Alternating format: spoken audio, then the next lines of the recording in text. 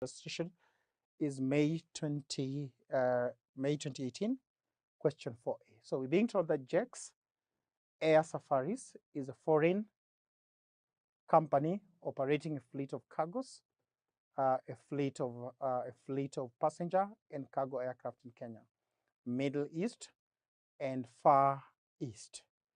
The operating results for the year ended 30th September 2017 were as follows. So income from cargo freight, that is from Kenya to China, that is 1 million. That should be a billion, 1,567,720. Then we have income from passenger and freight, that is Kenya to Middle East.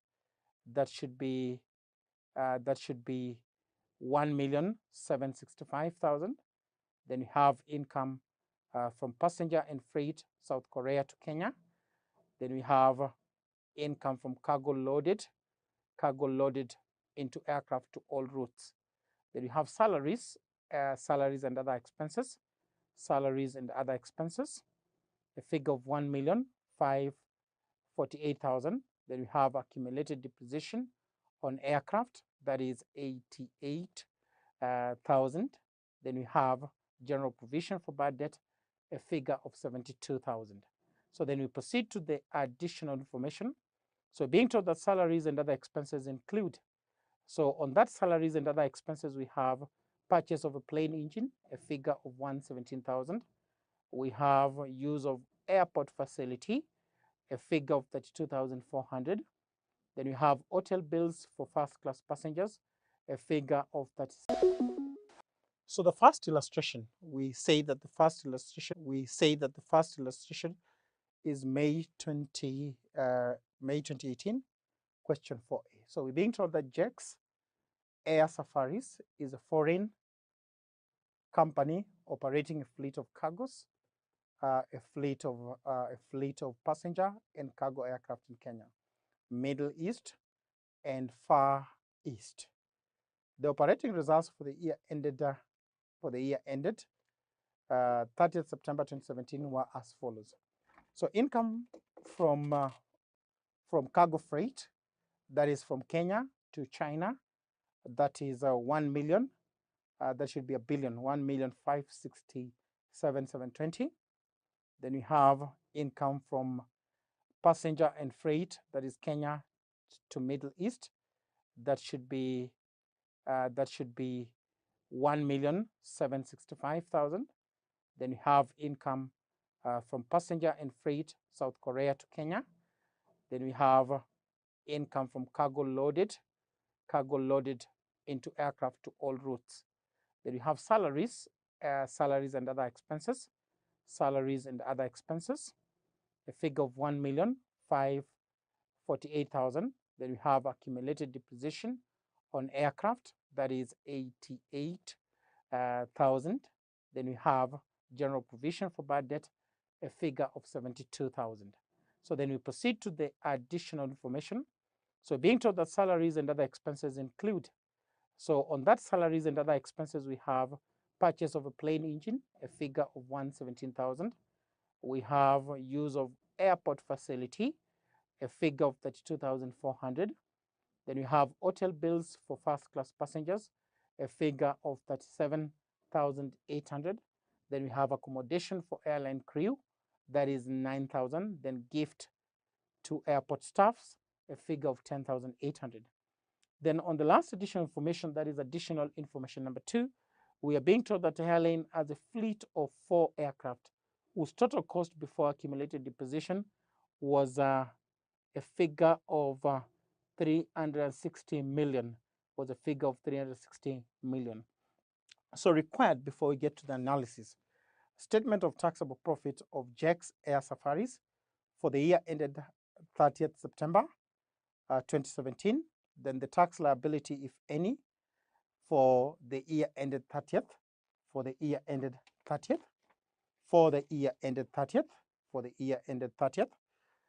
September 2017, for the year ended 30th 17.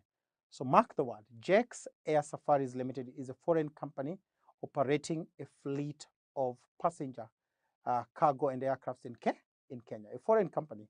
The word foreign company, that means that we are definitely going to tax it at 37.5% at the back of our mind. So it's operating a fleet of cargos, passengers and cargo dealing now. I've said that when we are talking about ships and aircraft, they basically engage in passengers transportation, cargo, and we can also have the mail. So this is aircraft, which is foreign. We know that we tax at 37.5%. So the operating results for the year September 2017 were as follows. So income from cargo freight, that is Kenya, China, that should be taxable. From Kenya, China, that should be taxable. Then you say income for passenger freight, Kenya, Middle East, that should be taxable. Then you say income from passenger freight, South Korea to Kenya. So we say that for non-resident, income generated en route from other country into Kenya, that is exempted from tax. So that figure of 1,001,880, that is exempted from tax. So then income from cargo into all routes that were subject to tax. Then we say salaries and other expenses. We know the salaries are allowable expense, but we can check on and other expenses. Then we look at accumulated depreciation on aircraft. In taxation, we do not have an expense called depreciation, so that is a non-allowable expense. So the last item that we have what we call general provision for bad debts. For the general provision for bad debts, those are what we call non-allowable expense. In taxation, we only allow provision, specific provision, what we call specific provision, but not general provision. So then on additional information, we can do the adjustment on salaries and other expenses. So we say salaries and other expenses. So we can have salaries and other expenses. Salaries and other expenses. So the salaries and other expenses, we have a figure. We call it working one. We have a figure of what we call 1,548,000. So being told on that figure,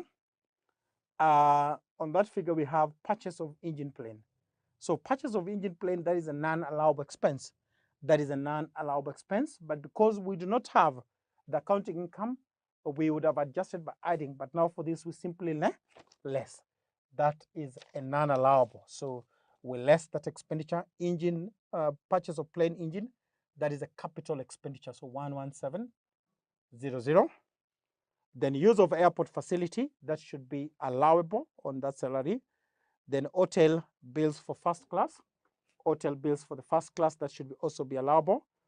Then hotel bill for first class passengers. We also have accommodation for airline crew, that should also be allowable. But gifts to airport staff, that should not be allowable. So the correct, we less 10,800 to get the correct figure for salaries and other expense. So the correct figure should be, so 1,548,000 minus 117,000 minus 10,800. So when you less that, we get a figure of 1,420,200 as the figure for the salary. So then we have the next. We told the airline has a fleet of 4 aircraft whose total cost before accumulated depreciation was 360 million. Those are capital expenditure, which we know. For ships and aircraft, we grant investment allowance at the rate of 50% in the first year and 25% per annum on a straight line from the second year. So you say JEX, Air Safaris. We call it JEX, Air Safaris Limited. So that is the taxable income for 2017. Taxable income for 2017. So income from cargo, income from cargo freight, income from, we just say taxable operating income, taxable operating income,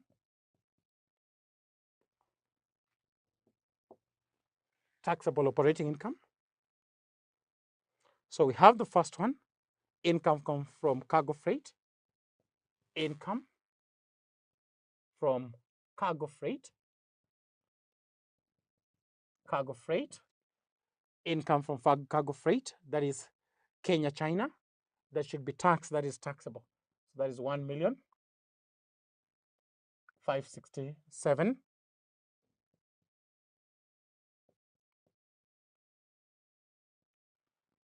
567, 720, 720. Then you have income from passenger and freight, income from passenger and freight, income from passenger and freight, that should be Kenya, Middle East, that is taxable, that is 1,765,000. So that is also taxable. Then you say that income from passenger freight, that is South Korea to Kenya. So when you talk about South Korea to Kenya, you say non-resident income generated from other countries into Kenya is exempted from tax. So that figure, we do not charge tax. The figure that we have, we do not charge tax. For that, we do not charge tax. That is exempted from tax. Exempted from tax. Income from passenger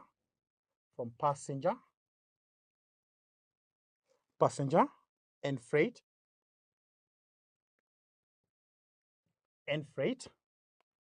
that is South Korea to Kenya. Korea to Kenya. That is exempted. So then we have what we call income from cargo loaded into aircraft to en route. Cargo, income from cargo, we say loaded to all loaded into aircraft, loaded into aircraft on all routes. That should be taxable. That should be 630. 630. Then you say less allowable expenses. With less the allowable expenses. So allowable, we have salaries, what you call salaries and other expenses.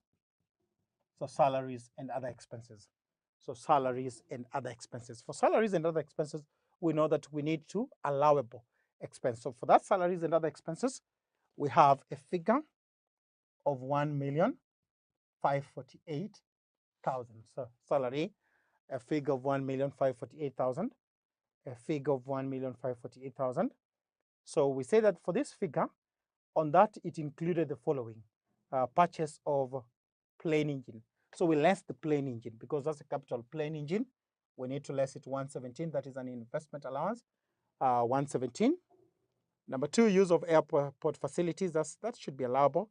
Hotel building for the hotel bills for the first class passenger. That's okay. Accommodation for airline crew. That is allowed. Then we also less gift. Those are non-allowable. So gift for that. So what do we have? What do we have for the salaries and other expenses? So we have 1,548,000 minus 117,000, then minus 10,800. So that should be 1,420,200. 1,420. So you go to investment allowance. So we have investment allowance, investment allowances. So for the investment allowances, we know that plain engine. So we have the plain engine. We grant it at 50%. Investment allowance at 50%. That should be 50% times 117. 50% times 117. So 117,000 times 0.5. So we have a figure of 58,500. 58,500. 58,500. Then we have what you call a fleet of aircrafts. Aircrafts. We have the aircrafts. That should be 360,000 times 50%, which is that investment allowance. So 360 times 0.5. So that should be 180.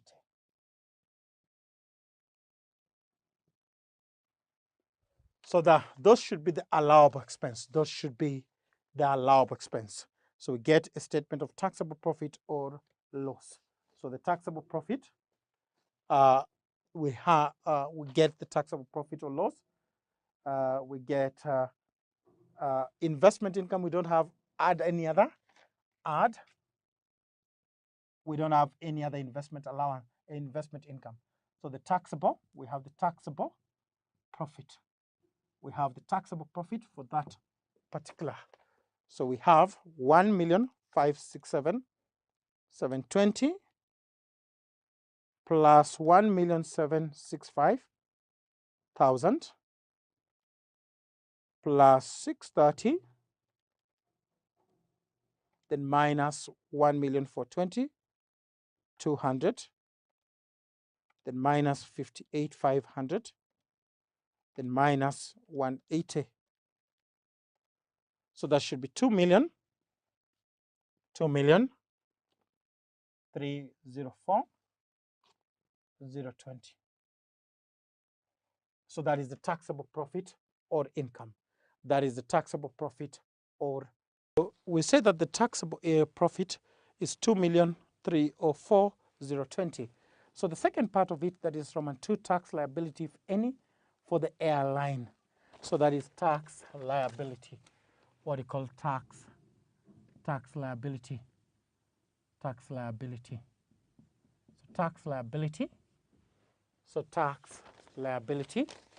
So for the tax liability, we know for sure that they're being taxed at the rate of 37.5. So 37.5% times 2,304,020. We can get it to the whole number so that we get the right position. The right position. So for the tax liability, so that should be that 7.5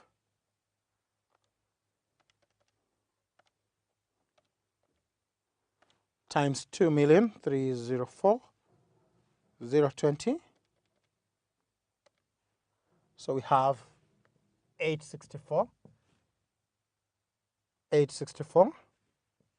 007, 500. So that should be the tax liability. 864,007,500.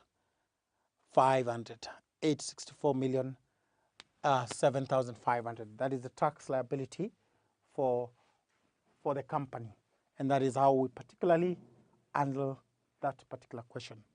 So we see you in the next.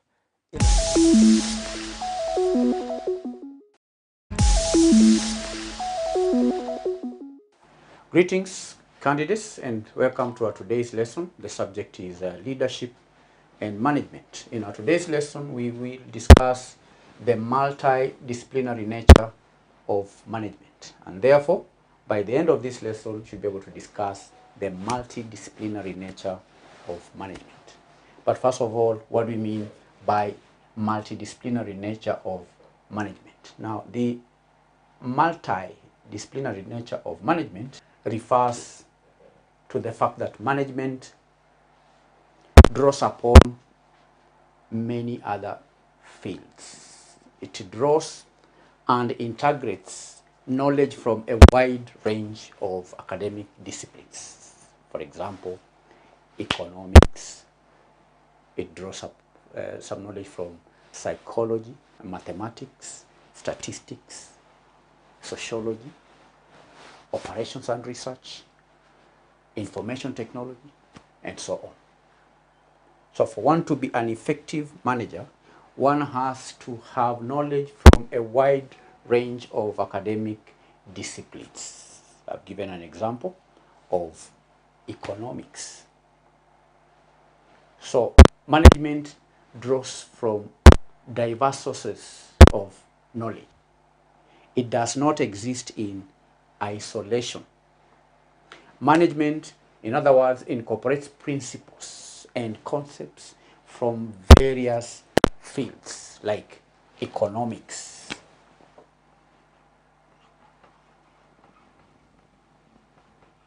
To effectively perform the role of a manager, one has to have knowledge, one has to have broad understanding of economic principles so that the manager can understand resource allocation, market dynamics, financial management, and so on. Number two, psychology. Psychology. Knowledge of psychology is important for understanding human behavior, for understanding motivation, leadership, and so on. A manager may be required at some point to motivate employees. And for motivation, in order to motivate these employees, the manager has to have understanding of psychological principles. Another example of a field that a manager draws upon is sociology. Sociology. Now, knowledge in sociology is important for understanding organizational culture, for understanding group dynamics, understanding social interactions, and so on. Because a manager is required to manage people, and therefore one has to understand organizational culture, group dynamics, and so on. 4,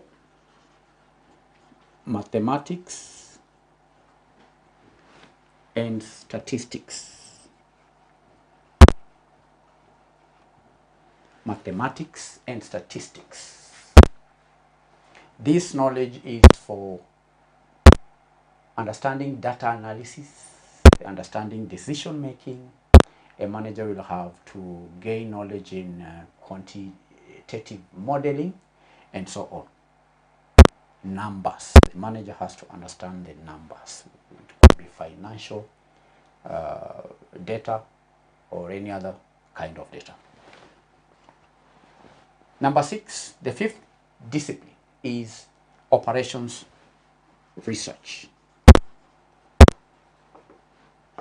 Are you following, candidates? Operations research is another key area that a manager needs to understand for the purposes of optimizing processes and also improving efficiency. For a manager to help the company improve in efficiency, then such a manager has to have knowledge in operations research. 6, information technology. Information technology.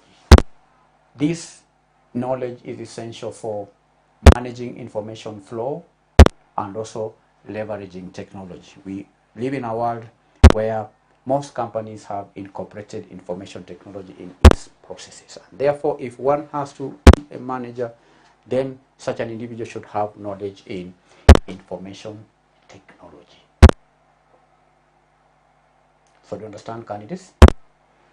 So there are many other disciplines. We are talking about multidisciplinary nature of management. Multi means many. Economics, psychology, sociology, mathematics, operations research, information technology, and so on. So management candidates takes these diverse pieces of knowledge and applies them in practical context to achieve organizational goals. So it's all about synthesizing different perspectives in order to make informed decisions and in order to solve complex problems. To solve complex problems, a manager has to apply different pieces of knowledge drawn from multi-disciplines, drawn from a wide range of academic disciplines. You understand? And the multidisciplinary nature is why managers need broad understanding of various things.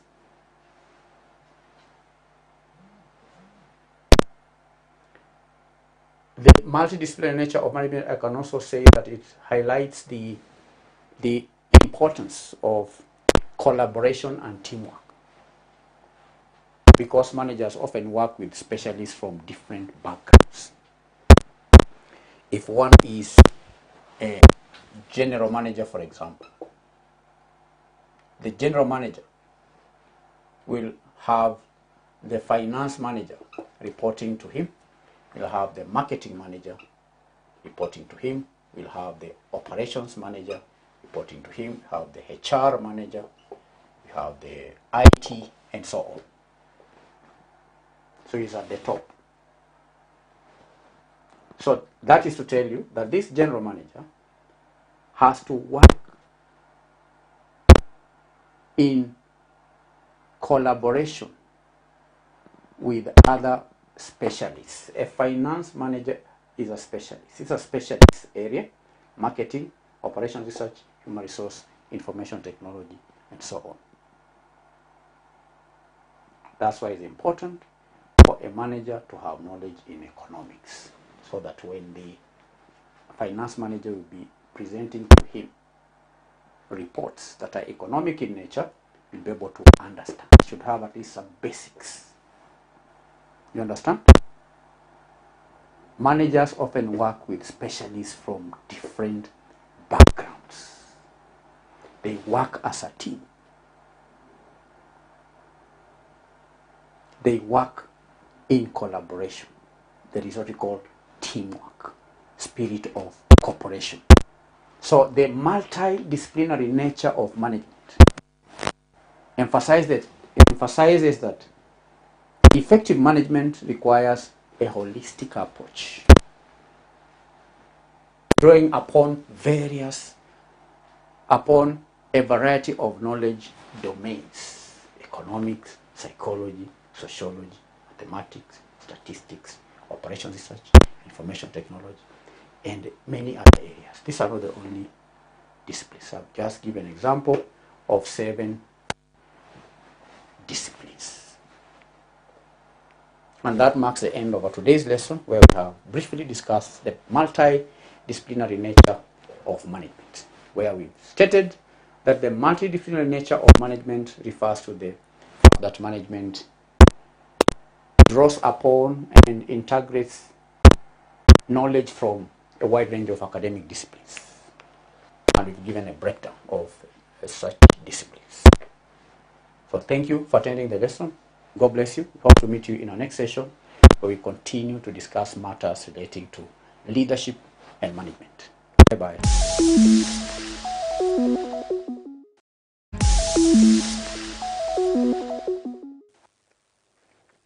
Welcome to Manifested e-learning platform.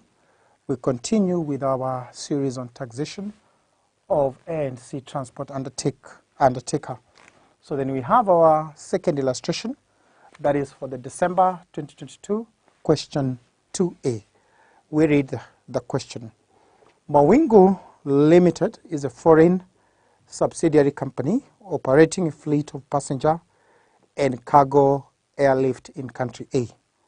The flights are between A and other countries. The operating results for the year ended 31st December 2021 are as follows. So we have the first one, that is income from cargo freight, country A, country B, that is a figure of 567,720, and the figure is basically rounded to 1,000. Then we have income from passenger freight, that is country A to country C, a figure of 765,000. Then we have what we call income from passenger freight, country C to country A, that is a figure of 1,001,880. Then we have income from cargo loaded into aircraft to other routes. The figure is 630. So then we have salaries and other cost, a figure of 1,530,000.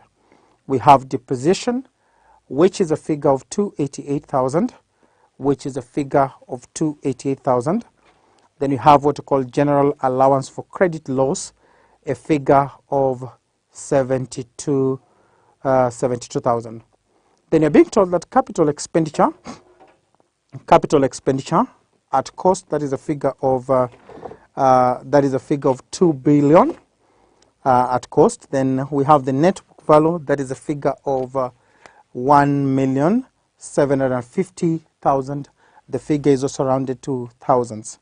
Then we have compensation cost for stolen baggage. Compensation for the stolen baggage. So then we proceed to the additional information. So on additional information, you're being told that salaries and other costs include. So we have purchase of twin engine, a figure of 117,000, rounded to thousands. We have of use of airport facility, a figure of 32,400. We have what we call hotel bills for passengers, a figure of 37,800. We also have what we call accommodation for the airline crew, that is a figure of 9,000. That is rounded to 1,000, the figure of 9,000. Then we have what we call gift to airport staff, a figure of 10,800, also rounded to thousands. So we're being told additional information too. Investment allowance were agreed with the Kenya Revenue Authority at 85%, charged at 85% of depreciation charged in the account. Then assume that corporate rate of tax is 30%. We proceed to the required. So required, we have what we call compute adjusted taxable profit or loss of Mawingu Limited for the year ended December 2021, totaling to 8 marks. Then you have compute the tax payable or refundable for Mawingu Limited, totaling to 2 marks. So we proceed to the analysis of the questions. We read the question as we analyze. Mawingu Limited is a foreign subsidiary company, a fleet of passengers, operating in a fleet of passengers and cargo aircraft in country A. The flights are between country A and other countries, and the operating results for the year ended 31st December 2021 were as follows. So the first income is income from cargo freight, that is from A to B, that is a taxable income. The figure of 567,720, that is a taxable income. Then we have income from passenger freight, that is A to C, a figure of 765,000, that is also a taxable income. Then we have income from passenger freight, that is C to A. When you say income from other country to the country, those are basically exempted from tax. So the figure of 1,001,880, that is exempted from tax.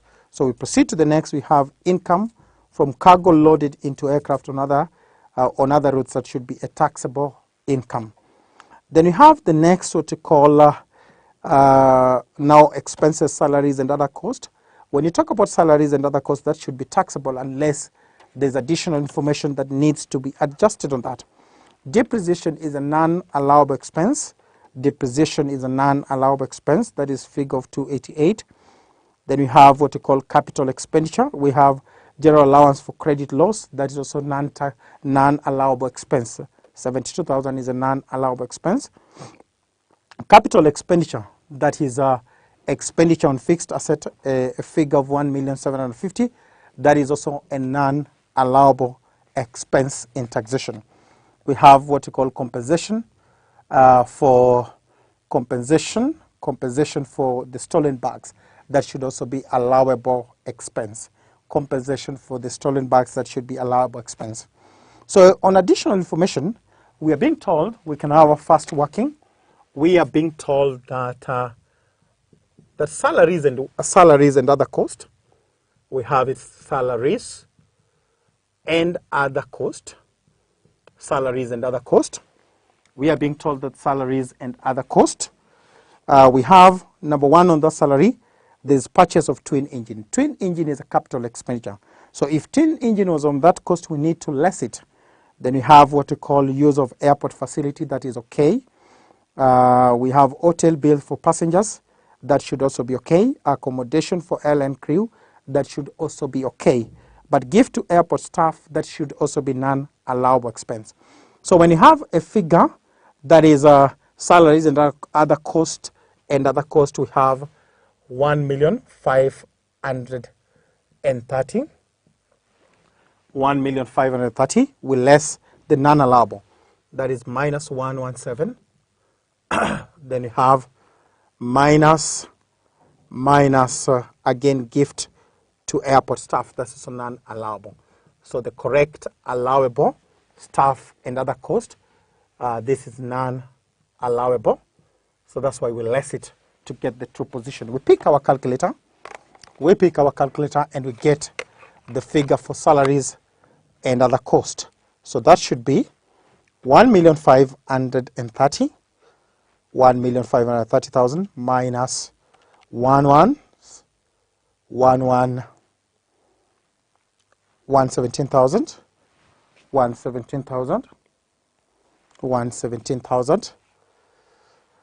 Then minus 10,800.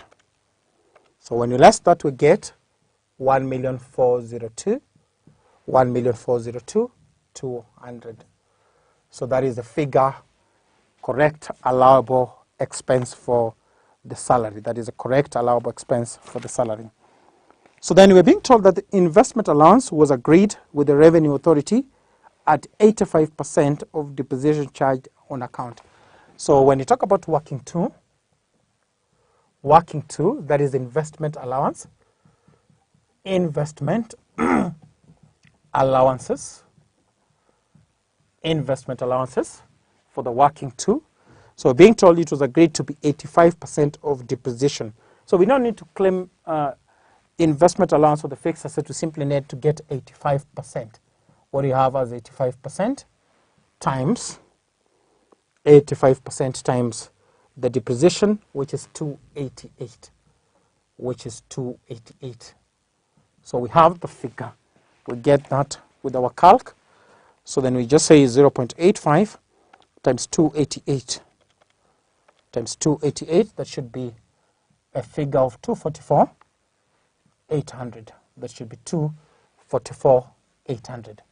So we proceed.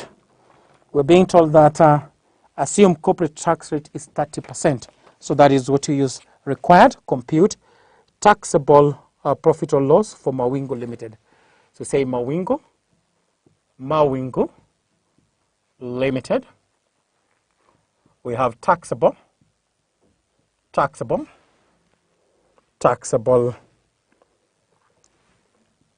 profit or loss for 2021. Then you have the taxable operating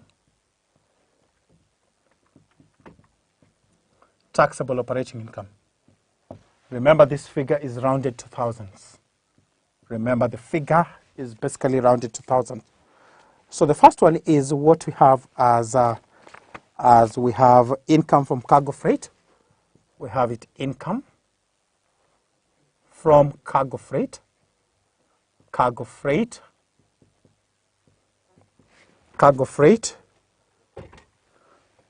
That is A to country B. A to country B. That is a figure of 5 67, 567, 720. So the next is what we have, income from passenger freight. Income from passenger freight. This was A to B, income. Income from what we call the passenger freight. Passenger freight. That is A to country C. A to country C, that should be 765,000. That should be 765,000. That should be 765,000. So then we have what we call income from passenger freight, C to A. So when you have income basically from other country into the country that is exempted from tax, the next income will be what we call income from cargo loaded. We call it income from cargo loaded. Income from the cargo loaded into aircraft,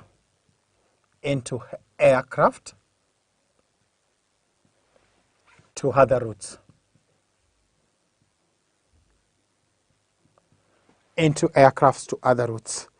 That should give us a figure of 630.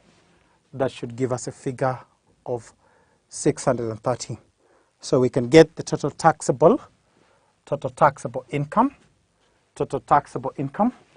So we can have the figure for the total taxable income. And that should be 567, 720 plus 765,000 plus 630. So we're having the total taxable income to be a figure of 1962, 720. 1,962,720. 962,720. So then we say less allowable expenses. Less allowable expenses. So less allowable expenses. So we say salaries and other cost. Salaries and other cost. So for the salary and other cost, we can do the adjustment. Instead of having that, we have a figure, 1,530,000. So we say less, because less, that figure was purchase of twin engine, what we call purchase of twin engine. Purchase of a twin engine, that was 117. Purchase of twin engine, that is 117, non-allowable. Then we have gift to airport staff. What do you have as gift to airport staffs? Gift to the airport staff, that was 10,800. So when you have that, the allowable expense, we are having it as 1402, 200. 1402,200 as the allowable expense. Then we have the next allowable expense, that is investment allowance. We have the investment allowance. The investment allowance in this case is 85% times the depreciation of the depreciation. So 85% of the depreciation, that should be 244. 244,800. The figure is 244,800. Then we have compensation for stolen bags. We have what we call the compensation for stolen bags. Compensation for the stolen bags, for the stolen baggage.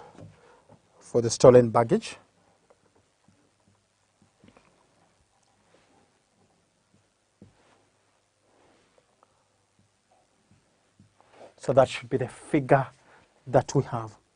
That should be that figure that we have. So we get the taxable profit. What you have as taxable profit or loss. So we have the taxable profit or loss.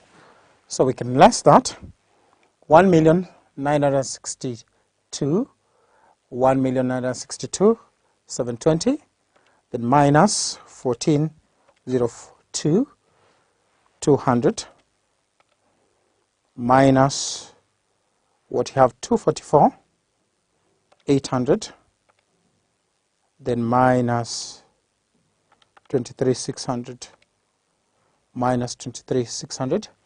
So we have the allowable expense, that is a salary. We've adjusted another cost. These are non-allowable expenses. We have a figure of 14,02,200 with less investment allowance that was agreed at 85%.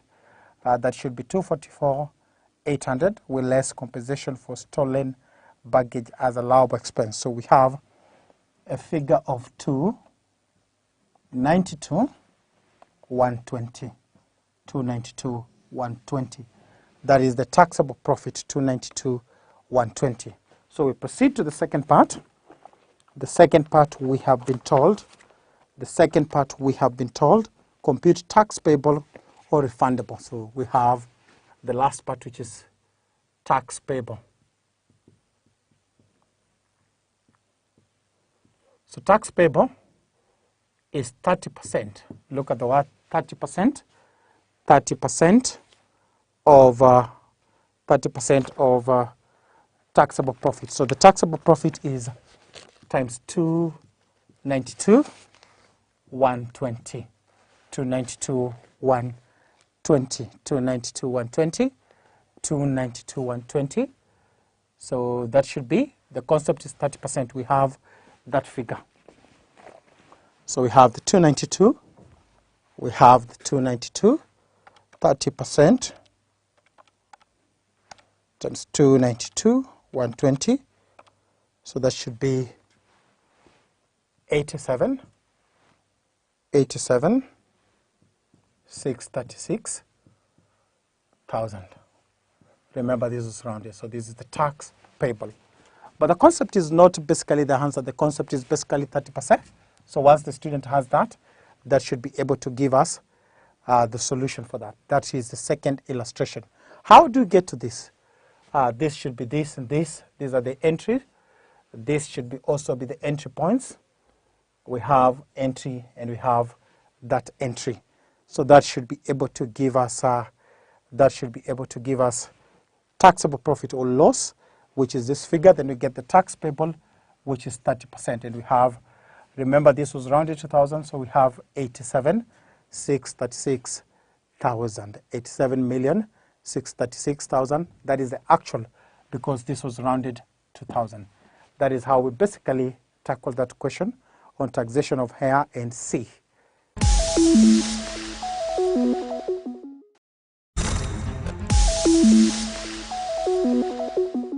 Learner, welcome to our continuing lessons on the Manifested Publishers Learning e-platform, where I'm delighted to welcome you to our Human Resource Management paper.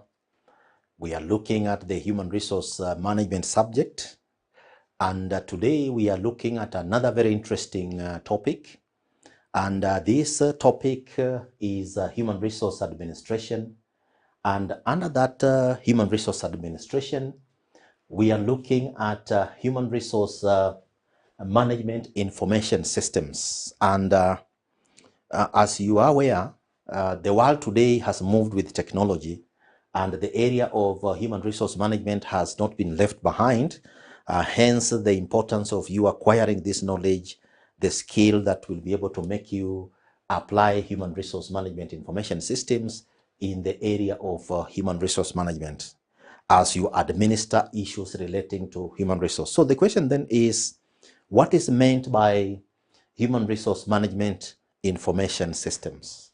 So under these, we are looking at human resource management information system, which is also referred to as computerized human resource information system, which consists of fully integrated, it's very critical, a fully integrated organization-wide network. So what this means, it brings together all issues relating to administration of workers in relation to human resource data,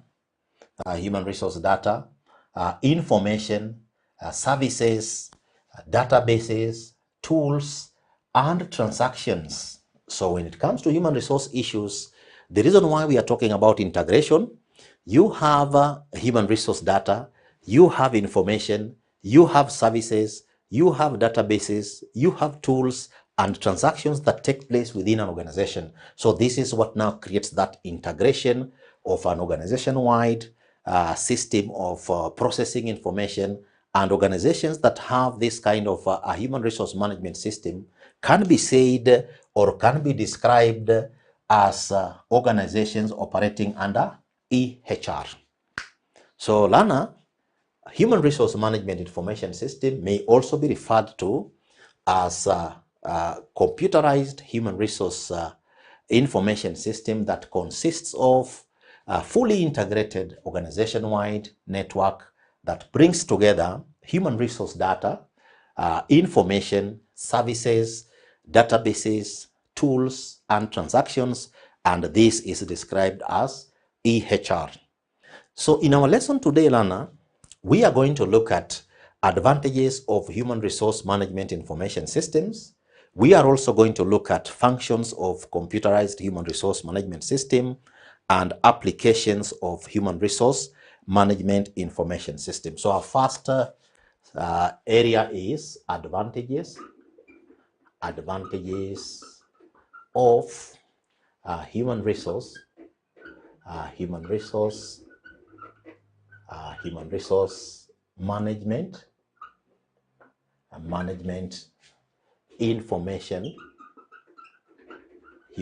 management information systems. Advantages of human resource management information systems. So what could be some of the advantages that may be associated with human resource management information system? So the first advantage is to enhance service delivery. Service delivery. As we have seen in our previous lessons, the human resource function supports the other departments. So you can imagine if you have an organization-wide database and you have some employees spread all over the continent or all over the country, then if they are looking, for example, human resource related services, then if you have an integrated human resource system, then you could be here in Nairobi or in Mombasa, but making a decision affecting an employee who could be even in a far-off environment. So that is one of the reasons why if you have a human resource management information system, it can enhance the service delivery that is given in relation to what human resource is supposed to do. Then there is the element of increase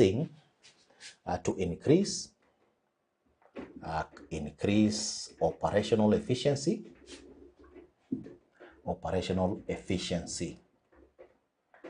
To increase operational efficiency. And as you know, dear learner, many organizations today operate in an environment where the stakeholders are looking for real-time decisions. They don't want you to give them stories. They want you to give them real-time decisions or real-time solutions at the point when that information is needed. So when you have a human resource management information system, it is possible and practical to provide efficient services. Then there's the element of reduction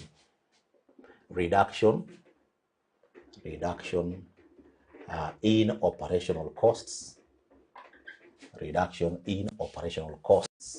So instead of, for example, using paper, you may have an organization like, let's say, a Teacher Service Commission, which has, for instance, 300,000, for example, teachers on their payroll. So you can imagine if you were just to use a stationery worth 5 shillings, then it means if you multiply this by 5, then that comes to 1.5 million. and this is a form which a teacher is supposed to be given to fill, maybe to apply for leave. But if you have an electronic process, the teacher just puts in the leave application form, then it is processed at almost no operational cost, because you already have the intranet, or maybe the internet, as the case might be. So this is how an organization can be able to reduce its operational cost by using this particular human resource management information system. Then the fourth thing, to be able to position the employer as a progressive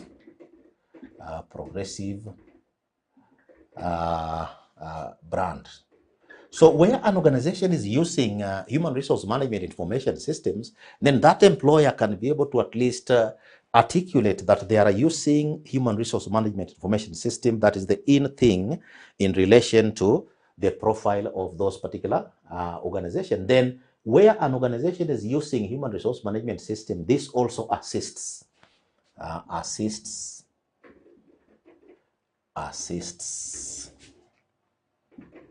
in enhancing the profile of the human resource department. Human resource department. So the profile of the human resource department is also enhanced through the use of human resource management information systems, as the case might be. Then there is the element of also standardization. Standardization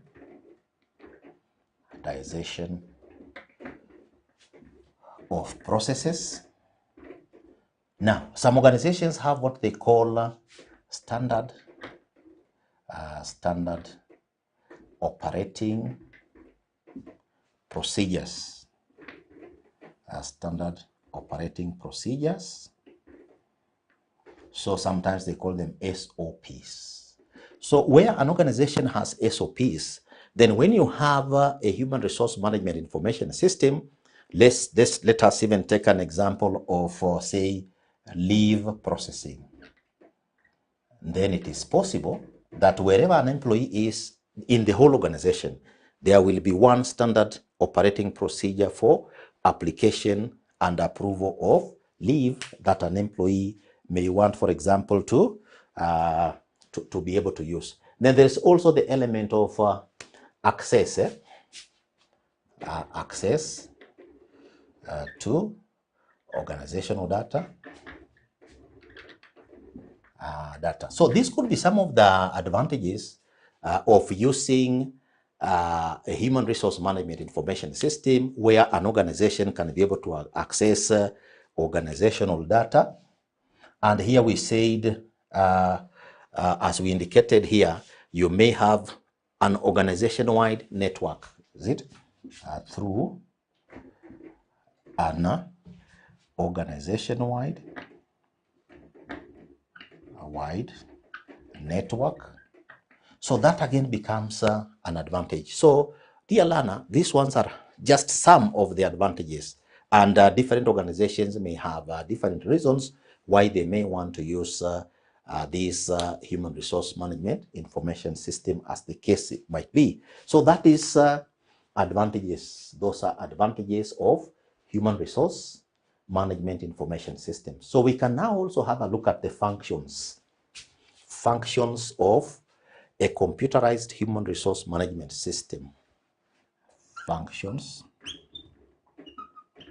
of a computerized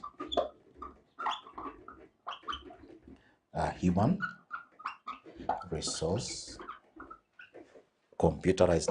resource management information system. Functions of a computerized human resource management system. So what are some of the functions when you have a computerized human resource management system? So what you need to note, learner, here, where you have a computerized system, then one of the things that the computerized system can do is to hold, number one, to hold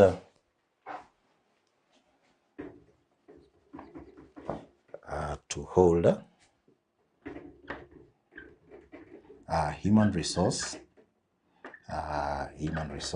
data. So this is basically storage. A function of the human resource management is to hold the human resource data. For example, if you have the payroll details relating to an employee's earning in the previous past, then some information remains standard. So when that information is held, then processing subsequent payrolls where there are no changes becomes easy. So one of the functions of a computerized human resource system is to hold human resource data within a given organization, then to provide reports, human resource related reports, So whenever reports are needed by maybe the top management, then a computerized human resource system can take information from one center to another center to another center, bring this information together, and be able to bring out a report that can be used in relation to that particular organization. Then there's also the area of recruitment and selection.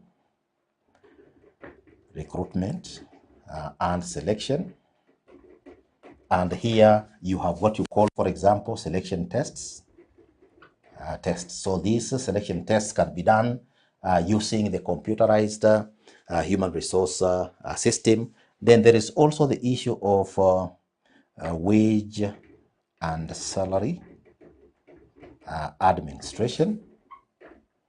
So that again can be done in relation to a computerized human resource information system. Then there is also the issue of recruitment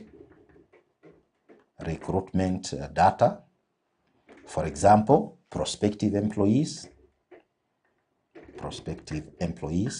Now, prospective employees may apply for what you call unsolicited jobs in an organization. So that, again, on a computerized human resource management system, that kind of information can be held for prospective employees. And then there is also the issue of training and development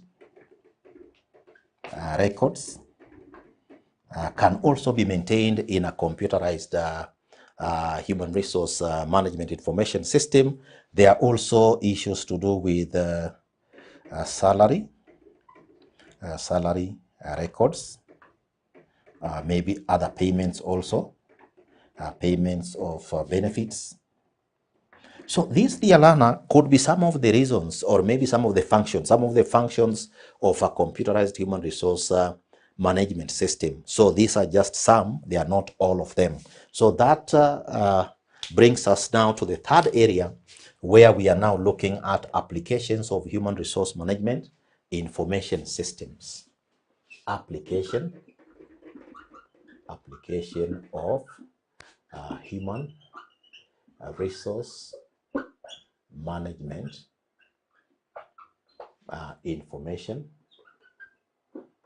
information system.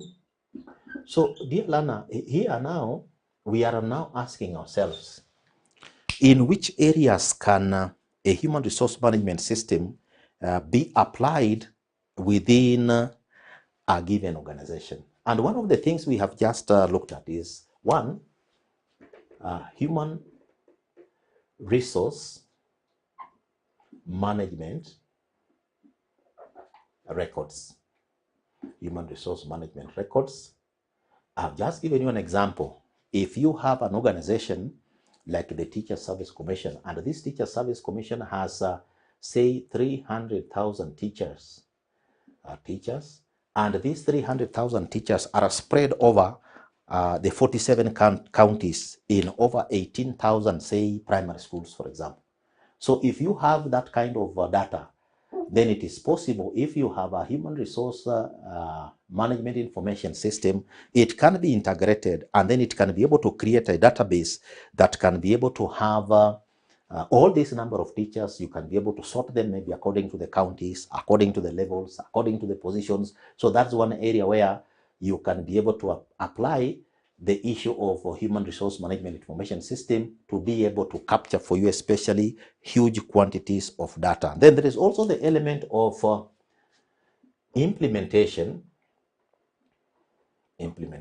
of career progression or management. You may want to manage the careers of workers within a given setting, and if you have an integrated human resource information system or a human resource management information system, that becomes also possible. Then there is also the element of absence control. So as we have said, some organizations have what you call biometric attendance. So if an employee is not available, then it is possible for an organization to be able to get that information very quickly and be able to make particular decisions. There is also what you call payroll management. And in payroll management, an organization that has a human resource management information system can be able to provide what you call self-service, where if an employee, for example, wants a copy of a payslip, that employee is able to go to the system and be able to download a payslip of a given maybe month and so on, and be able to use it as they require. So payroll management can also be another area of application. Then there is also the element of performance management. So here, in terms of setting targets,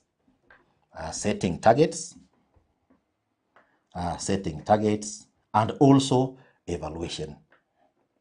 So within the system, the supervisor and the subordinate can be able to set performance management standards, and then they can be able to set them. And when it comes to the evaluation, it can also be done through the system. So that again becomes an area where an organization can be able to use human resource management information system. There is also the element of communication. So here you are talking about memoranda. You are talking about circulars. So when it comes to memoranda, it is thrown into the intranet or internet and so on. Then workers can be able to get, instead of now circulating physical paper. There is also the issue of remote working.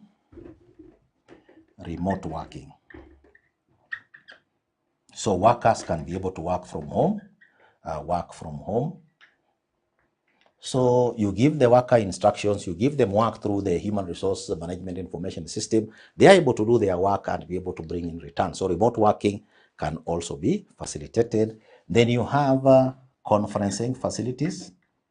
That can also be conferencing facilities, where workers through the human resource management information system can be brought together. You can be able to have, say, meetings and so on. Then there is the element of training and development. These can also be done through the human resource management information system. There is also the issue of sharing of knowledge.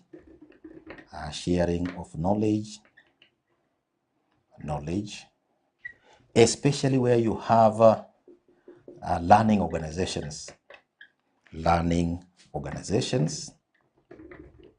So in this area, you have what you call tacit and explicit knowledge.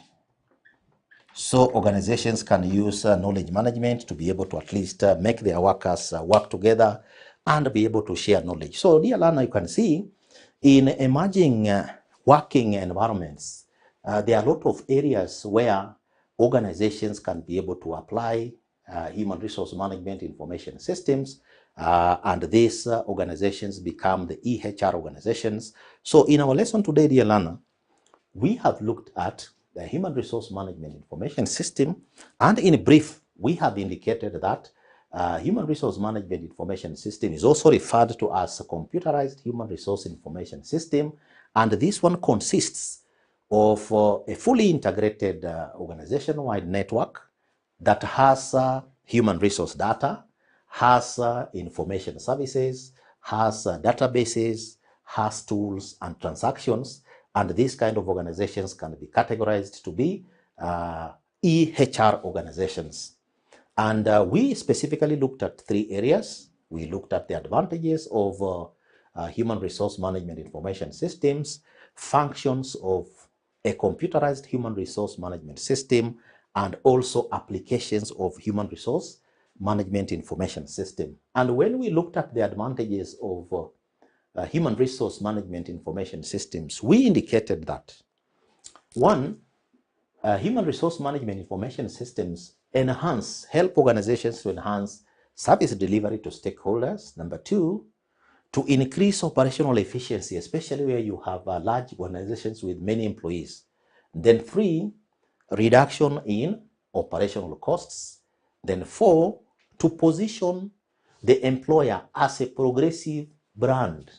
Then number 5, another advantage of HRMIS is to assist in enhancing the profile of the human resource department. So organizations that are seen to be using human resource management information systems can also be able to attract and even retain what you call talented. They can be able to attract what you call talented workers. So that again is another advantage. Then when it comes to standardized processes, organizations that adopt human resource management information systems can be able to have what you call standard operating procedures, what you call SOPs, like in terms of, say, leave processing. Then you can also have, number 7, access to organizational data through now the organization-wide network. So those ones are the 6 advantages that we have alluded to for organizations that are having human resource management information systems. Then we also looked at the functions of a computerized human resource management system. And we said, 1, where you have a computerized human resource system, it can be used to hold human resource data, that is storage. Then number 2, provide human resource related reports, that's number 2. Then number 3, can be used in terms of the recruitment and selection processes, for example, to conduct selection tests. Then number 4, wage and salary administration, for example, when it comes to negotiating with the trade unions, for instance, that becomes very critical. Then number 5, recruitment data, especially like for prospective employees.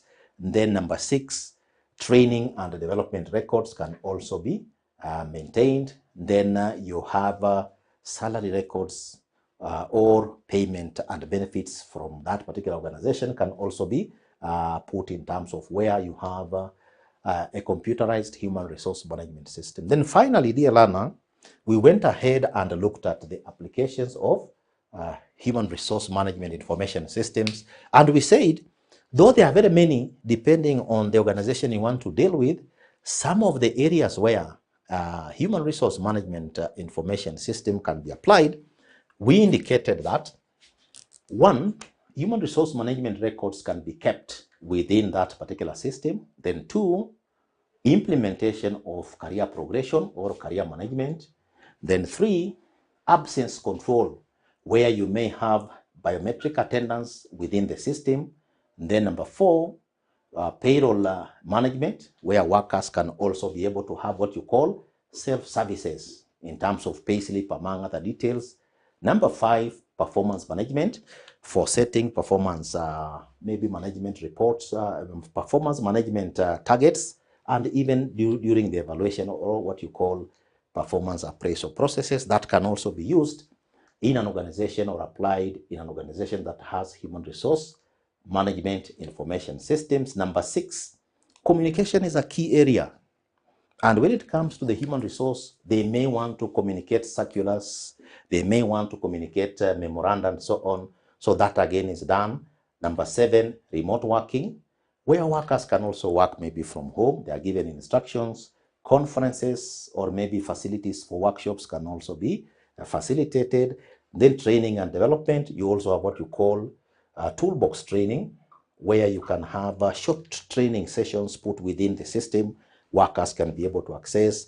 And number 10, we have indicated that where you have a human resource management information system, one of the applications could be in sharing knowledge, especially where you have learning organizations, and this may capture tacit or explicit knowledge to make that particular organization have a competitive advantage in terms of its operations. So, dear learner, your assignment for today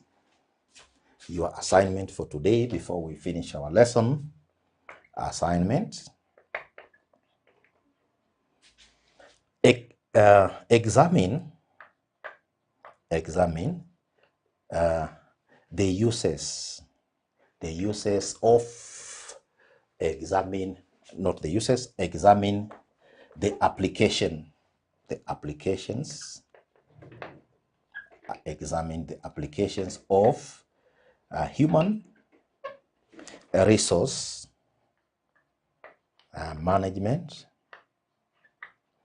information system, human resource management information system in an organization. So, dear learner, this is your assignment today. Examine the applications of human resource management information system in an organization. So, thank you very much for being attentive in our lesson today, which has given you the knowledge and skills to be able to manage the work environment. Thank you.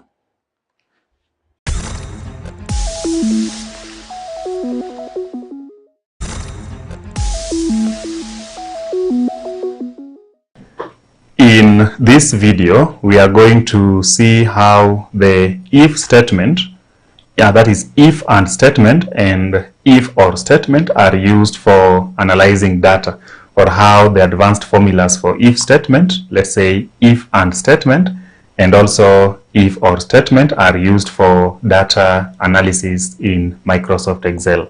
Hello and welcome. My name is Nicholas Sikali. So with me here, I have a student's grade sheet that is prepared so that we can be able to use it in applying this formula or putting this formula into practice. Now, the if and statement is an Excel formula that analyzes the contents of different cells, or analyzes the contents of various cells, maximum of 30. It then compares the contents of those analyzed cells against several given conditions. If the conditions are met, that is, if all the conditions are met, now that you're speaking about if and, if all the conditions are met, a true value statement or formula will be brought by this particular formula. But if any of the condition is not met, then a false value or statement will be brought by this formula. For a true value or statement to be brought by this formula, then all the conditions must be met. So all the conditions must be met for a true value or statement to be brought by this formula. That is if and statement. So let's put that into practice and see how the if and statement is to be applied.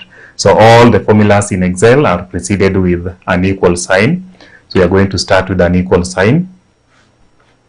Then once we have the equal sign, if, then double click on the if.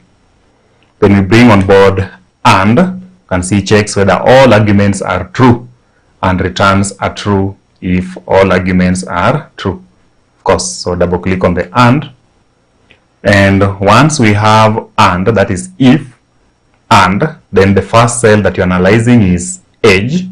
So you click on the age, that is B4. So if B4 is greater than or equal, so if B4 is greater than or equal, the condition here is 20. So if somebody's age is greater than 20, if somebody's age is greater than 20, comma, if in financial accounting you click on, that is C4, If C4 is greater than 70, the condition here is 70. That is greater than or equal to 70. Greater than or equal to 70, comma. If MA, that is D4, so you click on D4, is greater than or equal to 72, greater than or equal to 72, comma. If this is now the last one, tax, E4 is greater than or equal to 75. The conditions are here, 75. Can see 20 through to 75. Then if all those conditions are met, so you close the bracket, then comma, then if all those conditions are met, then the formula should return a price, and that price will be your age multiplied times 100. It will be your age multiplied times 100. So which means that we'll have to click back on age, then we multiply that with 100. We multiply that with 100. Otherwise, if you don't meet the condition that have been stipulated, if you don't meet any of them, then the formula should return no price. The formula should return no price. So you write no price in those quotations, then you close the bracket to finish it up.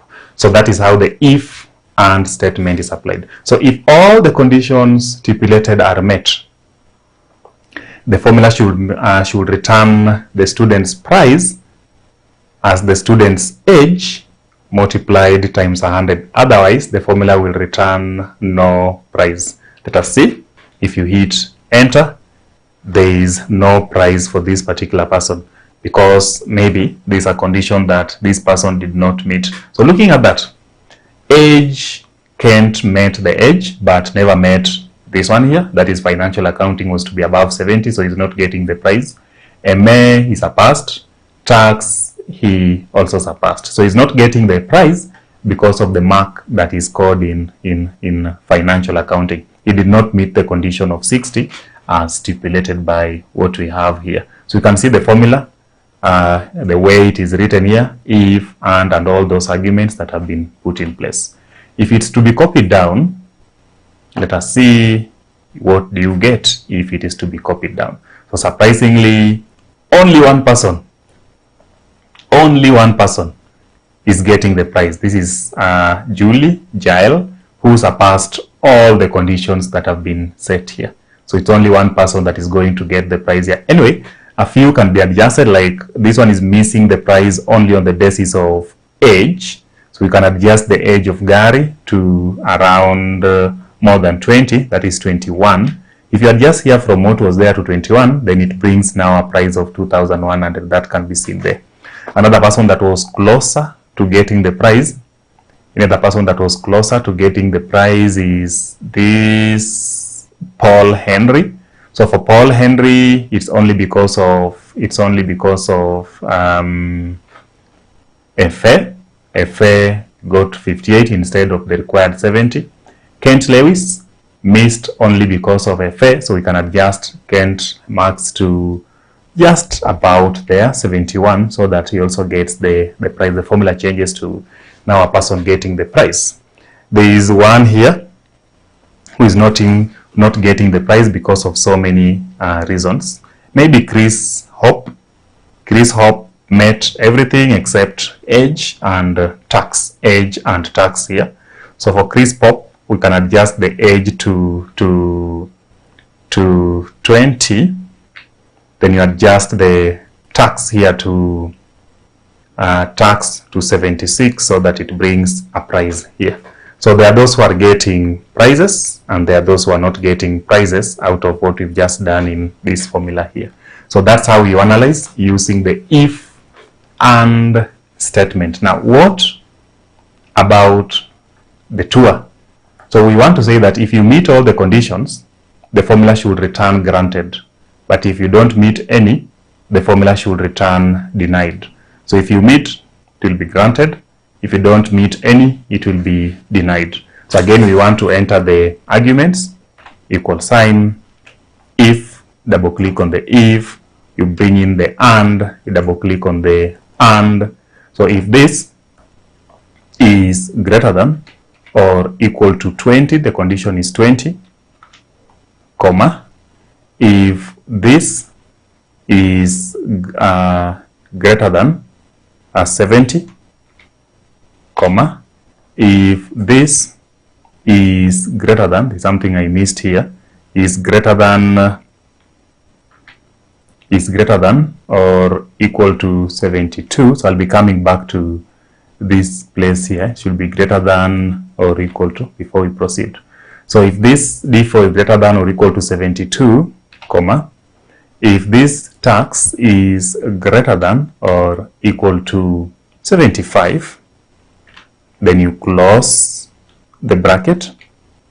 Then if you meet all the conditions, the formula should return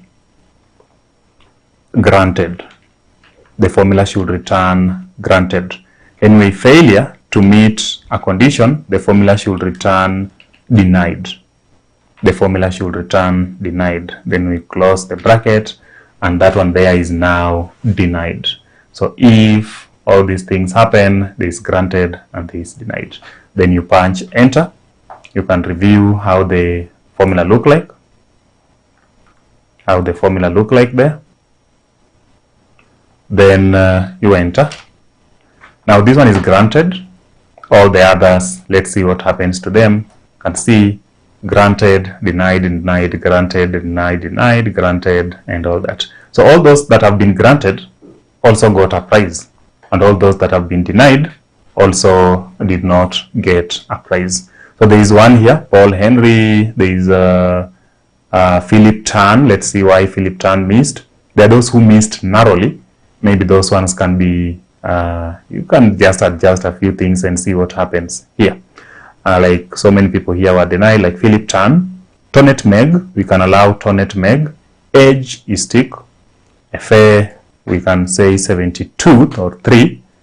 Then tax, you can say that you're adjusting this to around 8.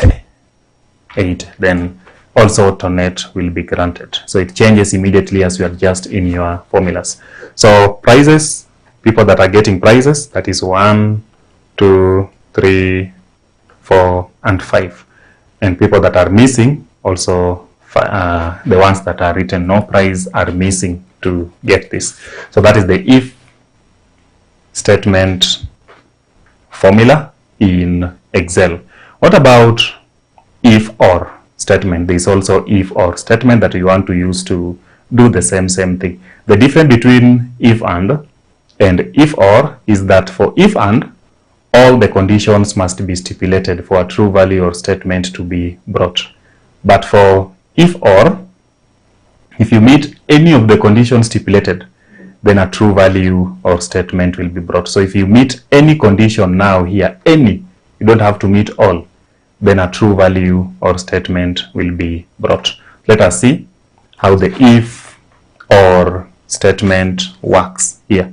So equal sign, then if, then now instead of and, you write or, all the rest will remain the same. So if this is greater than or equal to 20, greater than or equal to 20, then if this is greater than or equal to 70, you can see the conditions are still here, comma, if this is greater than or equal to 72, you can see 72 here, comma, if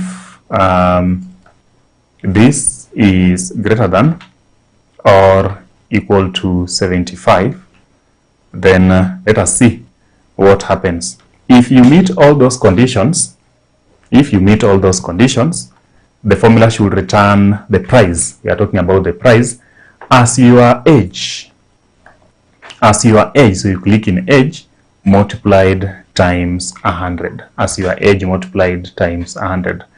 Otherwise, the formula should return no price. So the formula should return no price if you don't meet the condition stipulated. Then of course you close the bracket and you punch enter. The formula has a problem, so we are going to see where the formula has a problem, and it is here. So if E4 is greater than or equal to, oh yeah, there is a problem here. So if E4,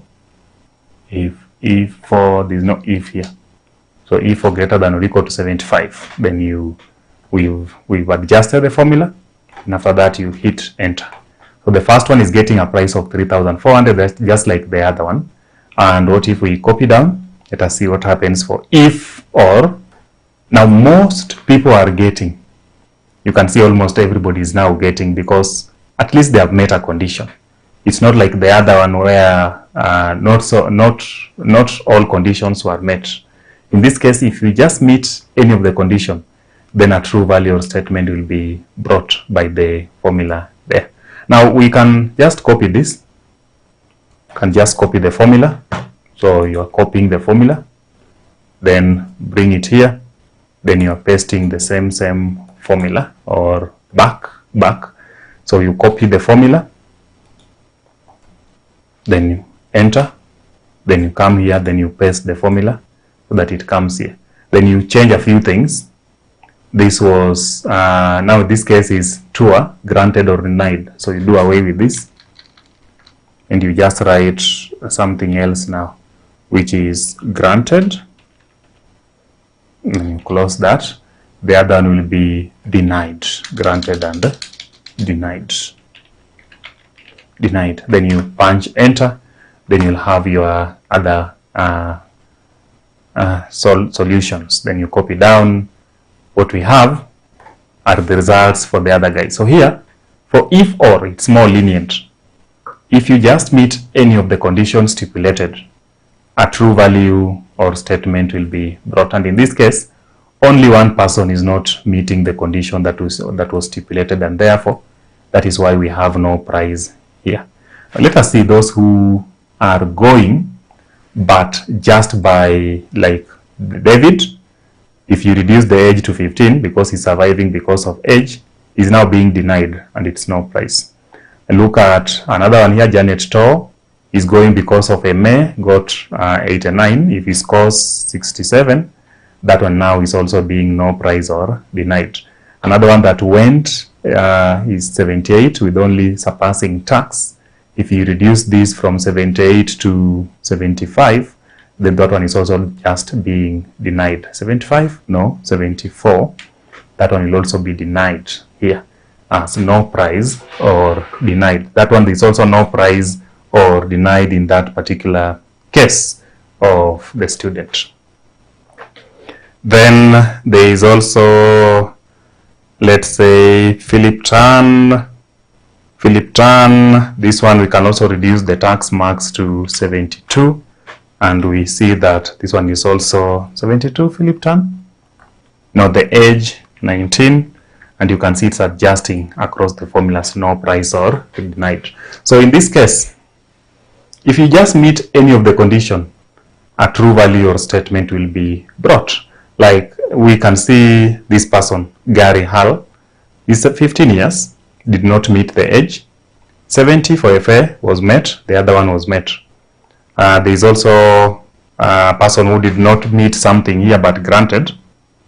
Paul Henry only scored 58 but was granted because he has met at least a condition. So even if somebody is scoring zero in those other things, but at least met the age condition here, still is granted because the condition of age has been stipulated. Or let's say this person here is underage, that is 5 years, but also did not do well in FA, so scored 17. Also did not do well in MA, only scored 23, but scored 19 in tax. This person will still be granted on the virtue that he has made it in tax other than those others. So that is how the if and if or statement formulas or Excel formulas are used for analyzing data in an Excel spreadsheet. Thank you, and I hope you enjoyed the sessions of if statements, and you'll be able to do a lot of tasks and assignments and other things that will enable you to improve your skills and knowledge on the if statements.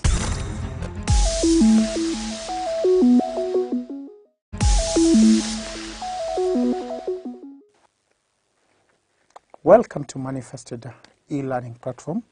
We continue with our series on taxation of A&C transport undertaker.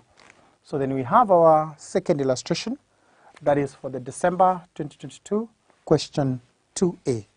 We read the question. Mawingu Limited is a foreign subsidiary company operating a fleet of passenger and cargo airlift in country A. The flights are between A and other countries. The operating results for the year ended 31st December 2021 are as follows.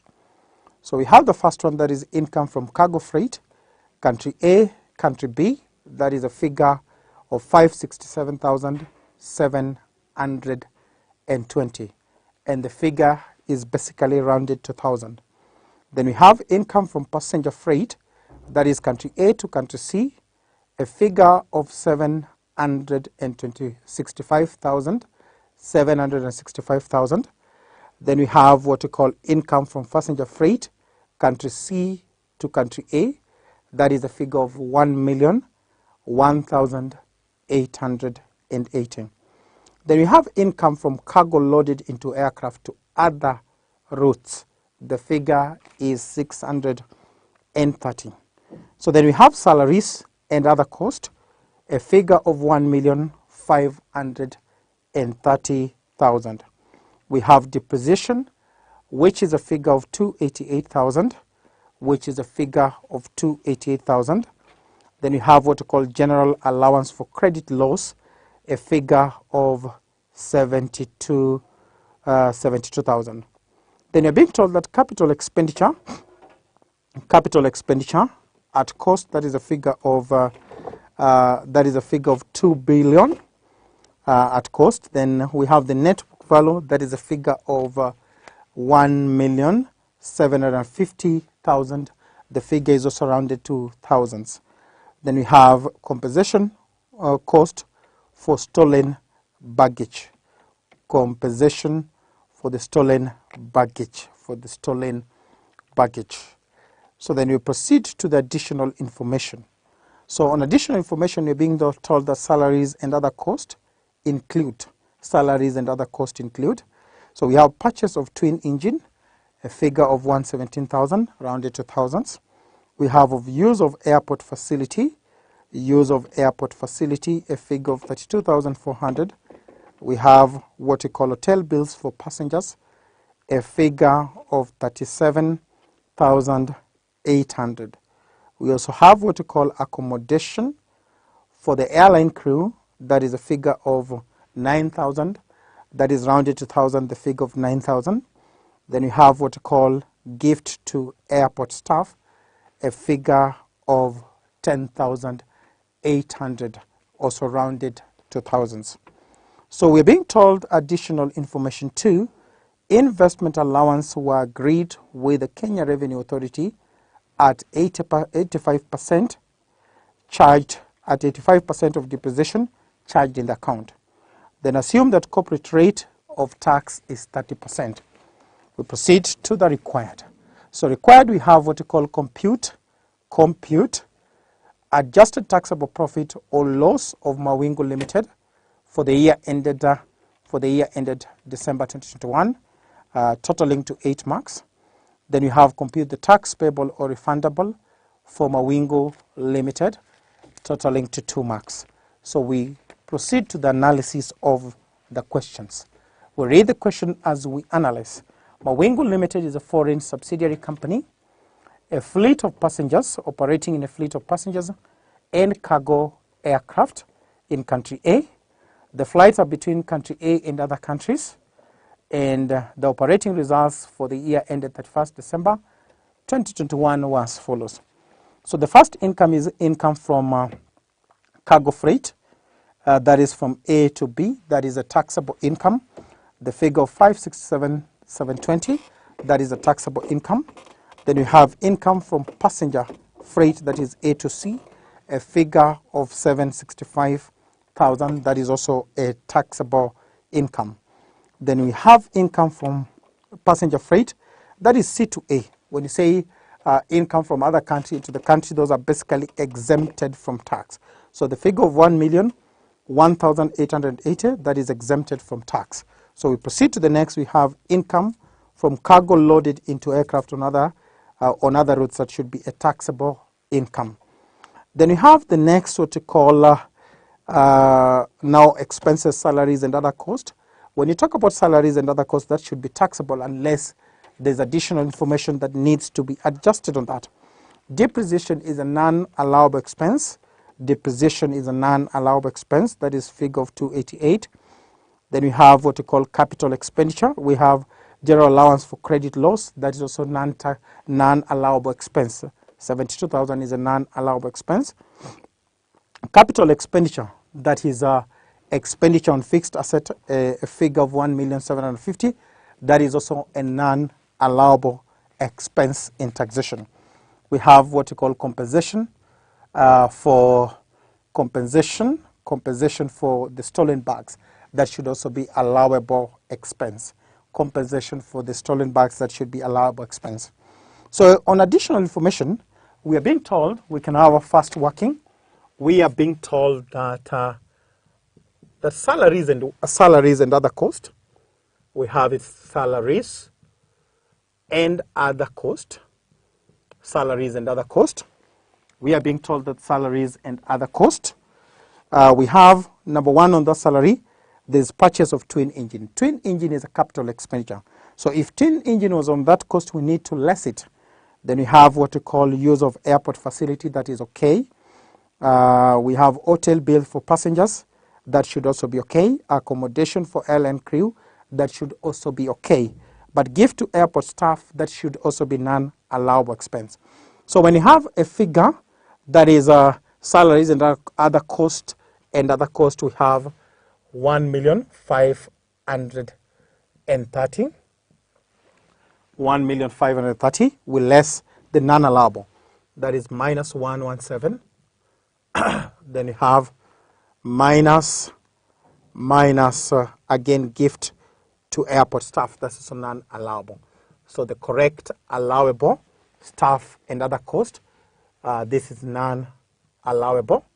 So that's why we less it to get the true position. We pick our calculator, and we get the figure for salaries and other cost. So that should be 1,530,000. 1,530,000 minus 117,000. 117,000. Then minus 10,800. So when you less that, we get 1,402,200. So that is the figure, correct allowable expense for the salary. That is a correct allowable expense for the salary.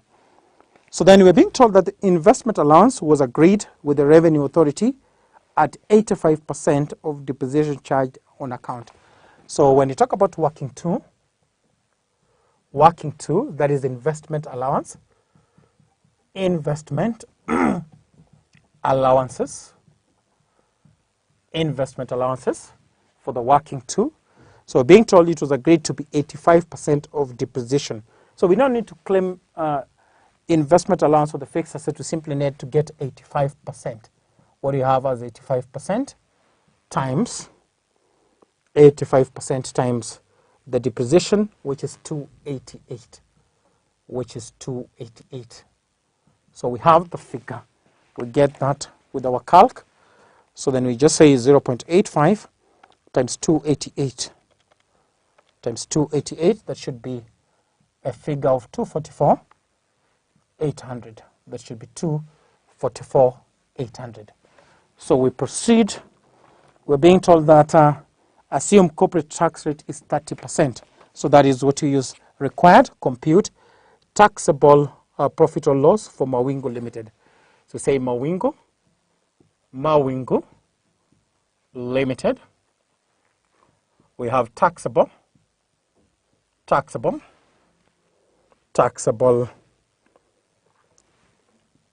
profit or loss for 2021. Then you have the taxable operating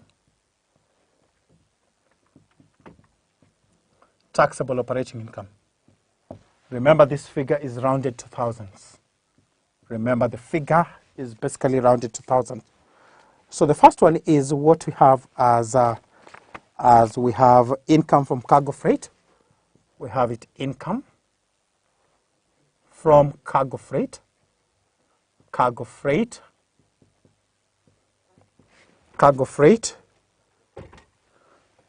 That is A to country B. A to country B. That is a figure of 567,720. So the next is what we have income from passenger freight. Income from passenger freight. This was A to B. Income from what we call the passenger freight. That is A to country C. A to country C. That should be 765,000. That should be 765,000. That should be 765,000. So then we have what we call income from passenger freight, C to A. So when you have income basically from other country into the country that is exempted from tax, the next income will be what we call income from cargo loaded. We call it income from cargo loaded. Income from the cargo loaded into aircraft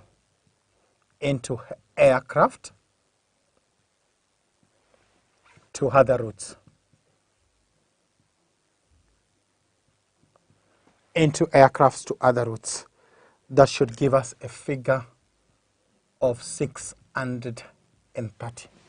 That should give us a figure of 630. So we can get the total taxable income. So we can have the figure for the total taxable income. And that should be 567,720 plus 765,000 plus 630. So we're having the total taxable income to be a figure of 1,962,720. 1,962,720. 962,720. So then we say less allowable expenses. Less allowable expenses. So less allowable expenses. So we say salaries and other cost. Salaries and other cost. So for the salary and other cost, we can do the adjustment. Instead of having that, we have a figure 1,530,000. So we say less, because less, that figure was purchase of twin engine, what we call purchase of twin engine. Purchase of the twin engine, that was 117. Purchase of twin engine, that is 117, non-allowable. Then we have gift to airport staff. What do you have as gift to airport staffs? Gift to the airport staff, that was 10,800. So when you have that, the allowable expense, we are having it as 1402, 1402, 200, 1402, 200 as the allowable expense. Then we have the next allowable expense, that is investment allowance. We have the investment allowance. The investment allowance in this case is 85% times the depreciation of the depreciation. So 85% of the depreciation, that should be 244. 244,800. The figure is 244,800. Then we have compensation for stolen bags. We have what we call the compensation for stolen bags. Compensation for the stolen bags, for the stolen baggage.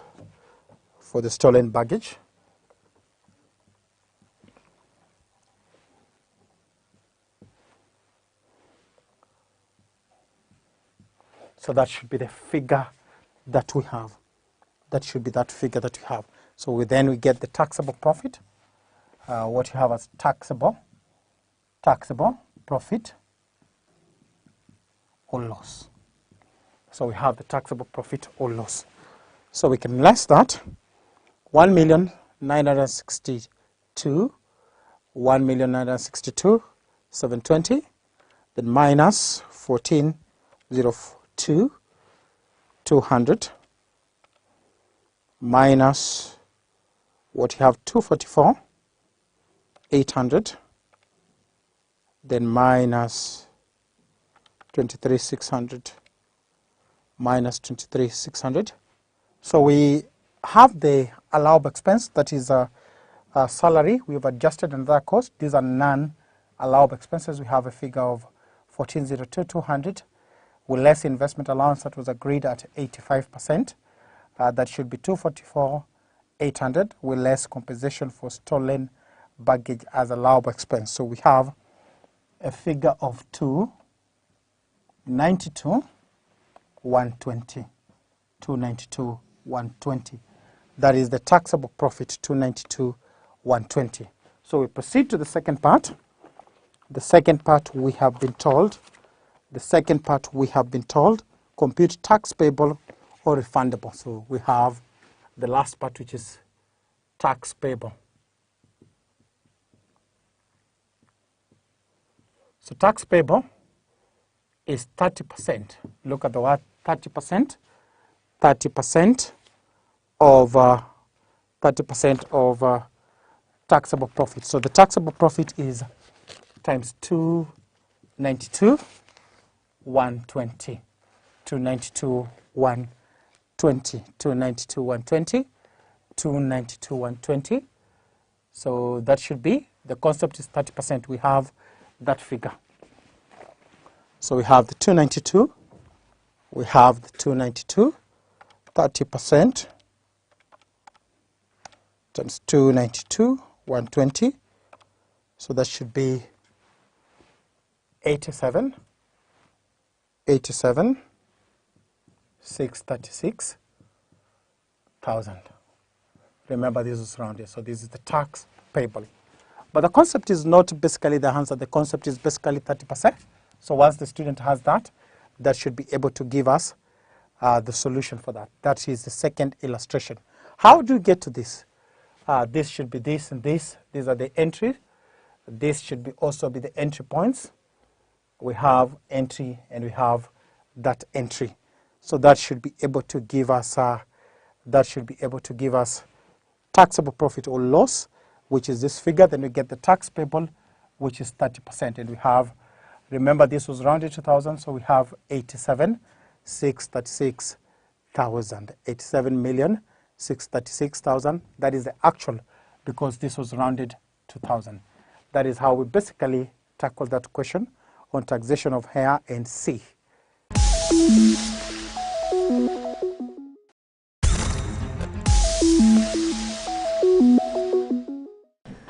In In this video, we are going to see how the if statement, that is if and statement and if or statement, are used for analyzing data, or how the advanced formulas for if statement, let's say if and statement, and also if or statement are used for data analysis in Microsoft Excel. Hello and welcome. My name is Nicholas Sikali. So with me here, I have a student's grade sheet that is prepared so that we can be able to use it in applying this formula or putting this formula into practice. Now, the if and statement is an Excel formula that analyzes the contents of different cells, or analyzes the contents of various cells, maximum of 30. It then compares the contents of those analyzed cells against several given conditions. If the conditions are met, that is, if all the conditions are met, now that you're speaking about if and, if all the conditions are met, a true value statement or formula will be brought by this particular formula. But if any of the condition is not met, then a false value or statement will be brought by this formula. For a true value or statement to be brought by this formula, then all the conditions must be met. So all the conditions must be met for a true value or statement to be brought by this formula. That is if and statement. So let's put that into practice and see how the if and statement is to be applied. So all the formulas in Excel are preceded with an equal sign. So we are going to start with an equal sign. Then once we have the equal sign, if, then double click on the if. Then we bring on board and see checks whether all arguments are true and returns a true if all arguments are true. Of course, so double click on the and once we have and, that is if and, then the first cell that you're analyzing is age. So you click on the age, that is B4. So if B4 is greater than or equal, so if B4 is greater than or equal, the condition here is 20. So if somebody's age is greater than 20, if somebody's age is greater than 20, comma, if in financial accounting you click on, that is C4, if C4 is greater than 70, the condition here is 70, that is greater than or equal to 70, greater than or equal to 70, comma, if MA, that is D4, so you click on D4, is greater than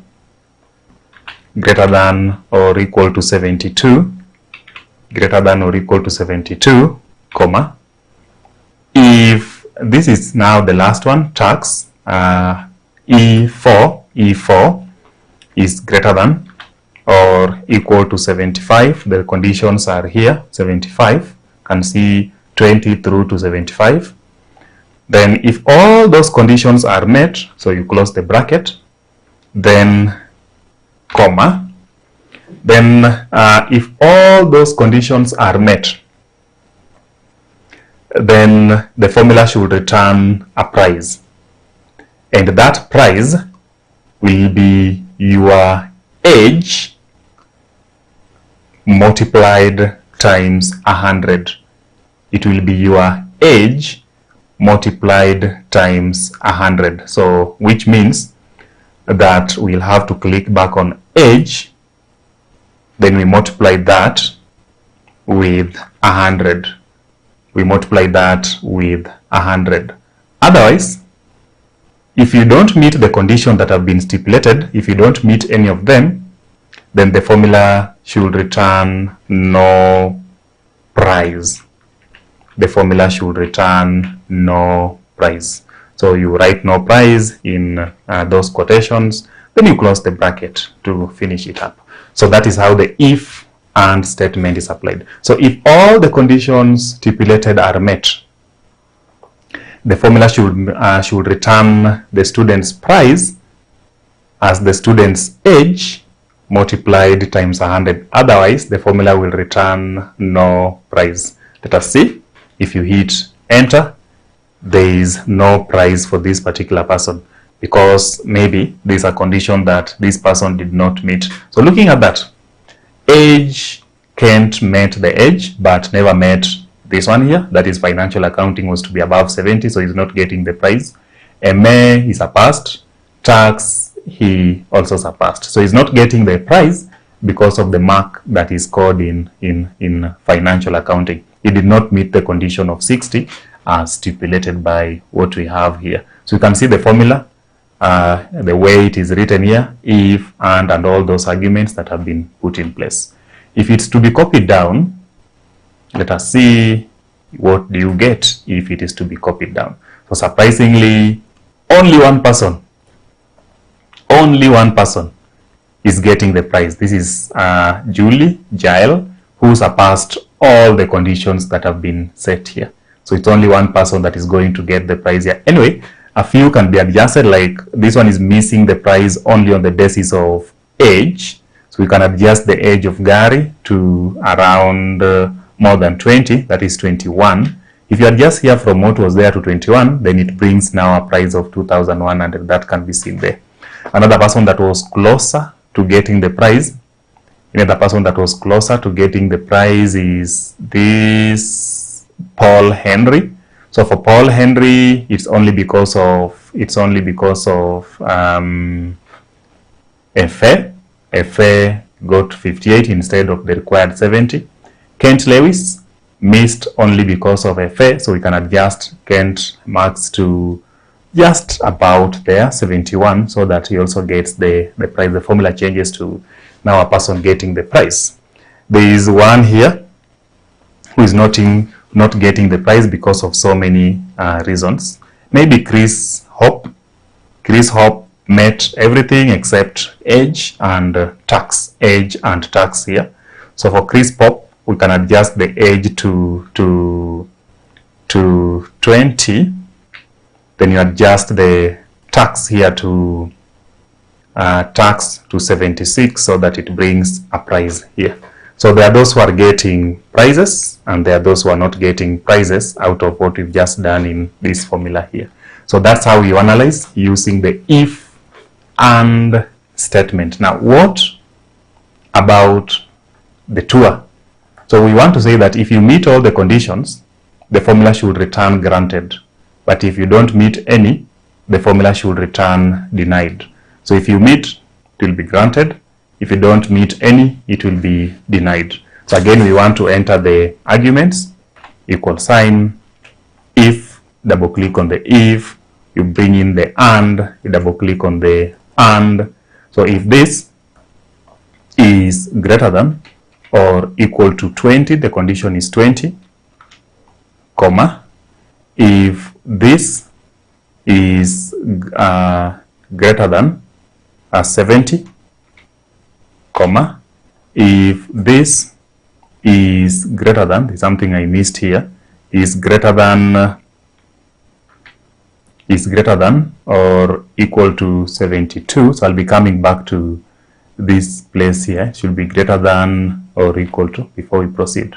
So if this D4 is greater than or equal to 72, comma, if this tax is greater than or equal to 75, then you close the bracket.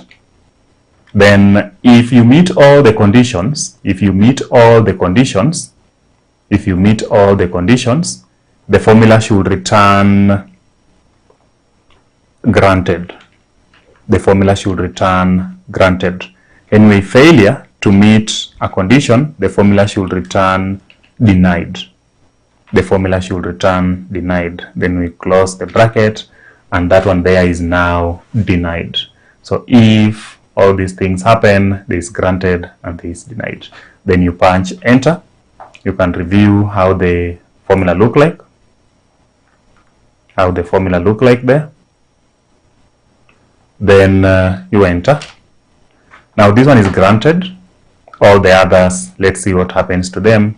You can see granted, denied, denied, granted, denied, denied, granted, and all that. So all those that have been granted also got a prize, and all those that have been denied also did not get a prize. So there is one here, Paul Henry. There is Philip Tan. Let's see why Philip Tan missed. There are those who missed narrowly. Maybe those ones can be, you can just adjust a few things and see what happens here. Like so many people here were denied, like Philip Tan. Tonet Meg, we can allow Tonet Meg. Age is tick.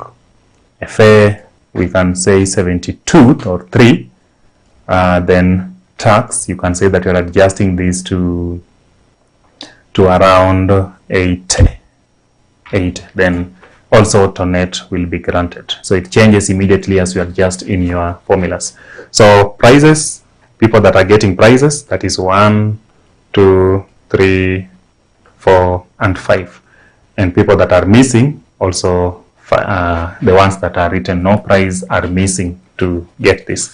So that is the if statement formula in Excel. What about if or statement? There is also if or statement that you want to use to do the same thing. The difference between if and if or is that for if and, all the conditions must be stipulated for a true value or statement to be brought. But for if or, if you meet any of the conditions stipulated, then a true value or statement will be brought. So if you meet any condition now here, any, you don't have to meet all, then a true value or statement will be brought. Let us see how the if or statement works here. So equal sign, then if, then now instead of and, you write or, all the rest will remain the same. So if this is greater than or equal to 20, greater than or equal to 20, then if this is greater than or equal to 70, you can see the conditions are still here, comma, if this is greater than or equal to 72, you can see 72 here, comma, if this is greater than or equal to 75, then let us see what happens. If you meet all those conditions, the formula should return the price. We are talking about the price as your age. So you click in age multiplied times 100. As your age multiplied times 100. Otherwise, the formula should return no price. So the formula should return no price if you don't meet the conditions stipulated. Then of course you close the bracket and you punch enter. The formula has a problem, so we are going to see where the formula has a problem, and it is here. So if E4 is greater than or equal to, oh yeah, there is a problem here. So if E4, there is no if here.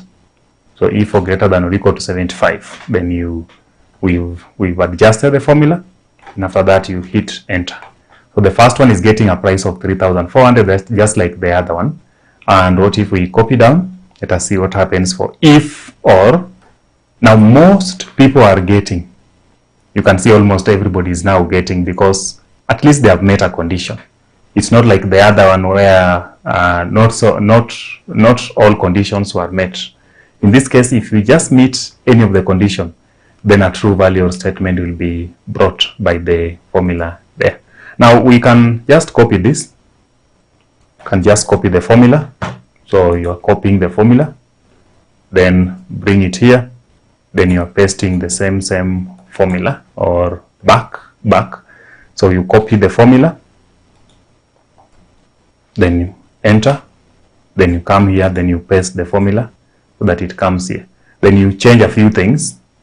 This was, now in this case is tour, granted or denied. So you do away with this and you just write something else now, which is granted When you close that, the other one will be denied, granted and denied. Denied. Then you punch enter, then you'll have your other solutions. Then you copy down what we have are the results for the other guy. So here, for if or, it's more lenient. If you just meet any of the conditions stipulated, a true value or statement will be brought. And in this case, only one person is not meeting the condition that was stipulated, and therefore, that is why we have no prize here. Now, let us see those who are going, but just by, like David, if you reduce the age to 15 because he's surviving because of age, he's now being denied and it's no prize. Look at another one here, Janet Tor is going because of a May, got 89. If he scores 67, that one now is also being no prize or denied. Another one that went is 78 with only surpassing tax. If you reduce this from 78 to 75, then that one is also just being denied. 75? No, 74. That one will also be denied here as no prize or denied. That one is also no prize or denied in that particular case of the student. Then there is also, let's say, Philip Tan. Philip Tan, this one we can also reduce the tax marks to 72. And we see that this one is also 72, Philip Tan. Now the age, 19. And you can see it's adjusting across the formulas, no prize or denied. So in this case, if you just meet any of the condition, a true value or statement will be brought. Like we can see this person, Gary Hall, is 15 years, did not meet the age. 70 for FA was met, the other one was met. There is also a person who did not meet something here but granted. Paul Henry only scored 58 but was granted because he has met at least a condition. So even if somebody is scoring zero in those other things, but at least met the age condition here, still is granted because the condition of age has been stipulated. Or let's say this person here is underage, that is 5 years, but also did not do well in FA, so scored 17.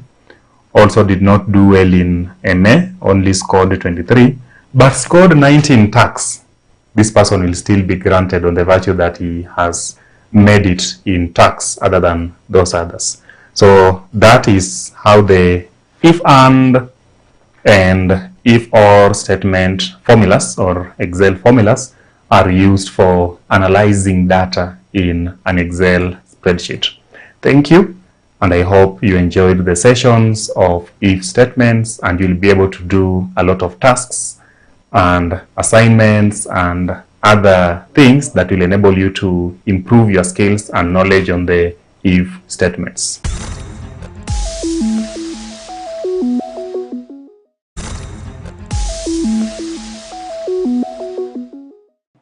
Hello, welcome back to our revision session. In this session, we shall be looking at the December 2021 sitting of advanced taxation. So welcome, and let's solve the questions together. So we start with question 1 of the paper. Question 1 in the current setting is mostly a theory question, and so be keen to be able to look at it keenly. It will always be testing a number of topics, majorly 2 to 3 topics in most cases. So question 1A of December 2021 advanced taxation says, as economies continue to recover from the impact of the COVID-19 pandemic, tax collection in many countries continues to face challenges. This trend has resulted in some revenue authorities resorting to some drastic measures to boost tax revenue. One recent measure taken in monitoring of social media accounts and postings is to access taxation compliance. Required. Justifying your response with practical reasons argue the case for or against monitoring of social media accounts to assess taxable capacity and compliance. Note, marks will only be awarded for one position taken. Now, this question is testing what we call emerging trends in taxation. So that reminds you to be keen on all the subtopics in that topic, including issues like high tax, COVID-19 and taxation, tax agents, tax experts, and all that. So in this particular case, we are looking at the impact of COVID-19 in taxation and what tax authorities have resorted to do for them to boost their tax collection. So let's pick the question again. Justifying your response with practical reasons, argue the case for or against monitoring of social media accounts to assess taxable capacity and compliance. And we are told marks will only be awarded for one position taken. So in this case, you are to take one position. That means you are either to argue for or against the monitoring of social media accounts by tax authorities to boost tax collection. But for learning purposes, I've looked at both sides of the coin, so I'll then be discussing arguments for and against monitoring of social media accounts. But in exams, please, in such a question, take one position and talk about it in detail. So one, I'm talking about arguments for monitoring of social media accounts to assess taxable capacity and compliance. Now, today, many business activities are done digitally. So then digitalization and rise of social media has changed the way businesses or other firms conduct their businesses. A lot of firms today do their marketing activities online. A lot of them conduct business and communicate with their stakeholders online. And therefore, the move by KRA and other tax authorities to monitor social media accounts helps such authorities to maximize on their tax administration, and therefore digitalization, in short, and the rise of social media accounts enhances the way people conduct business today, and therefore the move by KRA to monitor social media accounts is a new frontier in tax administration. Number two is that tax is a constitutional obligation that everyone has to bear fairly, and therefore all people must pay taxes, and therefore nobody is to pay a shilling less or more than what they should actually pay. And therefore, the move by KRA to monitor social media postings is therefore a good one to complement the traditional methods or traditional tools that were used by such authorities to ensure tax compliance and administration.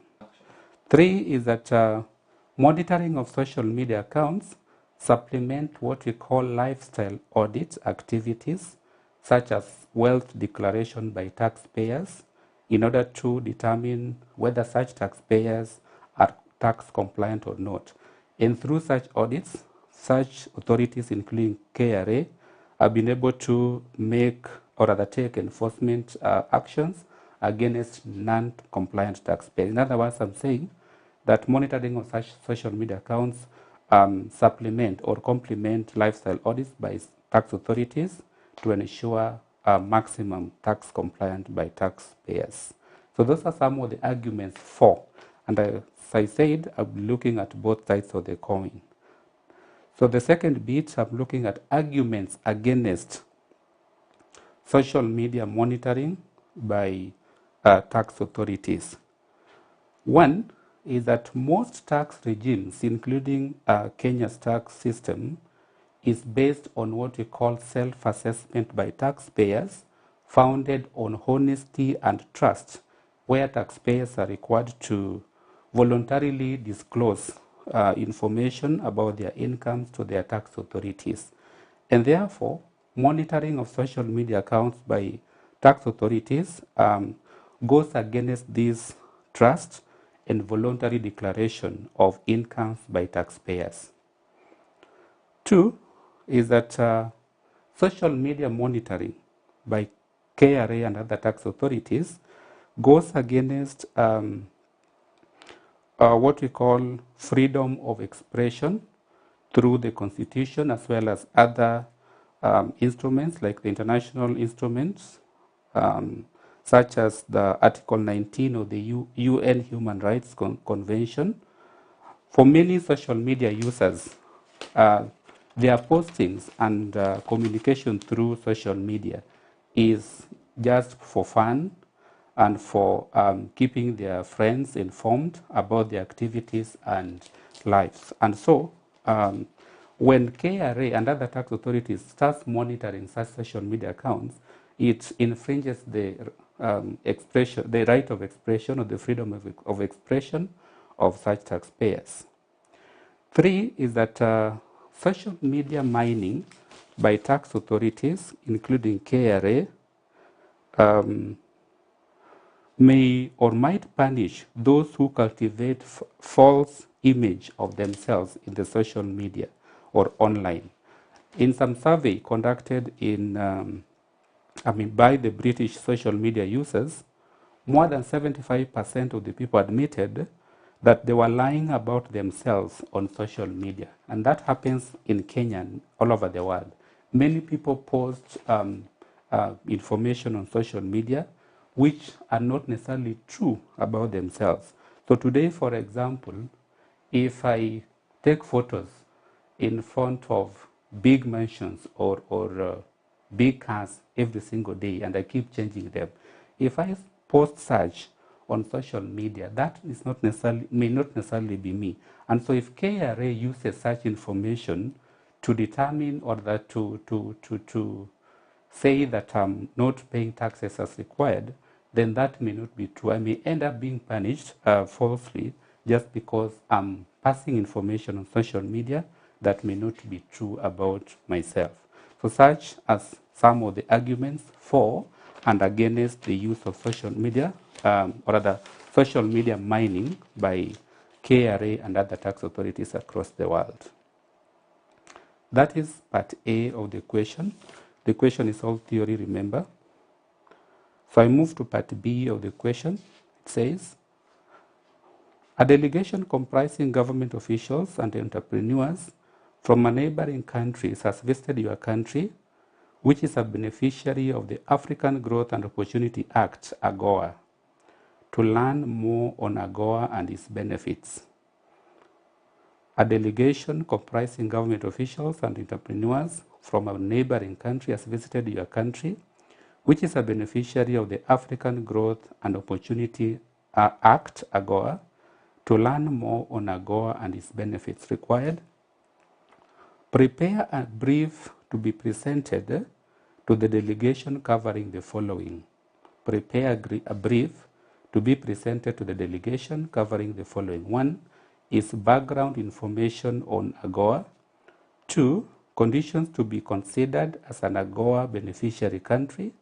And 3, trade benefits provided under AGOA. Now, this is a question on the topic economic integration. Now, economic integration in short is simply the grouping together of countries in a given geographical region for purposes of promoting trade among themselves. Now, that reminds you to look deeply into trading blocks, especially the East African Community, COMESA, and so on and so forth. But this particular one is on AGOA, that is African Growth and Opportunity Act, AGOA. Now, this is the background information on AGOA. AGOA is a piece of legislation that was approved by the U.S. Congress on 18th May, the year 2000. AGOA is a piece of legislation that was approved by the U.S. Congress on 18th May 2000. The objective of this legislation is to assist economies of the sub-Saharan African countries to improve the economy and to improve the economic relations between the United States and the region. AGOA completed its initial period of validity, and that was in the year 2015. And therefore, it was extended on 29th June 2015 by a further 10 years to 2025. Now, each year, the US president determines the eligible countries from the sub-Saharan Africa to be part of the AGOA. Then AGOA provides duty-free treatment to goods designated from such sub-Saharan African countries to promote the economic growth through governance and free trade. In other words, the aim of AGOA is to assist the sub-Saharan economies to grow and promote trade between that region and the United States. So the key points to note here is 1, the formation of AGOA. Number 2, the countries forming AGOA. And 3, the key objective of AGOA. So let me pick it again, as you may be noting. Number 1, I've said that AGOA is a piece of legislation that was formed and approved by the US Congress on 18th May 2000. The objective of the legislation is to promote and assist the economies of sub-Saharan African countries and to improve their economic relations with the United States. Then AGOA completed its first 15-year period of validity in 2015 and was further extended by 10 years to end in 2025. Then each year, the US president determines the eligible countries from the sub-Saharan Africa for the AGOA. Then how does AGOA benefit such countries? So lastly, I've said that AGOA provides duty-free treatment to goods of designated sub-Saharan African countries to promote economic growth through good governance and free markets. In other words, if such a country exports to the US, then the US government will not be imposing duty, that is import duty, on such goods from such countries. And therefore, this will make these goods to be cheaper in the US, and therefore such countries will be able to export more and sell more, and therefore benefit more from such a trade. 2, still on that, is conditions to be considered as an AGOA beneficiary country. Remember, we have just mentioned in the first part that every year the US president has the authority to determine which sub-Saharan African country joins AGOA. Now, you could say this in response to this. You say, AGOA authorizes the US president to designate countries as eligible to receive the benefits of AGOA if they are determined to have established or are making continual progress towards establishing the following. In other words, the US president looks at this for a country to qualify as a member of AGOA. 1 is market-based economies, that is, economies based on trade and economic growth. Number 2 is the rule of law.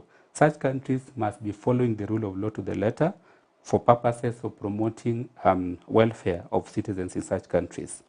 3 is political pluralism, that is political inclusion, a case where every single citizen in such countries has the political right to do as they wish politically, of course within the limits. And 4 is elimination of barriers to the US trade, that is, such a country must not be imposing any trade barriers between it and the US government. 3 is trade benefits provided under AGOA. That is, what does a country benefit to be, from being a member of AGOA?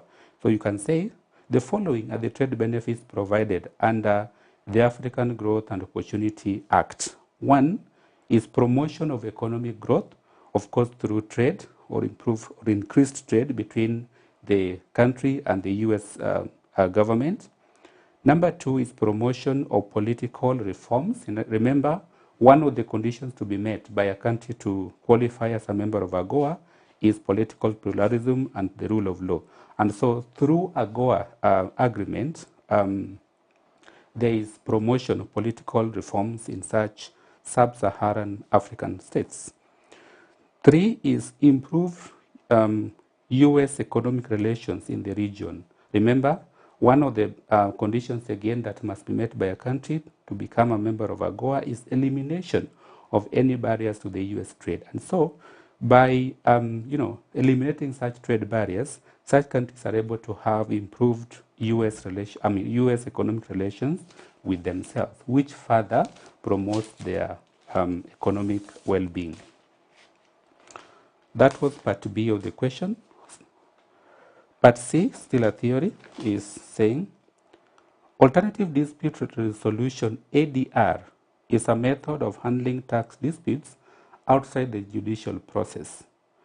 All applications for ADR should be through a should go through a suitability test before the application is submitted for ADR.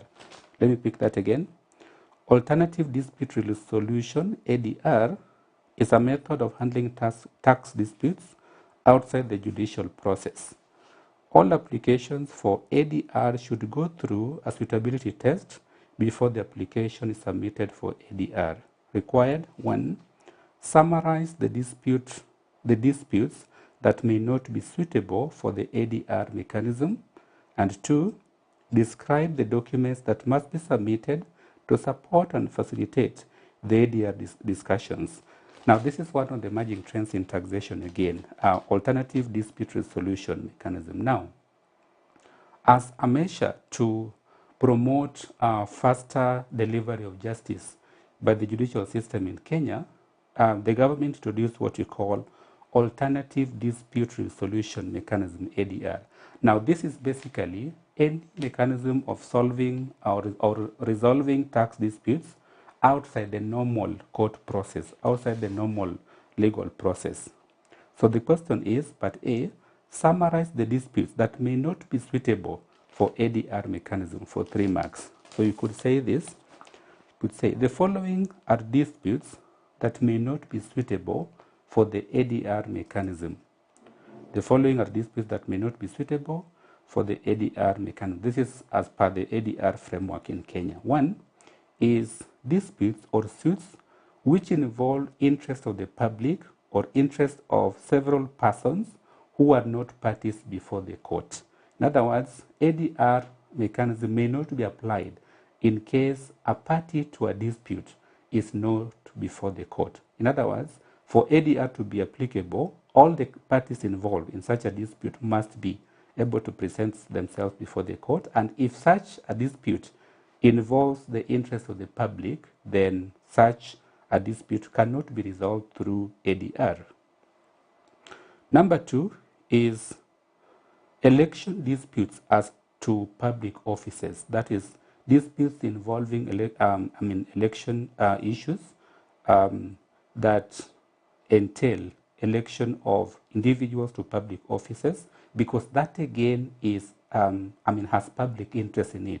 And so any party, any dispute that involves or touches on the interest of the public cannot be resolved through ADR. 3 is proceedings which involve prosecution for criminal offenses. So criminal offenses cannot be resolved through ADR. In criminal offenses, it is the state that resolves the disputes, and so the individuals will have to go through the normal court process. 4 is special cases which involve protection of courts, such as claims against minors, deities, and mentally challenged. Remember, these are special groups which may not be able to participate effectively in the ADR process. So such special cases which involve protection of the minors,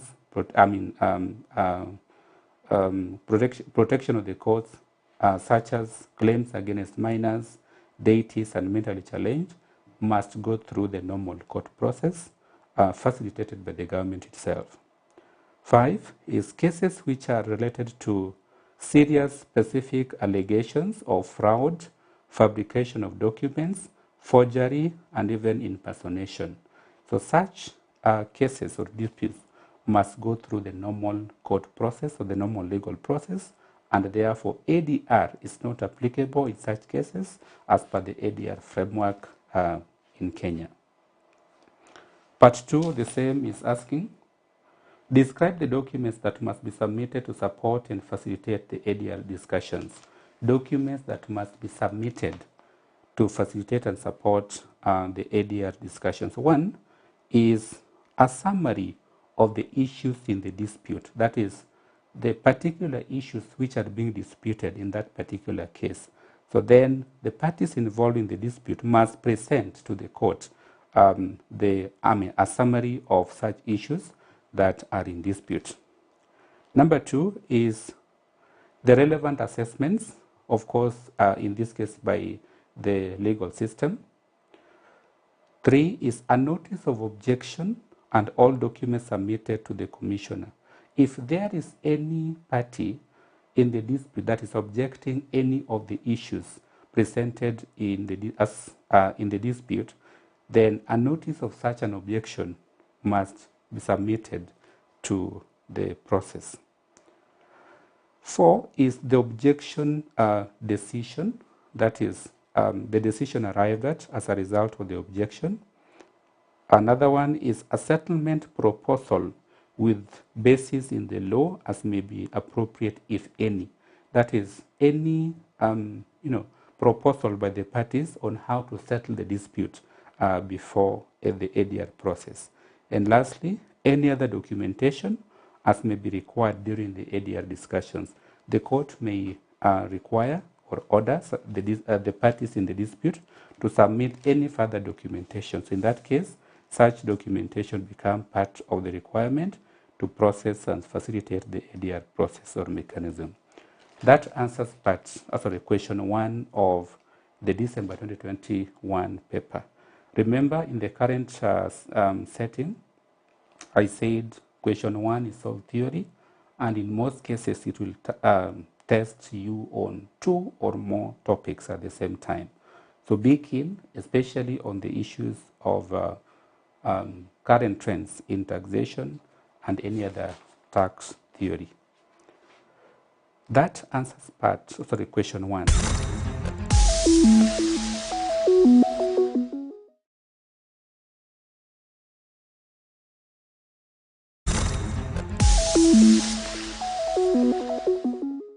Dear learner, I'm happy to welcome you again to our continuing lessons in human resource management on the manifested e-learning platform.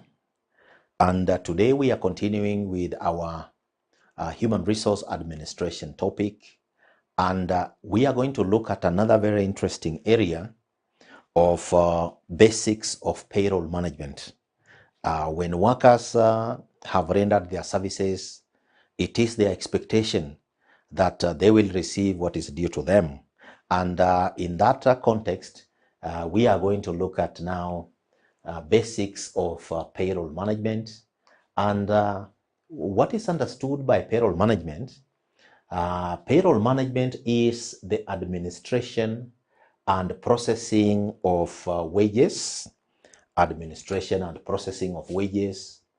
salaries, deductions, allowances, bonus, financial reports, and other financial rewards in an organization. So that is the purview of payroll management. And dear learner, it is expected that you will have some basic knowledge to be able to participate in the process of payroll management, though some of the functions may be provided by other departments within an organization. For example, auditing, finance department will also help, or functions will help in the administration of this process. So the basics of payroll management from the human resource administration point of view, as we have indicated, is the administration and processing of wages, salaries, deductions, allowances, bonus, financial reports, and other financial rewards in an organization.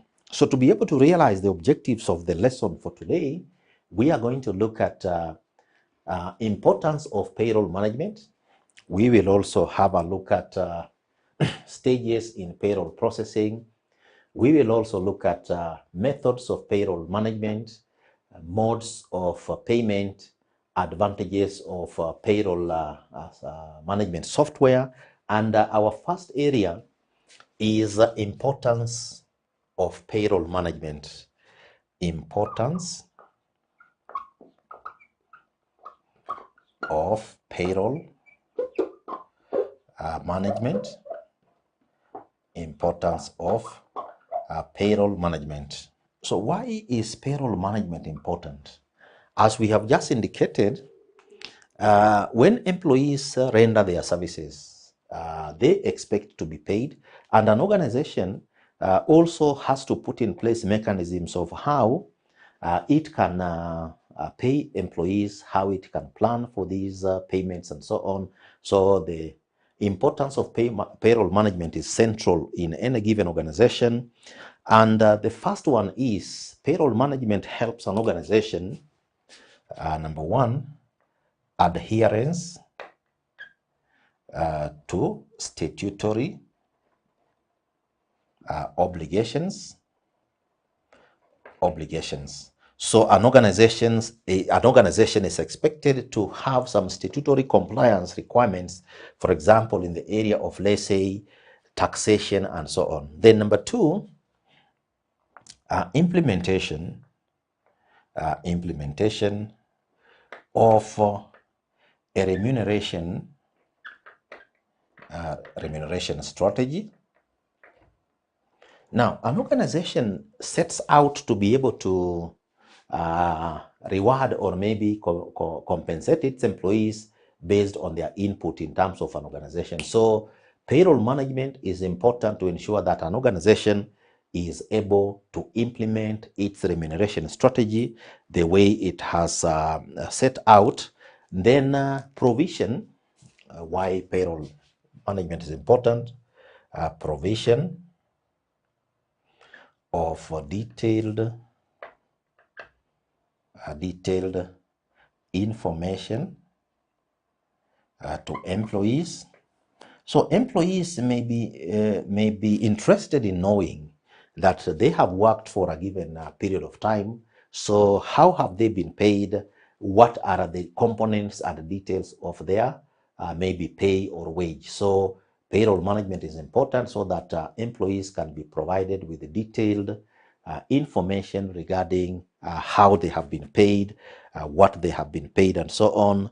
And then planning for another important reason, planning for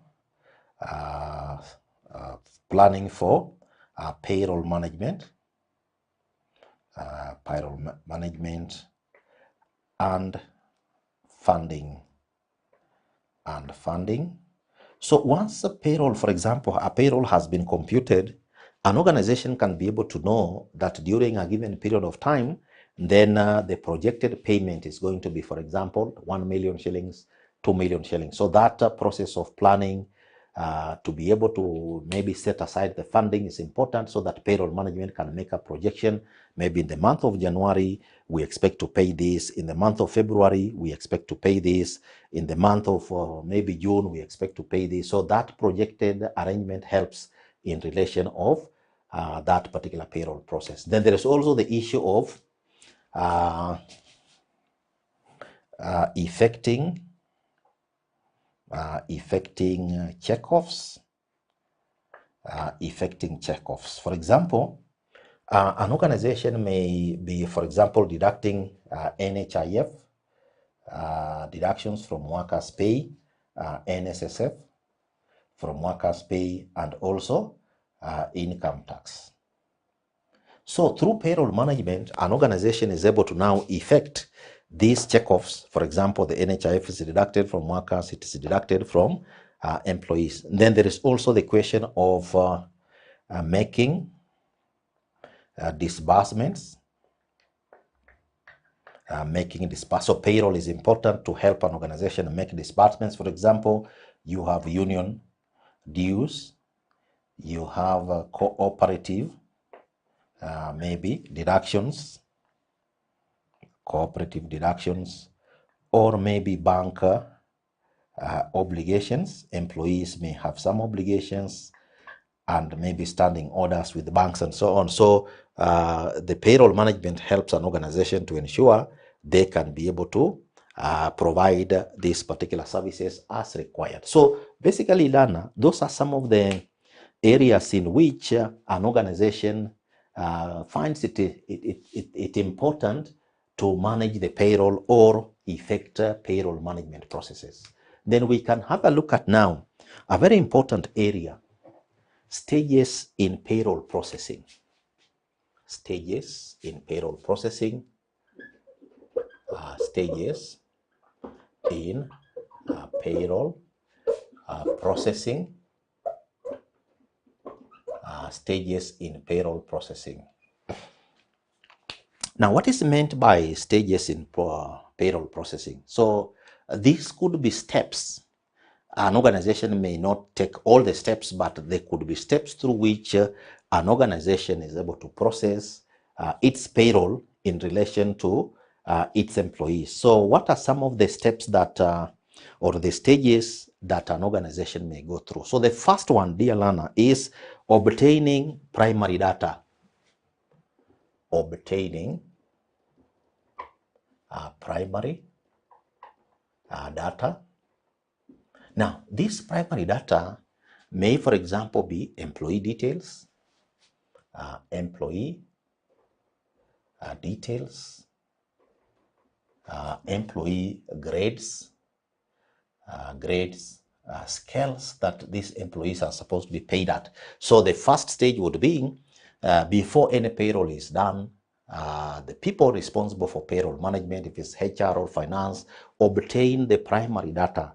And this primary data may be the name of the employee, the designation of the employee, the title of the employee, the department where this employee is, and maybe the rate of pay for that particular employee.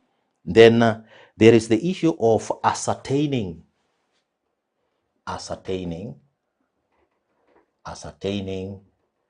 the pay for a given period. Now, supposing an employee is paid based on a week. So if, let's say, an employee is paid weekly, and the employee has worked maybe in a week, the employee has worked maybe for 4 days. Then depending on how the employee is paid, it is important to ascertain maybe for a given period, if it is monthly, for example, at any given period, for example, monthly, the month of, let's say, January, the month of February. So it is important to ascertain that this employee is supposed to be paid for a given period of time or for a given duration of time. Then that is determined. So if, let's say, the employee has worked for 40 hours, maybe times 2, maybe those are 80 hours in a week, then that is now the period. And if the employee is paid 100 shillings per hour, then that employee could be paid maybe 40 hours times 2, those are 80 hours, then times 100 shillings, maybe 8,000 or whatever the figure could be. That is then determined. Then determination of the gross pay.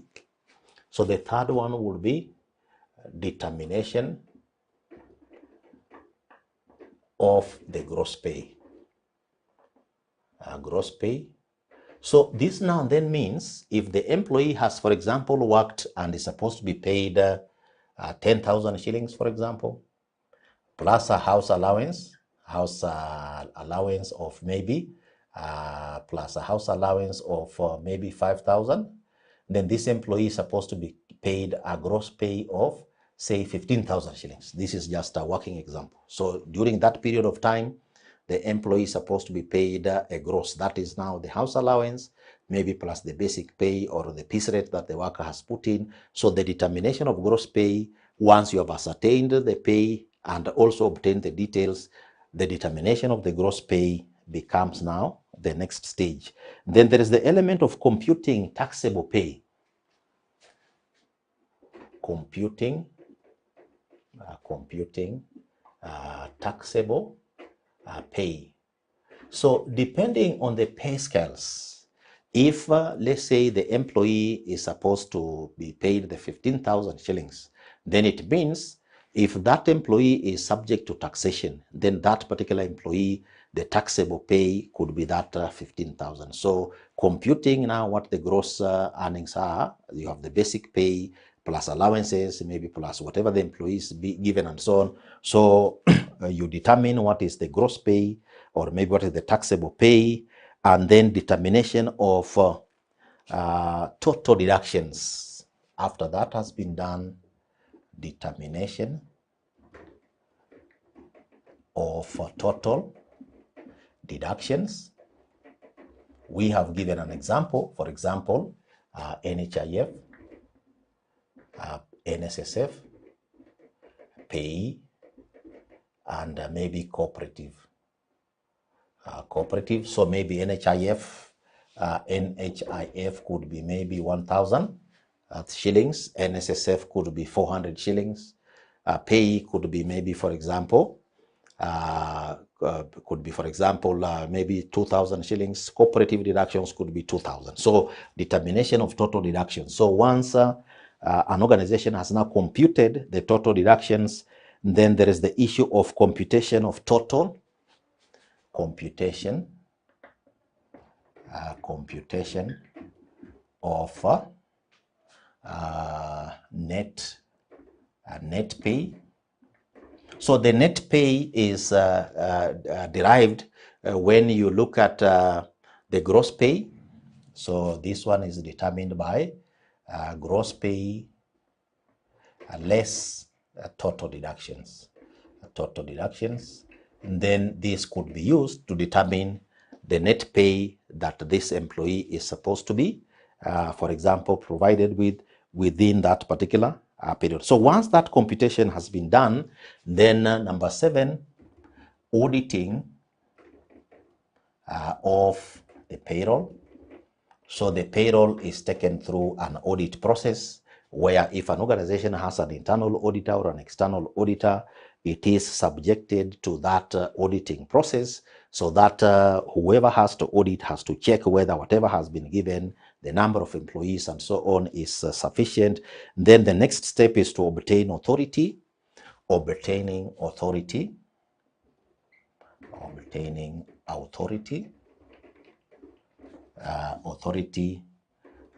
process payments. So supposing an organization has now come to a conclusion that maybe for the month of June, the total payroll is 2.5 million. So this, the whole of the payroll and the auditing that has been done is now sent to whoever is supposed to be able to process that particular, provide the authority, authorize that now the 2.5 million for that time period of time should be paid. Then the next step is making disbursements.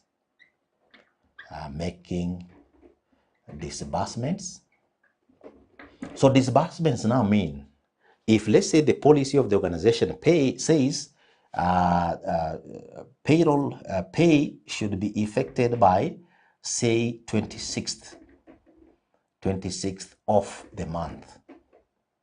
So maybe by the 24th or 25th, now the authority has been given, then those who are responsible for the disbursements can now disburse the payments. Maybe workers have given their own instructions that my salary should be paid through maybe a bank, or through maybe a FOSA, front office, maybe services of a cooperative, or the worker can, for example, be given cash, or the worker could be given a check. We shall be looking at this just shortly. So the disbursements are now made. And when these disbursements are being made, these ones include also what you call third party. Third-party disbursements are also made, so that if you are sending money to maybe a standing order to a bank or to a cooperative society as it is and so on, that disbursement is made so that those third parties also receive their arrangements in terms of the money. Then number 10, availing pay records, e.g. pay slips to employees, and also what you call byproducts to the other third-party recipients. If maybe there are retail firms that are selling things on hire purchase, so the payment records are availed to the retail parties, to the banks and so on, to the employees, so that those employees can now be able to at least look at the record of what they have been paid in relation to that particular organization. Then lastly, once this has been done, number 11, storage of payroll, and addressing any grievances on pay from employees or third parties. So now that payments have been made, workers have received the money, so then the worker might say, I have received my pay for a given month, but I was expecting to receive, let's say instead of the 15,000, the worker says, I was expecting to receive 25. So the human resource department or the department handling payroll is able to tell the worker, let us look at what you have received, what you are supposed to receive, and this is how it was computed. So that then becomes a process of now addressing the grievances so that they can be addressed in relation to what might have accrued. So those are some of the stages, as we have said. Organizations can have all those stages at any one given time, or they can use those stages based on their payroll processing arrangements and so on. So we have now looked at stages in payroll processing. Now, how about the methods? Methods of payroll management. Methods of payroll management. Methods of payroll management. So what are some of the methods that an organization may use to maybe manage the payroll? So one, you may have what you call manual methods. Manual methods. So manual methods may be used especially in small organizations or on, say, a farm somewhere where you may have a handwritten payroll. A handwritten payroll. So what happens? There is a ledger or a list, and it is indicated there. These are 10 employees, and these 10 employees, each one of them is supposed to get maybe 20,000 shillings. So 10 employees, 20,000 shillings each, 200,000 total. So the name of the employee is put, the ID number, maybe employment number. Then on that manual system, the payroll is prepared and it is handwritten, and workers get their pay. Then you also have what you call computer. You can have a computer or Excel spreadsheet. Excel spreadsheet. So the Excel spreadsheet can give now more advantages, so that you have a computer generated list, you indicate the details there, and then some computations can also be done. So a computer Excel sheet can also be used depending on the needs of a given organization. Then you may also have what you call outsourced payroll management. So with this, it implies the organization can give this process of preparing the payroll to a third party. So it is outsourced, and that third party only receives the details and then makes the payroll, gets the authority and so on, and also now implements the payroll for an organization as outsourced business. And then you also have what you call mobile phone methods. Mobile phone methods. So basically here, some mobile phone companies have come up with a platform where an employer has to put the details, maybe with phone numbers, and then the money is disbursed through the mobile phone money transfer platform, so that workers receive their salaries on their mobile phone. So that is one of the emerging technologies where mobile phones are used to be able to maybe make payments to workers. And then you also have what you call payroll management software. Payroll management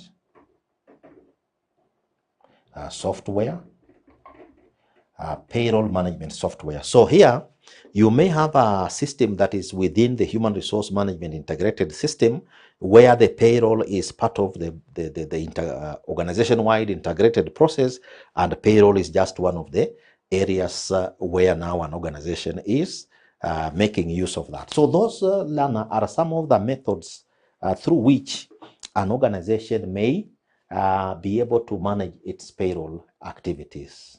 So that is, now, how about the modes of payment? Modes of payment, when it comes to payroll management, you have modes of payment. Modes of payment. How can an organization make payments? And as we have said, Lana, sometimes you may be operating in very interesting situations. Maybe you are on a tea farm, you are in a flower farm, for example, and it may be very difficult for those workers to leave the farm to be able to go to a town to be made to be able to receive their payment. So depending on those circumstances, those kind of workers may be paid through what is called cash. The employees are told to go to a particular maybe room or maybe a particular location, then cash is given. So if an employee is supposed to be given 50,000 shillings, that employee is given cash money 50,000. So that cash payment becomes one of the modes through which an employee could be paid. Then you may also have what you call direct bank deposit. So this could be some form of EFT. Okay, so an EFT, so direct bank deposit, where the organization is able to tap on a particular button and the payroll is disbursed based on the account number. So if an employee is in Barclays or Absa Bank, Kenya Commercial Bank, maybe National Bank, or maybe any other bank for that matter, direct bank transfer is done from the organization account to that particular bank where the employee has an account. Then you may also have the check system. So what happens with the check system is a check is written, and in most cases they are normally what you call cross checks.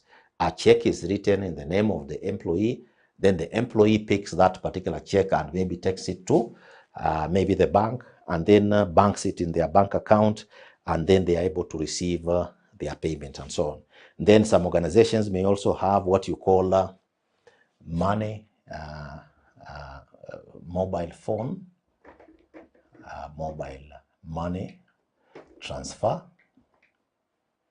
mobile money transfer. So mobile money transfer, this may provide a system where through the mobile phone platforms, this employee is able to receive their money in their phone number. So that again is another mode of payment. Then you may also have other system, for example, number 5, payment through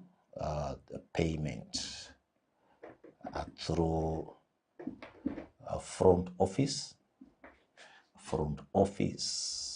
of cooperative societies.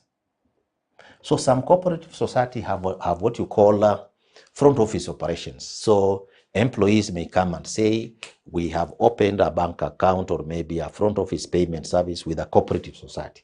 So the employer now can make arrangements and be able to at least process employees' pay through those front office services. So this could just be some of the modes of payments through which the payroll can be implemented. Then we also needed to look at advantages. What advantages may be there if an organization uses what you call a payroll management software? Advantages of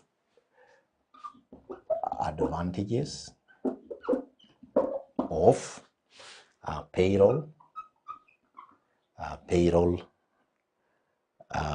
management software.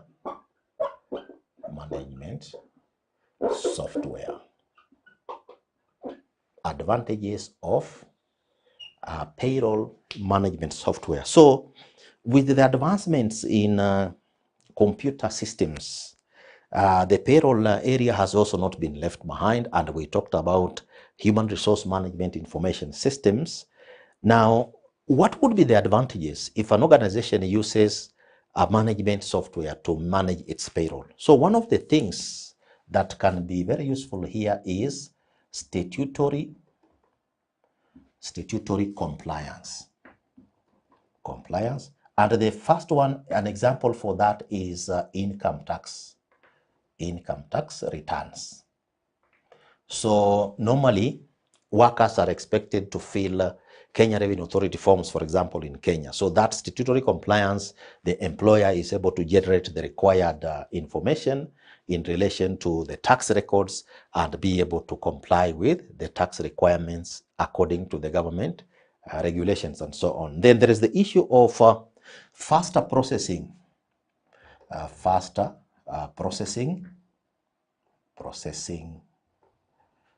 of payroll. There is also the issue of integration of payroll. There are issues also of storage of payroll data. There is also the aspect of digitization.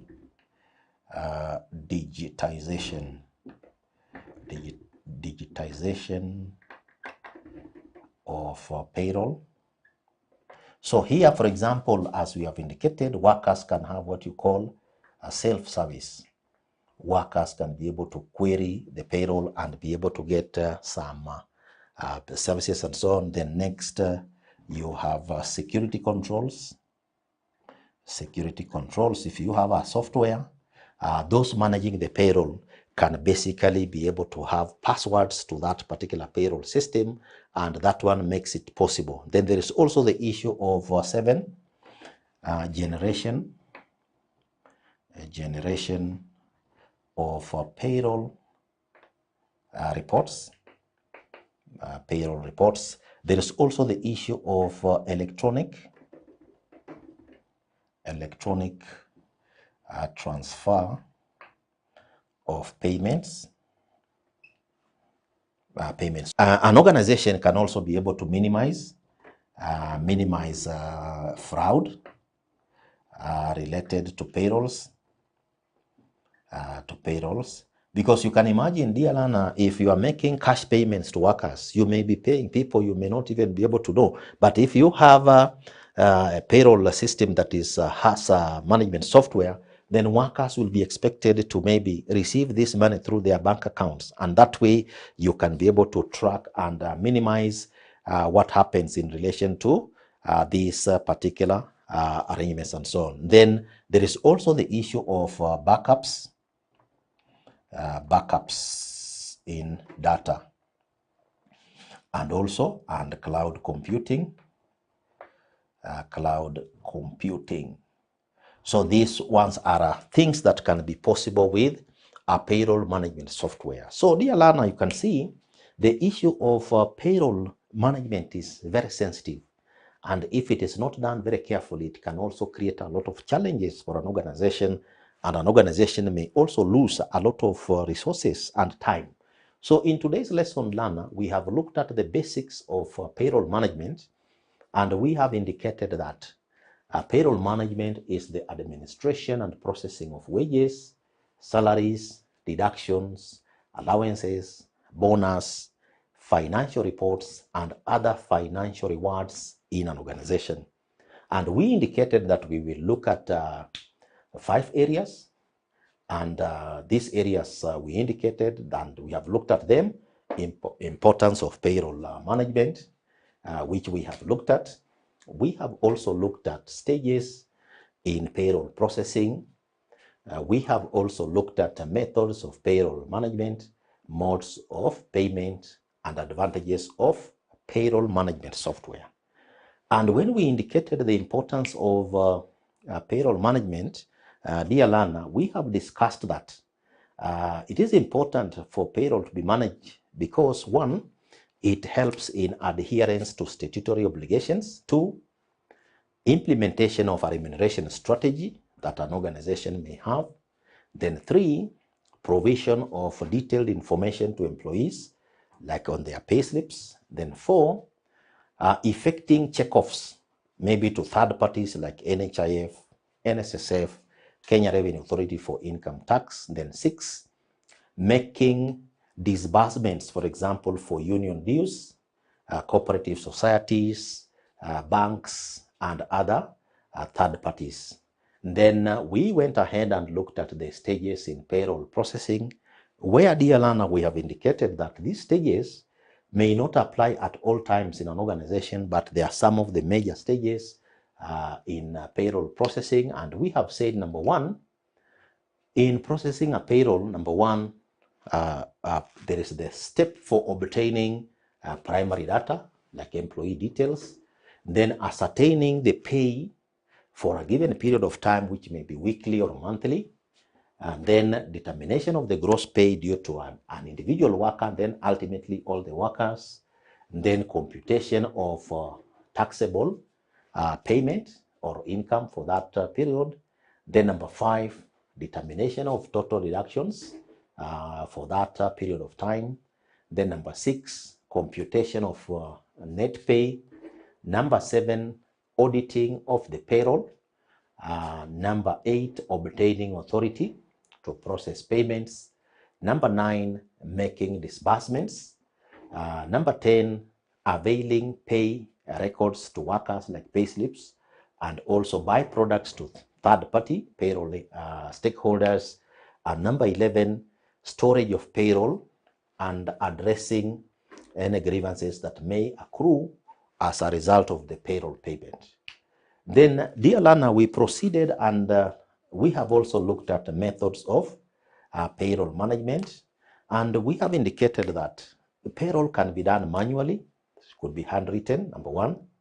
Payroll could be computerized through maybe an Excel spreadsheet or other kind of sheet. And then number 3, outsourced payroll management can also be utilized, where a third party offers the services. Then mobile phone methods can also be used. Then payroll management, number 5, payroll management software can be used to be able to provide payroll management. Then we went ahead and looked at the modes of payment for maybe salaries and wages for workers. And dear learner, we have discussed and seen that pay can be given in cash. Pay, number 1. Number 2, pay can be given through direct bank deposits or EFTs.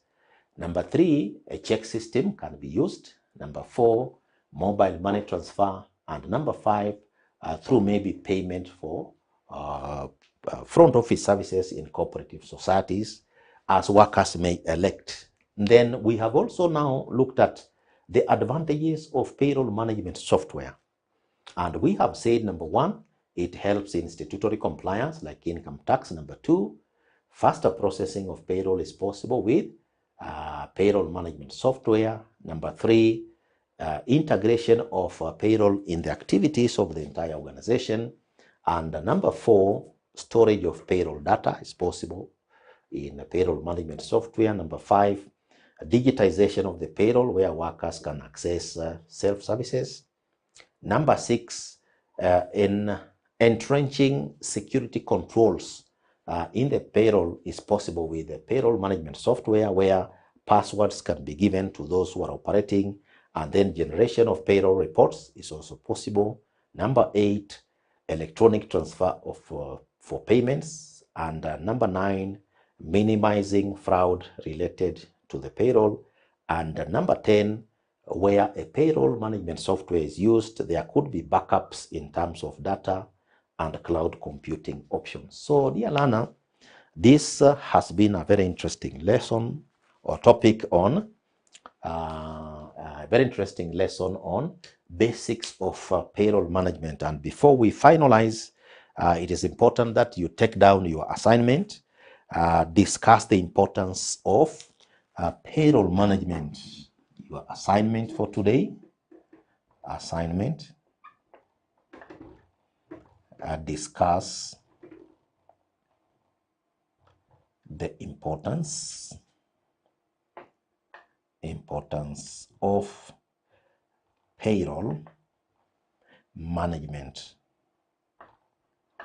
Discuss the importance of payroll management. So, dear learner, Very critical aspect in human resource administration, basics of payroll management, which must be grasped very well, because where workers are not paid properly, it could lead to conflicts arising from payroll administration, or workers may complain and even sometimes resort to strikes, and an organization may also lose resources if payroll is not done effectively. So a very important section which will enhance your knowledge, skills, and attitudes in human resource administration in particular, and human resource management in general.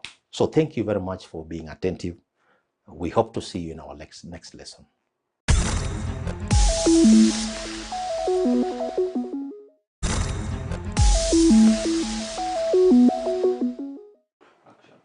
Hello, welcome back. Now we are moving to question 2 of the same paper, December 2021 Advanced Taxation. So question 2 onwards will be majorly computations. So be very keen, have your calculator, and we compute together. So question 2A has this. The following information relates to Msanii Sacco Limited for the year ended 31st December 2020.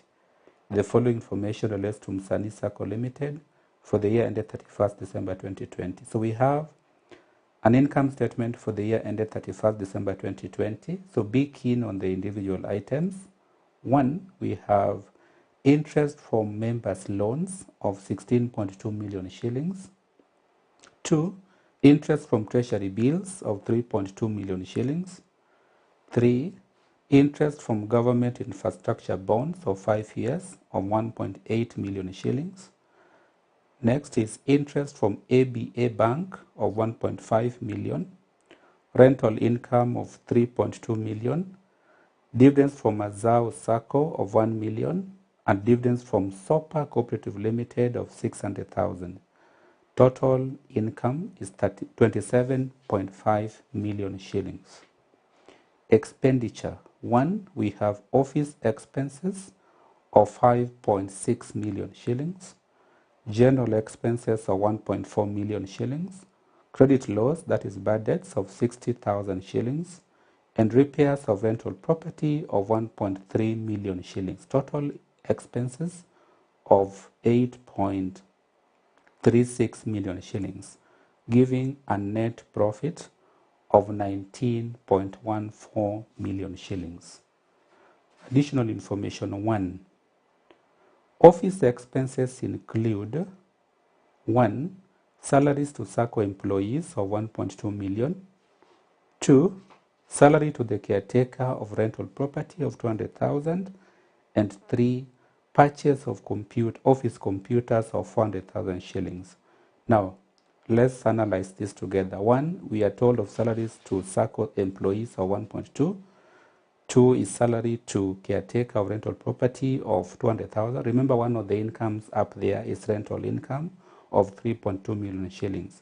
And 3 is purchase of office computers of 400,000 shillings. Now, this is the rule in taxation of SACCOs. By the way, taxation of SACCOs is a subtopic under the topic of advanced aspects of rental taxation of business income, advanced aspects of taxation of business income.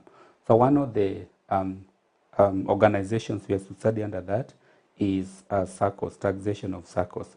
Now, the rule is here.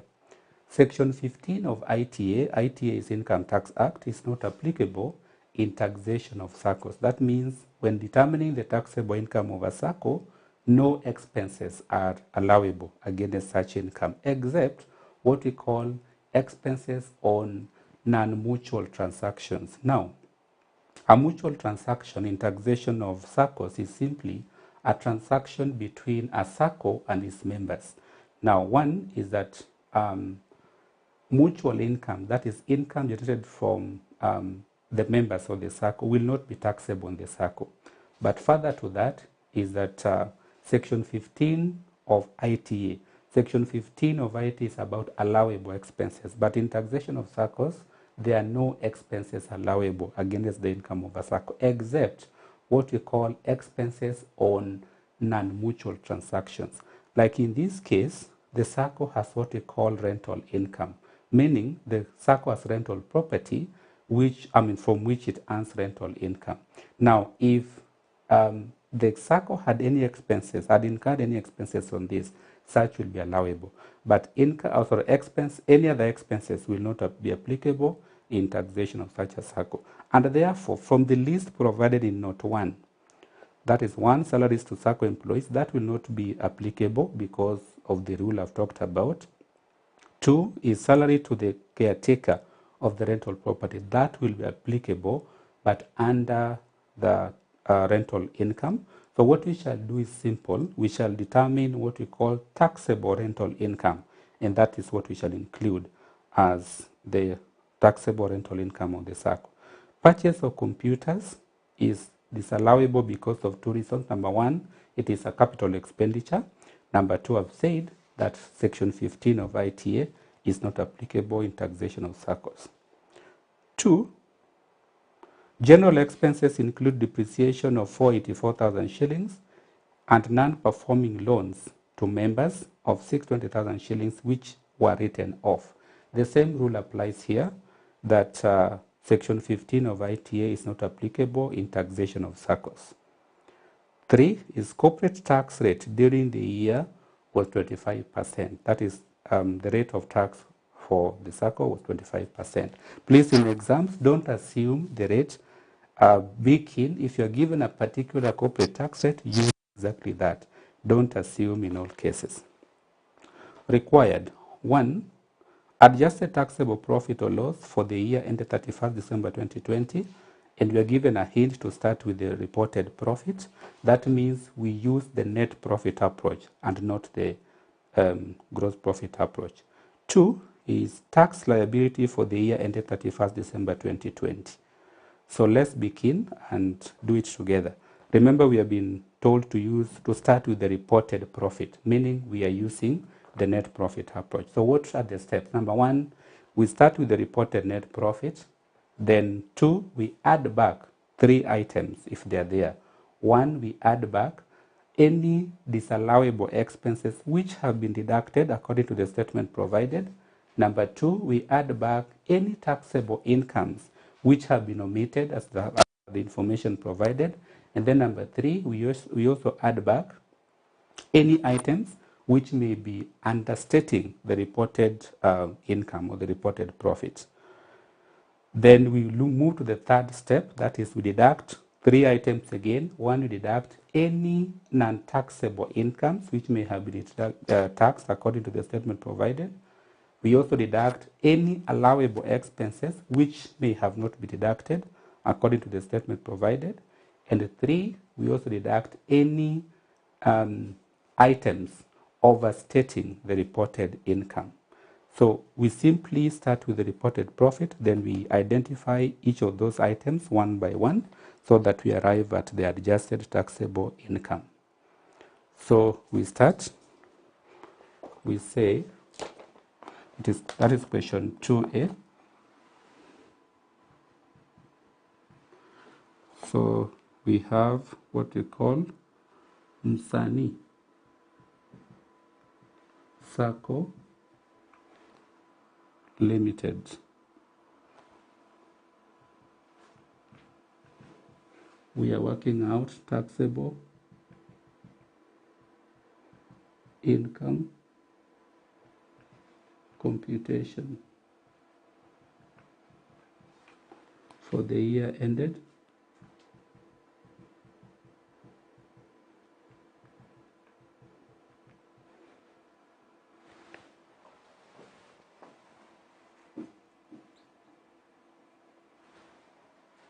for the year ended 31st December 2020.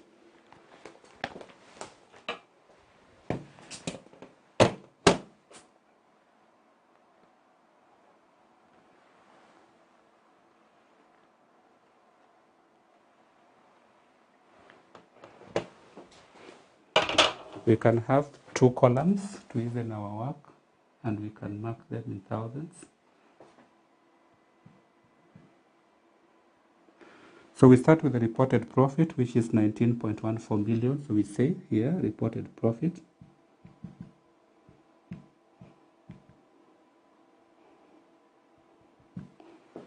19,140. Then we move to the next step. We say add back. So we add back, number one, disallowable expenses which have been deducted. Number one, in note 1, we have salaries to SACCO employees. So we say here salaries to SACCO employees, a total of 1.2 million.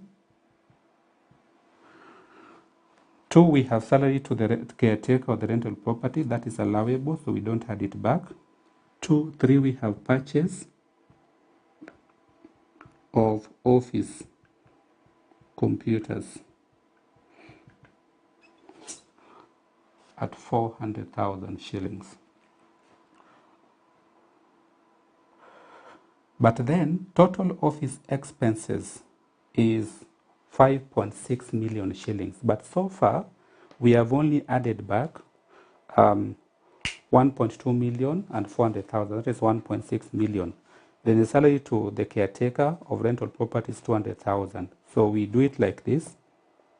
We have 1.2 million plus 200,000 plus 400,000, a total of 1.8 million shillings. But then the total office expenses is 5.6 million shillings, meaning that 3.8 million shillings has not yet been accounted for. But still, we know that Section 15 of ITA is not applicable in taxation of SACCOs. So we bring that here. So we call it other office expenses of 3.8 million shillings. Note 2, general expenses include depreciation of 484 and non-performing loans of 620,000 shillings. From the income statement, general expenses is a total of 1.4 million shillings. So we add back the entire amount because Section 15 of ITA is not applicable in taxation of SACCOs. So we write here general expenses of 1.4 million shillings. Then we have credit loss, that is bad debts. We add it back. A total of 60,000 shillings. And then repairs of rental property is applicable because it is not a mutual expense. That is about disallowable expenses. The next step is here. We remember we said we add back three items, so three sets of items. Disallowable expenses. Number 2, we add back non-taxable incomes which have been taxed. Now, in taxation of SACCOs, one, interest received by the SACCO from members is not taxable. So then, if you look at the statement we have interest from members' loans of 16.2 million. That is not taxable. We shall talk about it later on under deductions. Same to interest from treasury bills. So the interest from treasury bills, only 50% is taxable.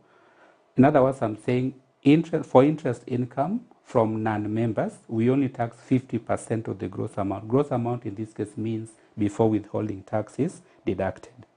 So from the look at the statement, we do not have any other item to be added back. So what we do is to get the sum of all this. So let's add them together. So we have 1.2 million plus 400,000 plus 3.8 million plus 1.4 million plus 60,000, a total of 60,000 shillings. That is what we add here. 6860. We add to 19,140. I get a total of 26 million shillings. That is the next step. The third step is to do the deductions. So we say less. 1, we deduct any non-taxable incomes which have been taxed. So back to the rule I was talking about, that in taxation of SACCOs, interest from members is not taxable. So then we deduct it at this point. So we talk about interest from members' loans. interest from members' loans, a total of 16.2 million shillings. 16.2. Two, we have interest from treasury bills. Now, interest from treasury bills is taxable, yes, but we only tax 50% of the gross amount. Gross amount in this case means the amount before withholding tax is deducted. Withholding tax on interest income is 15%. Now here, we are not being told whether this interest from treasury bills has been stated gross or net of withholding tax. So you could assume either way. If you assume it is net of withholding tax, it means the amount given here would be 85%. So for you to get the gross amount, you get 100%. That is 100 over 85 times 3.2 million shillings. Alternatively, you could also assume that it has been stated gross of withholding tax. Gross to mean 100% of the interest income before withholding tax is deducted. So in that case, if we are to assume that, if we were to go that route, then we should only add back 50% of 3.2 million shillings. That means we have to be making our notes and assumptions as we continue. So let's make an assumption on the interest from treasury bills. Same to interest from government infrastructure bonds and interest from ABA Bank. So you can state this assumption that 1, interest from treasury bills, government infrastructure bonds, and ABA Bank are assumed to have been stated gross of withholding tax, meaning we are assuming they have been given at 100%, meaning we do not have to gross them again. So if that is the case, then we only add back 50% of each of the figures given here. So 1, we have interest from treasury bills. So we take 50% of interest from treasury bills, 50% of interest from ABA Bank. Total amount given is 1.5 million. 50% of that should be 750,000 shillings. Rental income. Now, total rental income is 3.2 million shillings. Now, rental income is a non-mutual income, and therefore, the gross amount is taxable. That is, we tax the entire amount as it is. So we do not add it back because we do not deduct because it is a taxable income. Next, we have dividends from Mazao Sacco. Dividends from Mazao Sacco. Now that reminds you about dividend income, taxation of dividend income. A summary of that, we have 3 types or 3 classes of dividends. 1, exempt, qualifying, and non-qualifying. 1, exempt dividends are those dividends which are not taxed at all. They do not attract any taxes. An example of such is dividend income received from outside Kenya. Number 2, we have the class we call qualifying dividends. Qualifying dividends are those dividends whose withholding tax is final tax, meaning once they have been subjected to withholding tax, they will not be taxed again. Now, qualifying dividends are majorly from 2 sources. 1 is SACCOs and 2 is limited companies. So let's come back here. This is dividend from Mazao Sacco, meaning it is a dividend from a Sacco. And therefore, it is a qualifying dividend to mean withholding tax of 5% is final tax. Now here, the amount is 1 million shillings. And we are not told whether this 1 million shillings is net or gross of withholding tax. So in that case, we could assume either way. 1, we could assume it is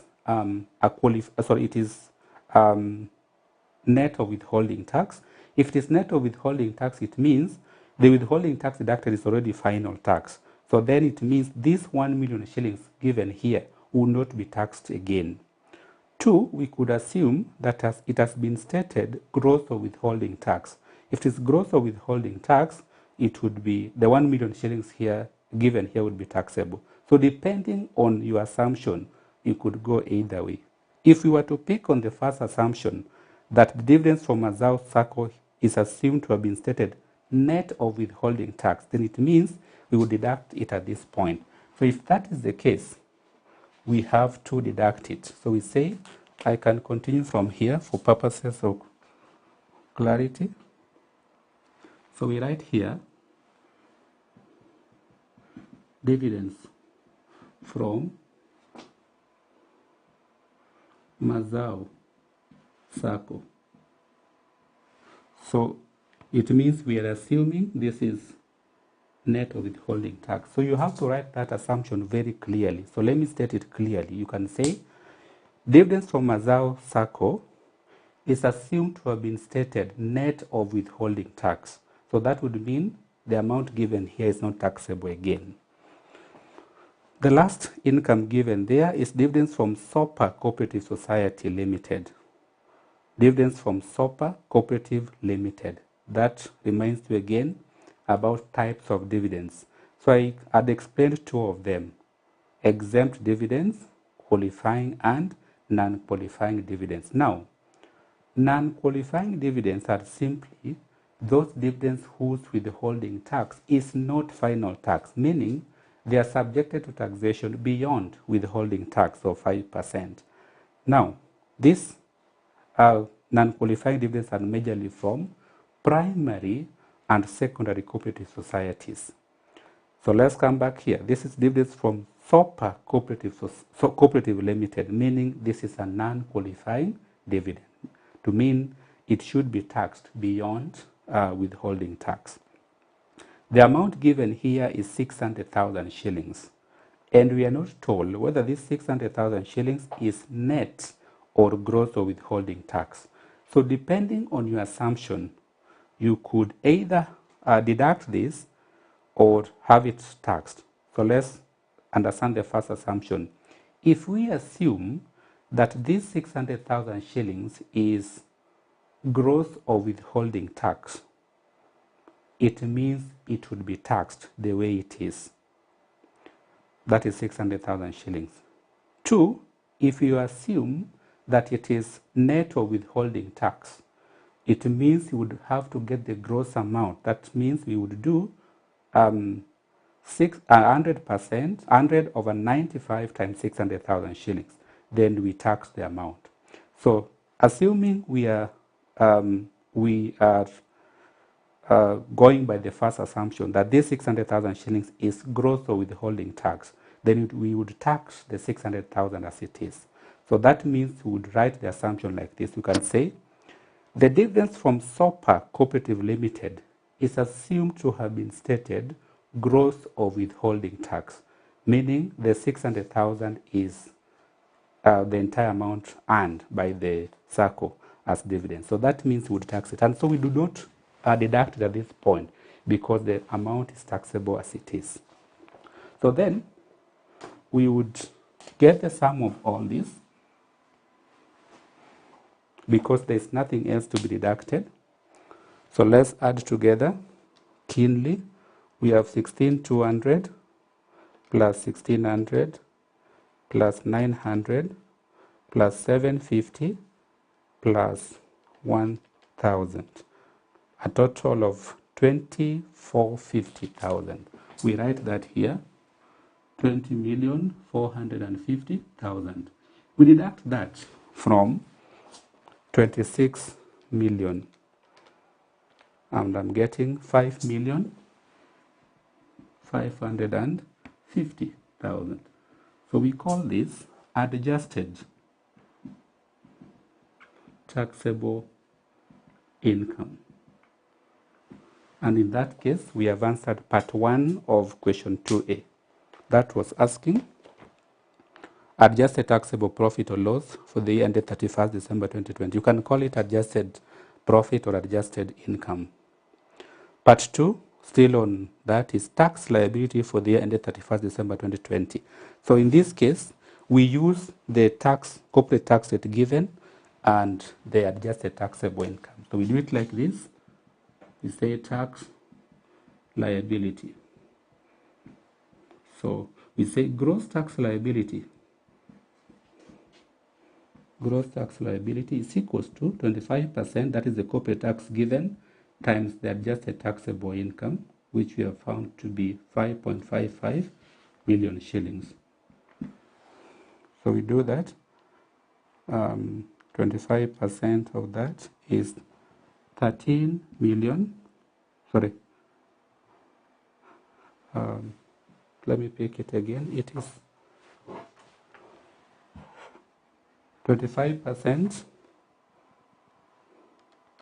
of 5,550,000. That is 1,387,500. Now that is gross tax liability.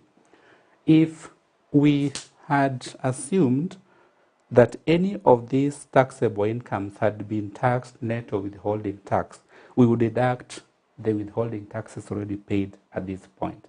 But in this case, we have none of such. So it means we have this as the final tax liability of the SACCO for the year 2020.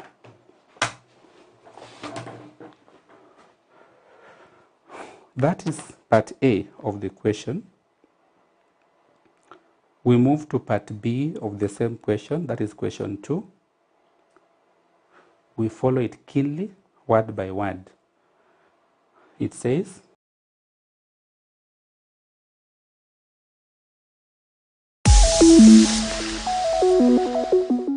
Hello candidates, welcome to today's financial accounting lesson. We are on the topic financial statements of manufacturing entity. In our today's lesson, we are going to learn how to treat the manufacturing profit in the accounts of a manufacturing entity. So we are learning, this topic is financial statements of a manufacturing entity.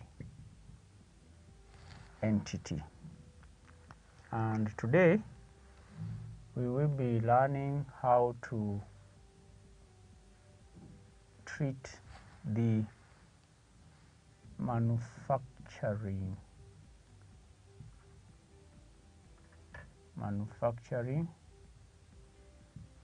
profit. How do we record manufacturing profit in the accounts? And before we look at the entries, we will define the meaning of manufacturing profit. Now, candidates, manufacturing profit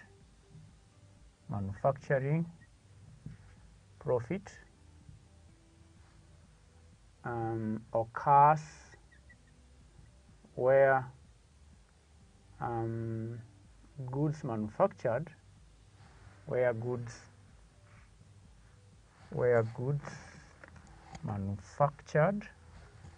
occurs where goods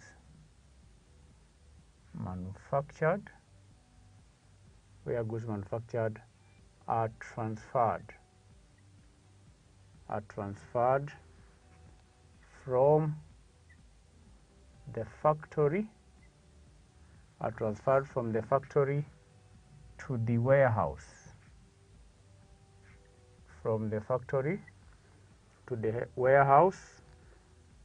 at a higher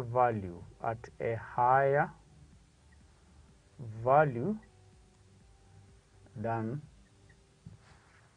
the cost of production.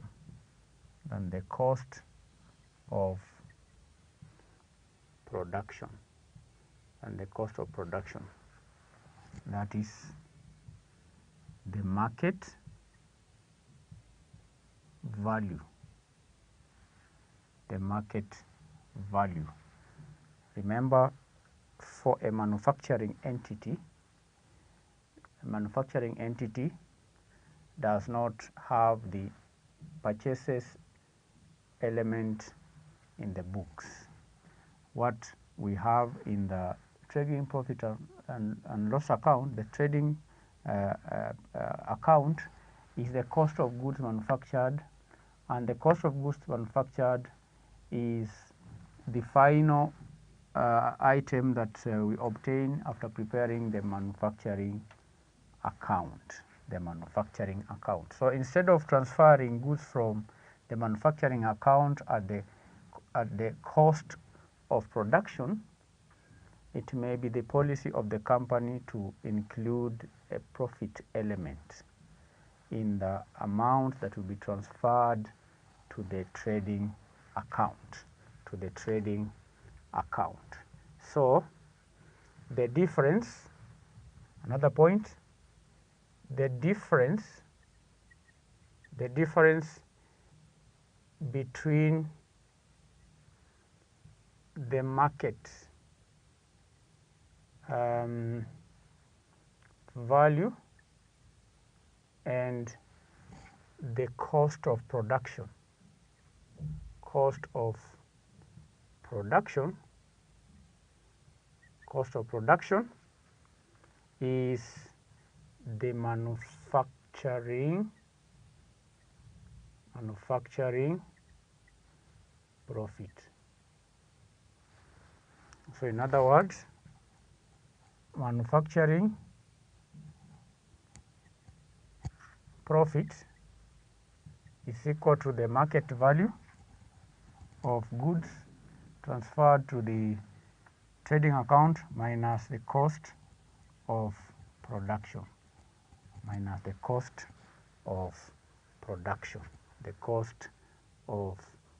So manufacturing profit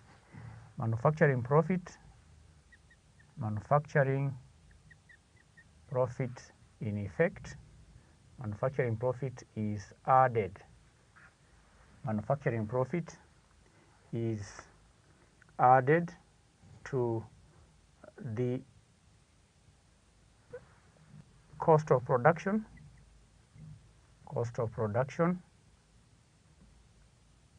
in the manufacturing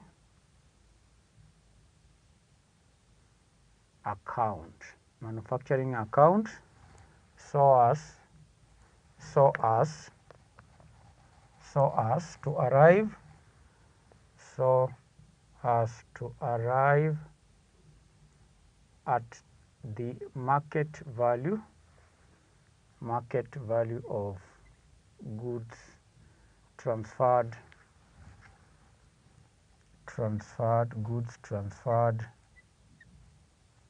to the trading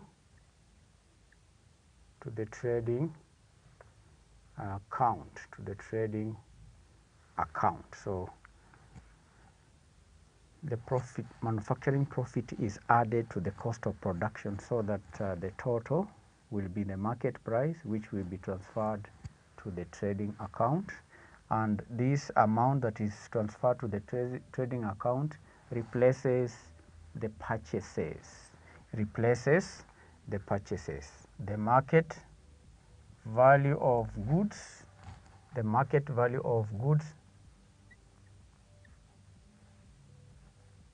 replaces the market value of goods replaces the purchases in the trading account. So that is the meaning of the manufacturing profit. The manufacturing profit is the difference between the market value of goods and the cost of production. The market value of goods and the cost of production. The market value of goods and the cost of production. The market value of goods and the cost of production. Now the double entry of this manufacturing profit, double entry recording now is to debit the manufacturing account. We debit the manufacturing account with the value of the manufacturing profit and credit the trading not the trading but the credit the profit and loss account. That is the double entry. That's how we record manufacturing accounts in the books of a manufacturing entity. So at that point, we will have an illustration. I'll read it, then we solve it. Mboya Mark Limited manufactures farm implements. The following list of balances was extracted from the books of account for the company as of 31st December 2012. We have a table there for inventory as of 1st January 2012, raw of materials, work in progress, finished goods, purchase of raw materials, carriage of raw materials, direct labor, office salaries, rent, electricity for the office, depreciation expense for the machinery, and depreciation for equipment in the office. The sales figure is provided, and electricity for the factory. Additional information: number 1, inventory as at 31st December 2012 was given as follows. The raw materials amount is given, work in progress amount is given, finished goods amount is given. Number 2, rent is to be apportioned between the factory and office in the ratio 3:1. Number 3, finished goods are transferred from factory to sales at a markup of 20%. Number 4, the values of opening and closing inventories are given at the transfer price. At the transfer price, the values of opening and closing inventories are given at the transfer price. Required: Roman 1, manufacturing account for the year ended 31st December 2012. Number 2, income statement for the year ended 31st December 2012.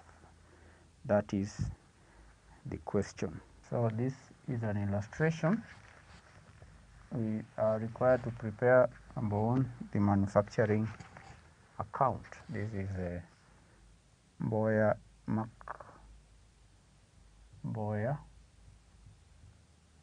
Mark Limited manufacturing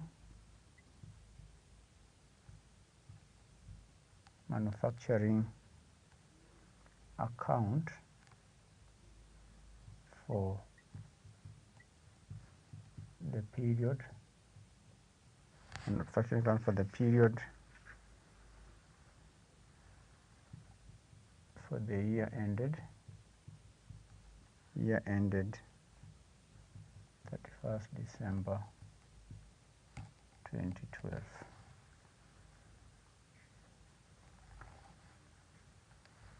So we just have two columns. So we start by calculating the cost of materials, direct materials.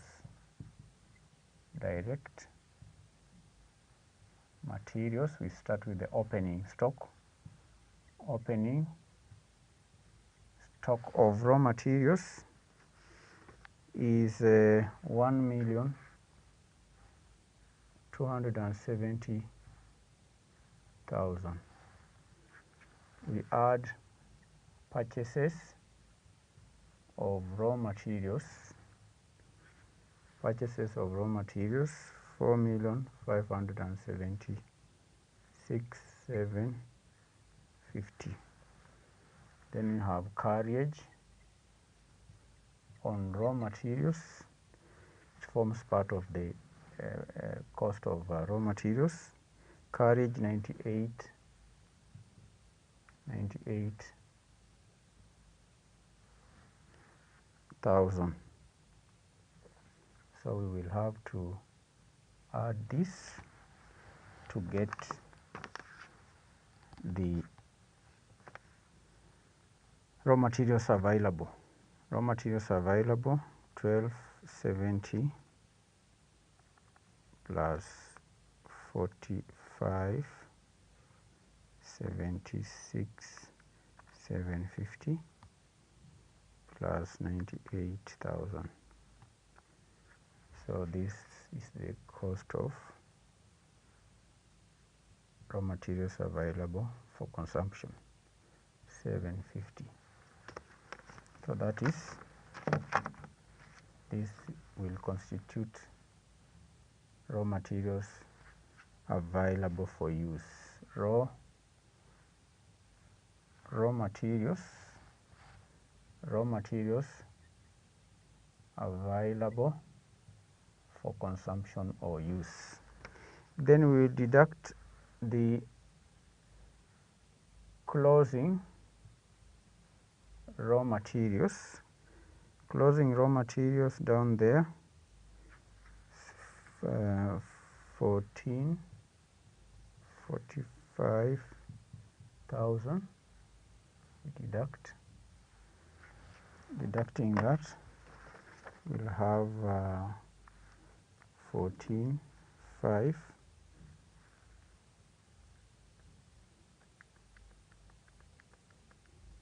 minus 14,500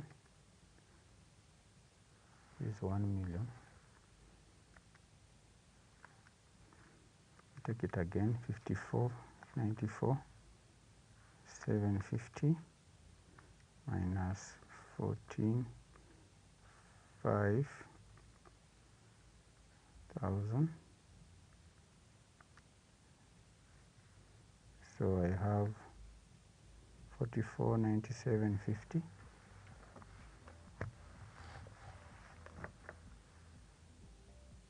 This is 4497.50. 44,997.50.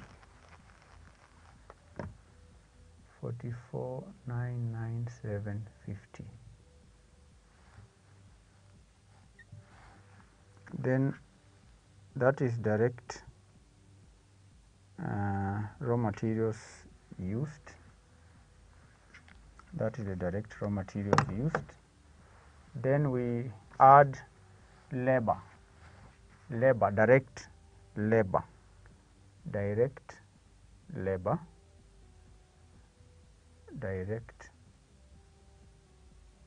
We add direct labor. Direct labor,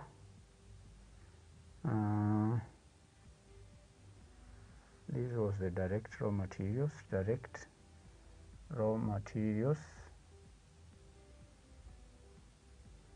used. Direct raw materials used, 44,99,750. Let me push it down here.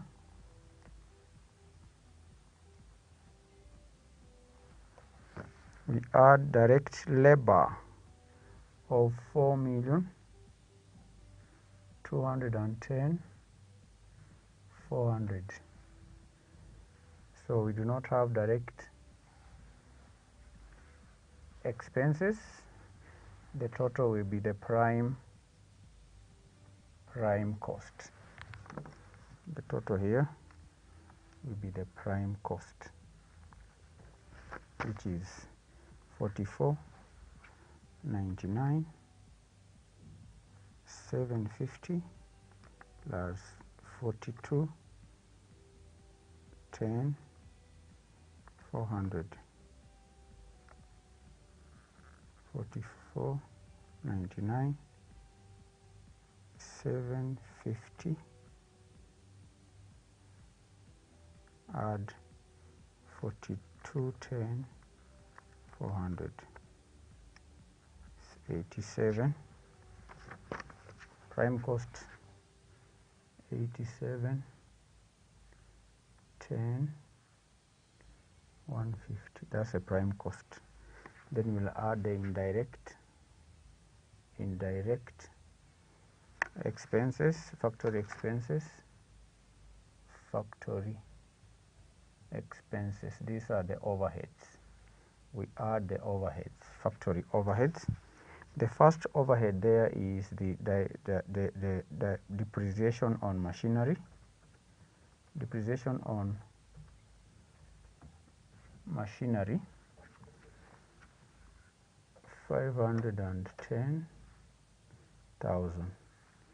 Next we have electricity, factory electricity 406,000. Next I have the rent. Rent is apportioned in the ratio of 3:1, factory 3/4 times 260,000. 260,000. This is 260 times 3 divided by 4. 195,000. Another overhead is another overhead. There is no any other overhead. It's not any other overhead here, so we add this. We'll add 510,000. 510 plus 406 plus 195. So I have 11, 1 point that. So we'll add 2. I'm going to add 87, 10, 150 plus 1111 000 000. The total here is 982, 150. That is we can call that gross cost of production. Then we'll add work in progress at the start.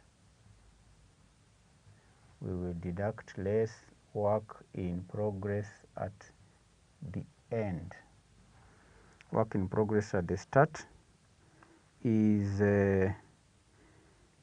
1555000. We add, then we deduct work in progress at the end. Work in progress at the end, 1230,000. 1230,000. This we deduct. So we have plus 1555000 minus 1230,000. So I'm getting 10,146,150. So we come here, we continue with my two columns. So after adding this, we'll get here the cost of finished goods. The cost of finished goods on my calculator is 10,146,150. Then from the question we are told that there is a markup of 20%. So we add the profit markup, add profit markup. This would be 20% times the cost of 10,146,150. This will be the profit markup. That will be times 0.8. That is 0.2 times 0.2. The markup is 29, 230. We add profit markup. This is now candidate, the manufacturing profit.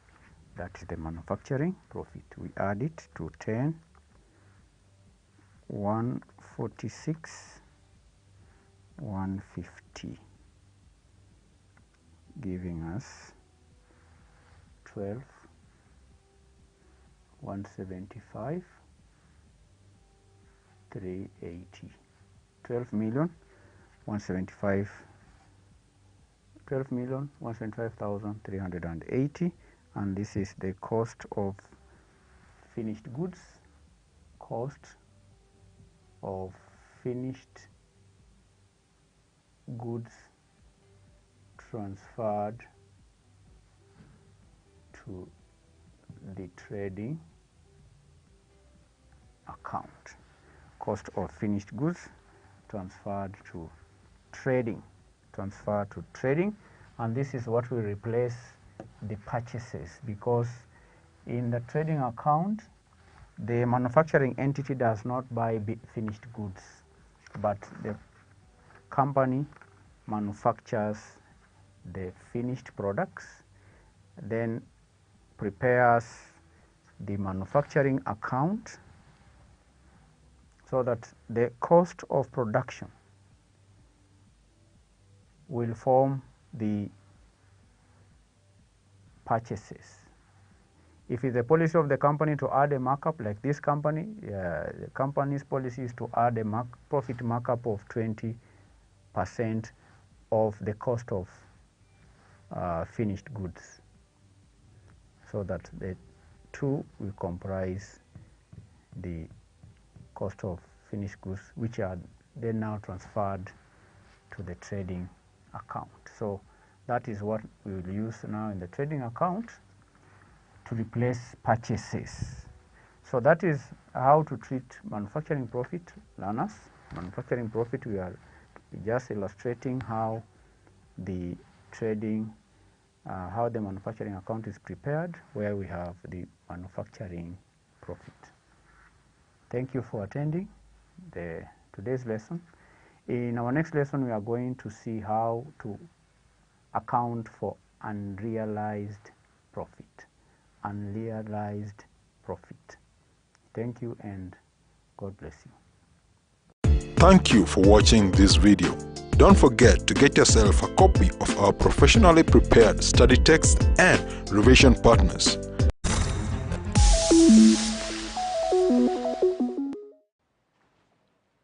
Greetings to you all, and welcome back to the lesson. We are studying these one of the most interesting chapters in communication skills, which is information technology and communication. In today's lesson, we're going to study teleconferencing and video conferencing. Teleconferencing and video conferencing. In today's lesson, candidates, by the end of this lesson, you are expected to be able to define the teleconferencing as well as video conferencing. By the end of this lesson, you are also expected to be in a position to highlight the benefits of teleconferencing and video conferencing, as well as the limitations of the two.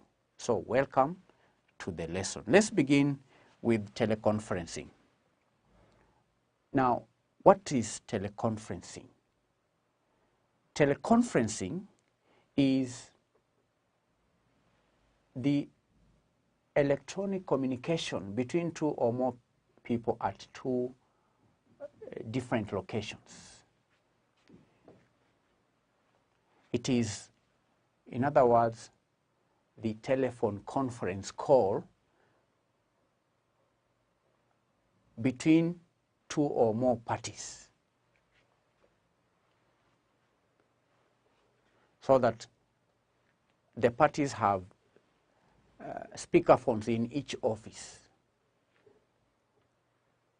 And because of that, you may have many participants within that conference. And when we're using two-way calls, all participants can speak with all other participants within the same conference. But in one-way communication calls, oral messages, for example, statements from one company to another could be delivered simultaneously to many locations. So just as the name suggests, teleconferencing, that means having a meeting through telephony, the telephone. It is the electronic communication between two or more parties at different locations. So what are the benefits of teleconferencing or advantages of teleconferencing? Benefits of teleconferencing. The first obvious benefit is that it is easy to participate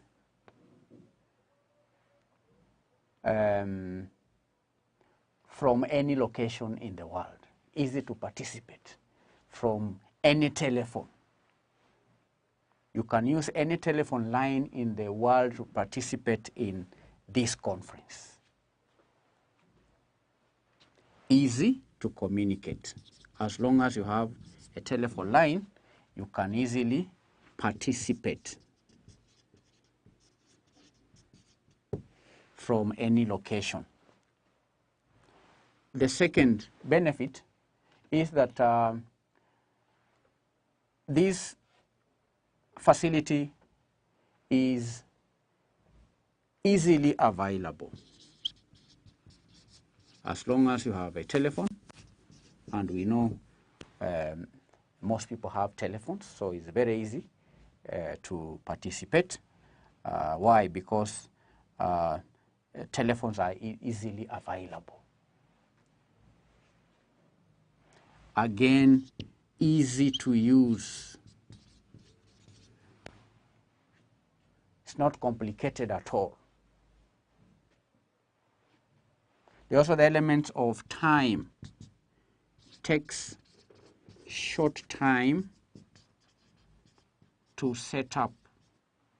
Takes a very short time to set up a teleconference. Takes only a few minutes to set up a conference hall.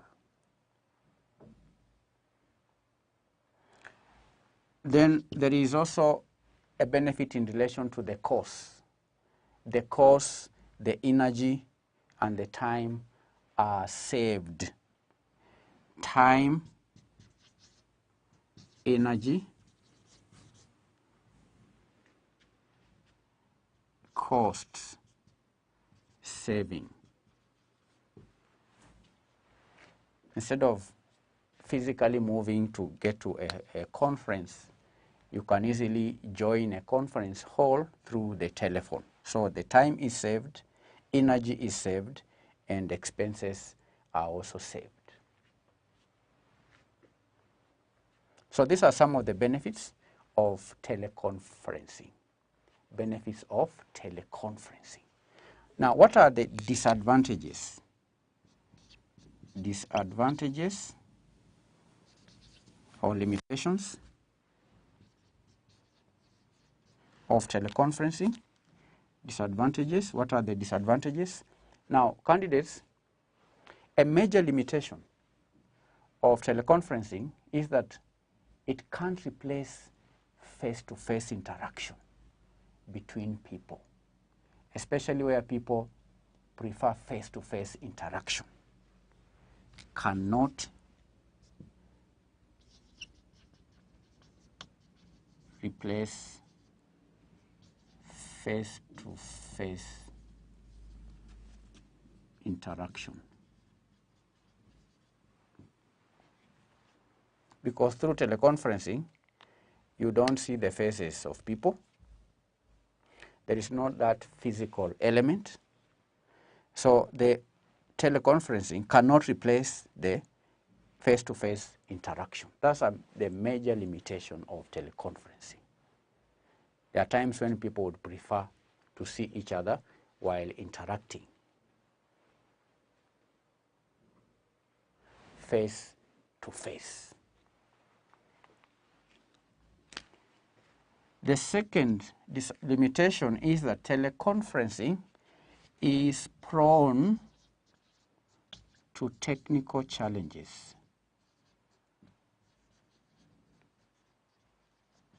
Is prone to technical challenges. The main difference between machines and humans is that machines are prone to wear and tear. There could also be technical challenges and, that can hit teleconferencing systems at any time, and that can lead to time wastage and other inconveniences. And candidates, most technological systems also come with a learning curve. Takes time to master. As much as we said is easy to use, it may take time for the participants to learn how to navigate, especially where there are challenges. Every technological system comes with a learning curve, and lack of know-how can hinder a person from effective utilization of teleconferencing systems or facilities. It's prone to technical challenges. The third limitation, less effective non-verbal communication.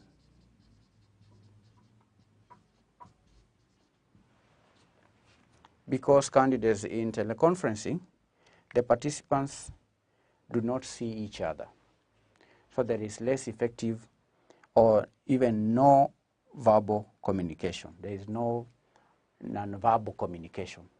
When compared to an actual meeting, teleconferencing is less effective mode of business communication. This is because important non-verbal aspects of business communication, like body language and human contact, are disregarded. Non-verbal cues, we know, are very crucial to holistic communication. So when communication just over the phone, it's not easy to read the body language of the participants. So that's a very big disadvantage of teleconferencing. The fourth limitation is that one in relation to space. The fact that teleconferencing occurs on screen means that a lot of information is disregarded due to limited space. And it is, for instance, nearly impossible to deliver all graphical data effectively, even when holding a live online meeting, if you are to compare to maybe a physical meeting. And even when you are to display data on a big screen simultaneously, actions are not possible in the same way they could be in an actual meeting. So there is that limitation on space limitation. Then the fifth limitation of teleconferencing is that it discourages team dynamics. Discourages team dynamics. It discourages team dynamics. Now, candidates, teleconferencing lacks the dynamism. It lacks the dynamism, that's the word. It lacks the dynamism of a real conference where participants are able to have a shared engagement, and also raise or respond to issues instantaneously. And that means that it is often difficult to effectively interject or share ideas as they arise. And that lack of dynamism ultimately leads to a few people taking control of meetings at the expense of other people. It discourages team dynamics. Then lastly, teleconferencing eliminates what we call informal interactions. Eliminates informal interactions. Eliminates informal interactions. Now, candidates, I know you are all aware, but at your age, you must have attended meetings, whether it's a business meeting or a social meeting or a family meeting. Now, the common pre-meeting and the post-meeting conversations are often very important. Before people can gather and the chairman calls the meeting to an order, there are always conversations that preclude the meeting. Those conversations are very important. Both before the meeting and after the meeting, those conversations are important. Because, for instance, such meetings may set the stage for the day's agenda and even future meeting agendas. So before the formal meetings, there are those informal engagements where people can meet in groups and discuss and meet informally. There are issues that may arise that could be very important to discuss in the major meeting. In teleconferencing, such meetings are not available. It's not possible to have such informal engagements. And with the absence of such small talk, teleconferencing can be seen as a rigid and a non-progressive mode of conferencing. Do you understand? Yes, you do. It eliminates informal interactions. The conversations that are held before the meeting, the conversations that are held after the meeting cannot be held in teleconferencing. So these are 5 limitations of teleconferencing. So we've defined teleconferencing. I hope you wrote down. When I'm not writing down, make sure you write the definitions. We taught you how to take notes. All right? We defined teleconferencing. We've outlined the benefits of teleconferencing and the limitations of teleconferencing. We now want to move to video conferencing. Video conferencing. Video conferencing. Video conferencing.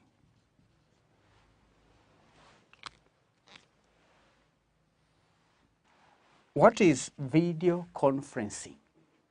Now, candidates, video conferencing is the linking of groups of people in different locations by use of sound and vision.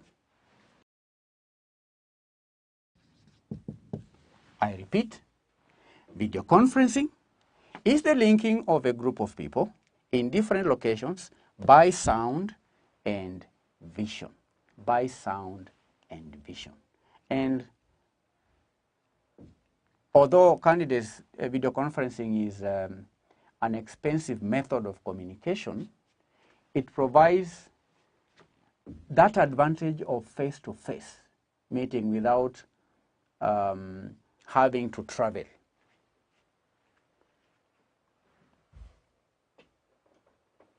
One thing that teleconferencing lacks is that face-to-face interaction. But with video conferencing, there is vision. You can see the person you are talking to through the video.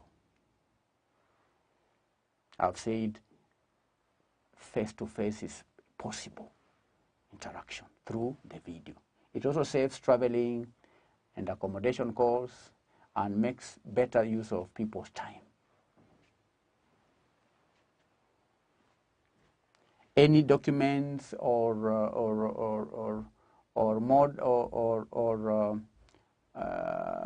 models or technical drawings or any other material that may be discussed can be shown close up on the monitors. And candidates, a real-time video session between two or more users or between two or more locations is possible. Okay, real time. The video conferencing also allows people at different locations to see and hear each other at the same time. Sound and vision. You can see through vision. You can also hear people at the same time. Video conferencing, I can also say, is fully interactive, and it is almost like face-to-face meetings. And depending on the level of technology, that is used, it may connect two locations interactively.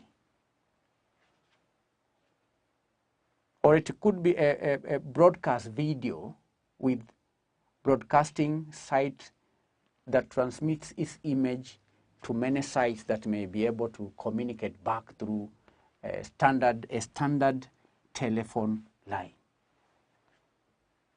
And today, candidates, as I'm speaking in 2022, they are we have very complex systems and equipments that makes it possible to have two locations connected together so that they can all see and hear one another, very much like an actual meeting.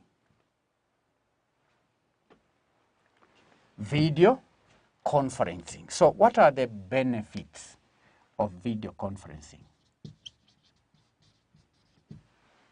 Benefits of video conferencing. The first obvious benefit, candidates, is that it serves as a replacement, or it serves as a substitute for face-to-face communication. Substitute for face-to-face communication, because the participants can see each other through vision. The second benefit is that communication can be real-time. Communication is real-time. Communication is real-time. You can hear a person or see a person in real-time. Then it overcomes the transcending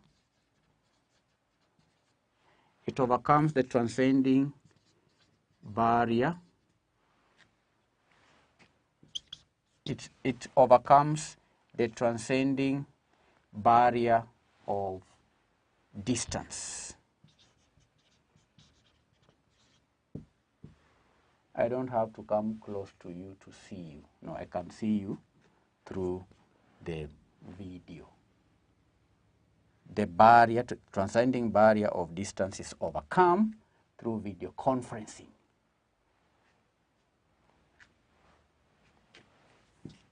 Savings or saving in traveling costs, because individuals need not to travel to meet, then the traveling costs are saved.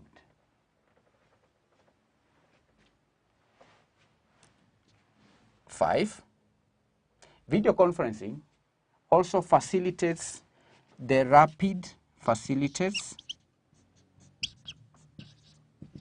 the rapid transfer of knowledge. It facilitates the rapid transfer of knowledge of people sitting in different places. Before video conferencing and this kind of technology, if you are to say engage or communicate or get knowledge from a person in a different continent, then one had to travel to another continent in order to get knowledge from individuals in that continent. When I was growing up, there are many people who traveled abroad to go study medicine, to go study economics, and so on. Today it's possible to do that without having to travel abroad. Video conference has done what? Has facilitated the rapid transfer of knowledge of people sitting at different places.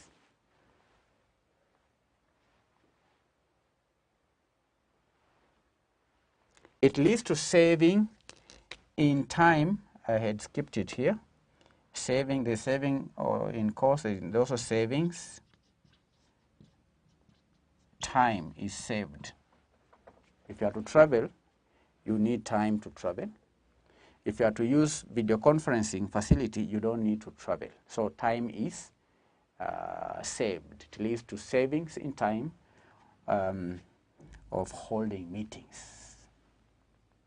So these are 6 benefits of video conferencing.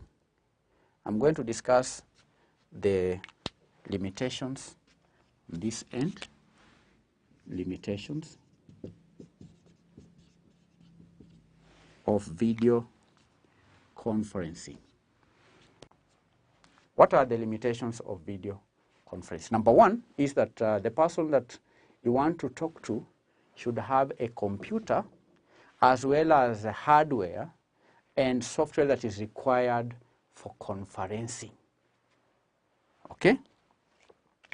It's not like when you meet face to face. When you meet face to face, you don't need equipment. No, you just need to have a mouth, and the other one needs to have ears. Then you just communicate. But if you are to rely on video conferencing method of communication, then one has to have hardware and software that is required for conferencing. 1 requires hardware and software to video conference. And we know hardware can be expensive, software can be expensive. The second limitation is that the hardware or the computer is not portable. Okay?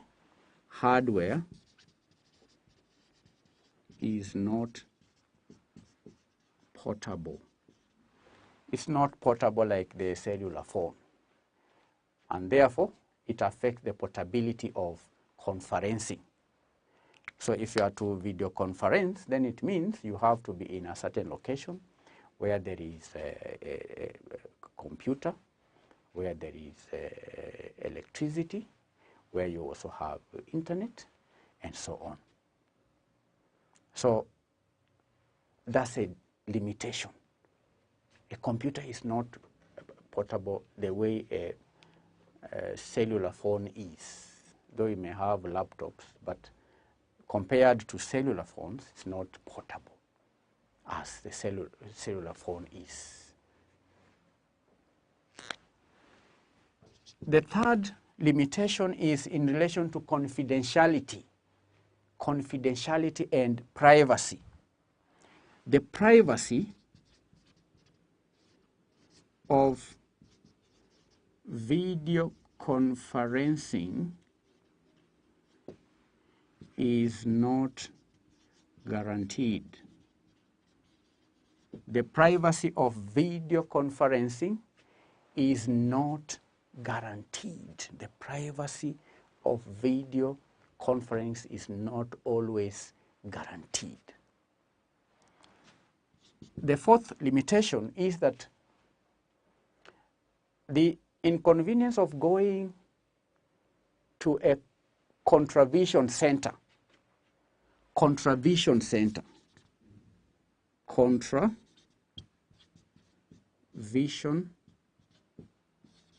center. A contravision center, candidates, is just a center where there is, say, a regional studio that is set up with teleconferencing or video conferencing activities. So there is that inconvenience of going to a contravision center in order to have access to the facilities to enable one to attend a meeting through the video. And even going to such centers comes with certain charges. And charges could be based on, say, hourly basis and so on. Though we could have private links that are set up between private organizations, but there is the cost of hiring or buying equipment. So this is just a question of cost. Video conferencing can be costly.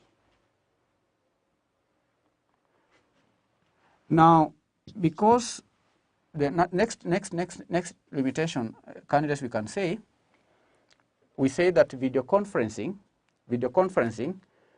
for you to do video conferencing, you may need to be recorded.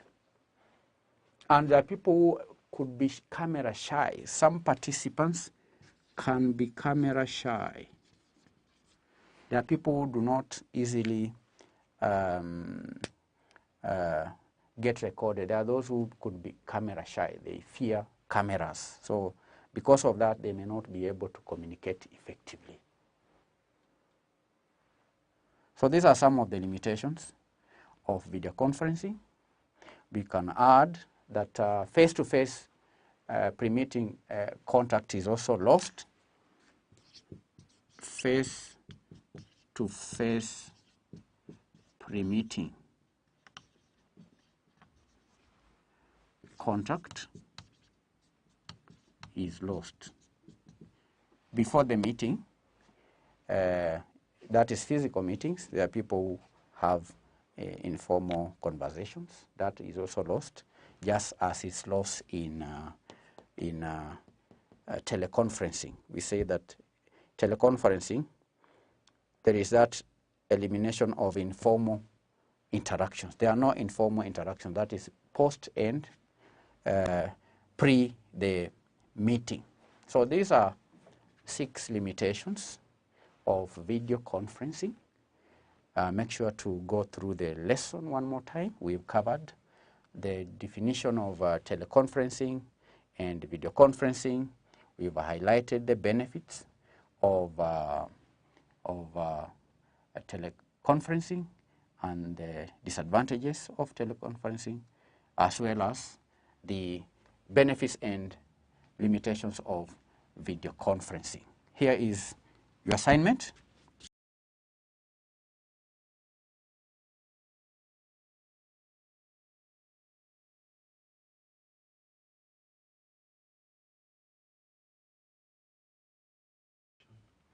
Assignment: highlight 5 benefits and 5 limitations of the following: Roman 1, teleconferencing; Roman 2, video conferencing. When answering the question, please do not directly refer to the notes. That's what we taught you when studying. You need to learn to practice what we call active recall. When revising, take a blank paper. After you have gone through the video, close your notes, take a blank paper, write down the question, try and see if you can recall what you have learned. Then you can refer to the notes and mark your work. Where you find that you've not answered appropriately, go back to the note, study one more time. Thank you for attending our today's lesson. In our next session, we are going to study the webinar. Bye-bye.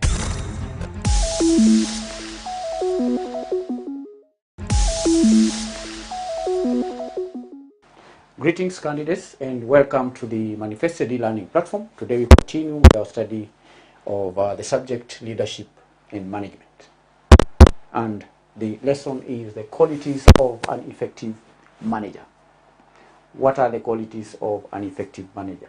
Qualities are attributes, the traits, the characteristics. What are the characteristics that a manager should possess in order to help the organization achieve its organizational goals? Because candidates, managers are top-level individuals who are hired by a company to help the company achieve its organizational goals. And therefore, effective managers possess a blend of skills and personal attributes that enable them to lead teams and enable them to achieve organizational goals.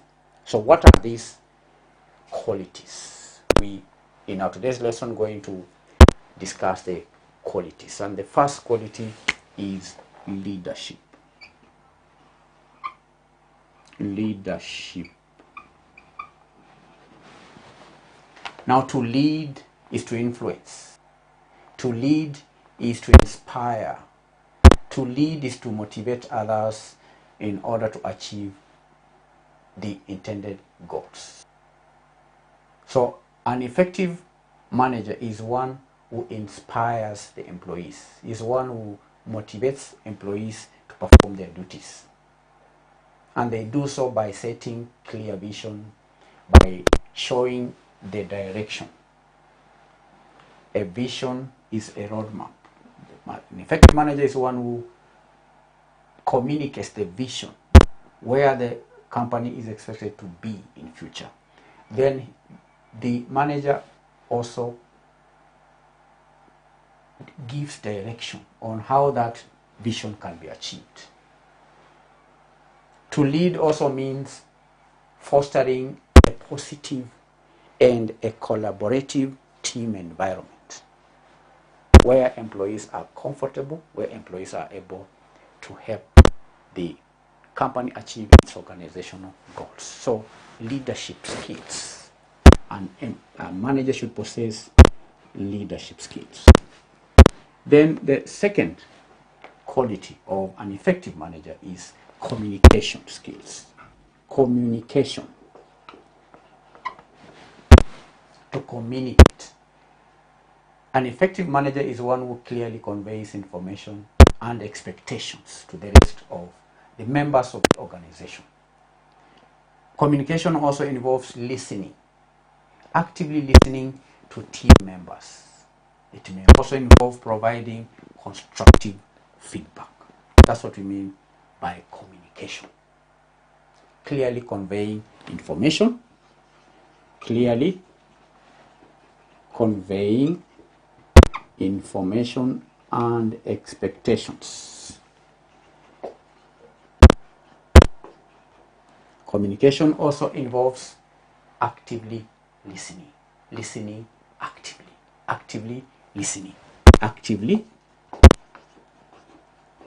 listening. An effective manager is one who listens actively and then provides constructive feedback. The third quality of an effective manager is decision making. A manager should be able to make decisions, because that's the basic role of a manager: making decisions, solving problems, analyzing situations, and making sound judgments. Analyzing situations. Before a decision is made, a manager is required to analyze situations around the problem. So an effective manager is one who is able to analyze situations and make sound judgments. Solving problems. Decision making also means solving problems. It's not easy to solve problems because before solving problems, one has to understand how to solve problems. We say the problem has to be defined. Then the root causes of the problem have to be analyzed. The manager is required to generate alternative solutions to the problem. Then make judgment on the right solution to the problem. That is a skill that is required by managers. Solving problems. Solving problems effectively. Taking responsibilities. Taking responsibility. An effective manager is one who takes responsibility for decisions. So these are qualities of leadership skills, communication skills, decision-making skills. Then we may cite the fourth quality here. The fourth quality is organization skills. Organization skill. An effective manager is one who possesses organizational skills. That means prioritizing tasks and managing time efficiently. It may mean delegating responsibilities effectively. It may also mean maintaining a structured and organized work environment. An effective manager is one who is organized. How do you tell someone is organized? One who is organized is one who prioritizes tasks. Prioritize.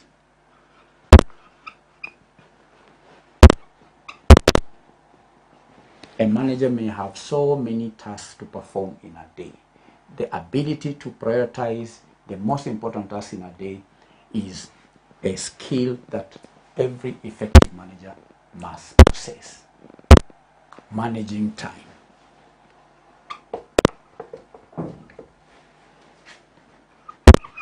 An organized manager is one who organizes, manages, takes time, and so on. Also maintains a structured and organized work environment. Structured work environment. The environment has to be one that enables the employees to work effectively. The employees should know where the machines are, when to access the machines. If the managers or the employees need to say computers, the computers must be in a place that is accessible. Information must be also available to employees. There has to be a structured work environment. Structured work environment that will enable the rest of the employees to perform their work efficiently. Number 5, emotional intelligence. An effective manager is one who possesses what we call emotional intelligence. And emotional intelligence entails being able to understand and manage one's emotions. Understand and manage one's emotions. It begins with self. The manager has to first know or understand how to manage his or her emotions. Managing so that there is no outburst of emotions like anger and so on. Should be able to manage anger, should be able to manage stress and so on emotions. Understanding and managing one's own emotions. It may also mean emotional intelligence entails empathy, empathizing with and understanding the emotions of others. And you can see the order. You cannot understand the emotions of others before understanding and managing your own emotions, because managers are required to also empathize. But empathy means putting yourself in the position of the other person. Empathize. You understand? It means also building strong relations. An effective manager is one who builds strong relations. This is relations with employees, relations with the board, relations with the suppliers, relations with the financials, relations with the government, relations with all the stakeholders of a company. That is the meaning of emotional intelligence. One who understands and manages his own emotions, empathizes with the others' emotions, and also is able to build strong relations with all the stakeholders of the company. Emotional intelligence. Number 6, the 6th quality is adaptability. Adaptability. We all know that organizations operate in environments that are changing drastically. So a manager is required to be more flexible and open to change. To be adaptable means being open to change, being flexible and open to change. An effective manager is not one who is rigid, who does not change, but one who is open, who is flexible and adaptable, able to change with the changing business environment. That's the meaning of adaptability, being flexible and open to change. Responding, it also means responding effectively. Responding effectively to challenges. Responding effectively to unexpected challenges. There are challenges which may not be anticipated.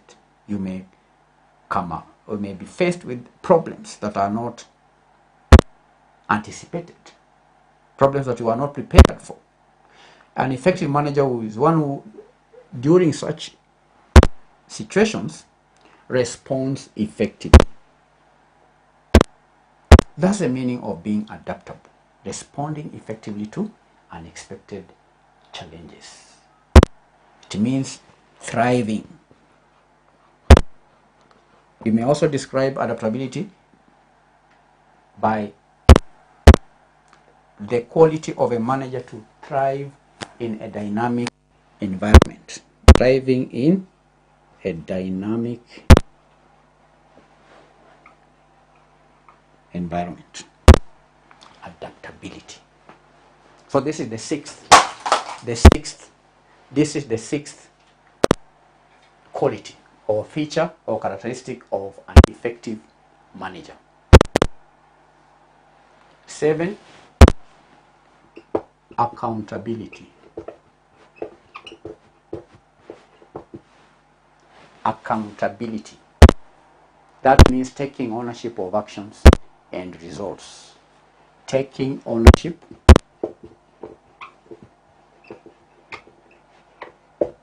of actions and results. And these results could be positive or negative. An effective manager is one who accepts responsibility, takes ownership of bad results and good results. Not just a good result. Should also take ownership of any results, and that demonstrates a quality of an effective manager. Holding oneself and others accountable for performance. That's what we are talking about.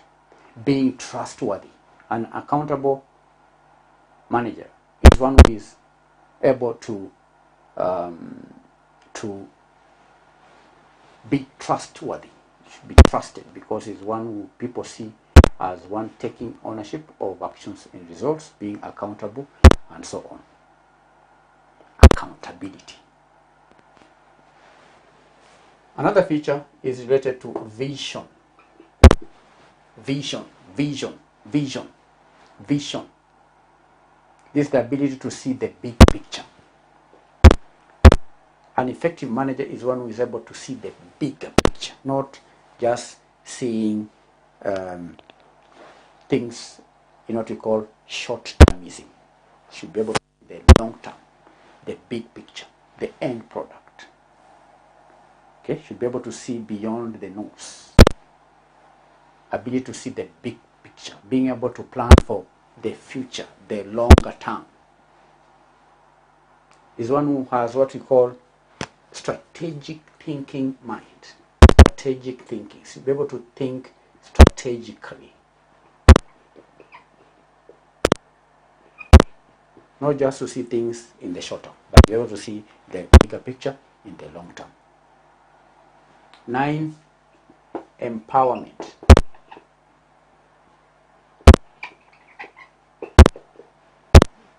An effective manager is one who is able to empower subordinates, giving team members the tools, giving team members the authority to succeed. Should not be one who is mean with the knowledge, with the information, the tools, and so on. Should be able to delegate, should be able to give others opportunity to grow and to empower them. Should be able to trust team members to perform their duties. Empower them, trust the team members, and also foster a sense of ownership. So these are 9 qualities of an effective manager. 1, leadership skills. Should possess leadership skills. And we say leading means influencing. Leading means inspiring.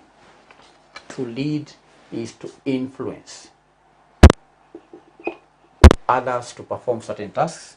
It may mean to inspire. It means motivate. To motivate. A good manager is one who motivates his subordinates, inspires, and also influences them to carry out the tasks in order to meet organizational goals. Leadership skills. Communication skills. Clearly conveying information and expectations to the employees. Actively listening to employees and providing constructive feedback. That is a core quality of an effective manager. Decision making. Candidates making decisions is not easy. It requires skill. One has to develop this quality of making decisions before a decision is made. One has to know how to analyze the situation surrounding the decision. One has to go to the root causes of the problem. One has to generate alternative solutions to the problem, then solve the problem, come up with an effective solution to the problem. Understand? Responsibility. Okay, taking responsibility. 4, organizational skills. How to prioritize tasks and manage time requires organizational skills. The manager should create a structured work environment for the employees. Should maintain a structured and organized work environment. Emotional intelligence, number 5. Adaptability, number 6. The 7th quality is accountability.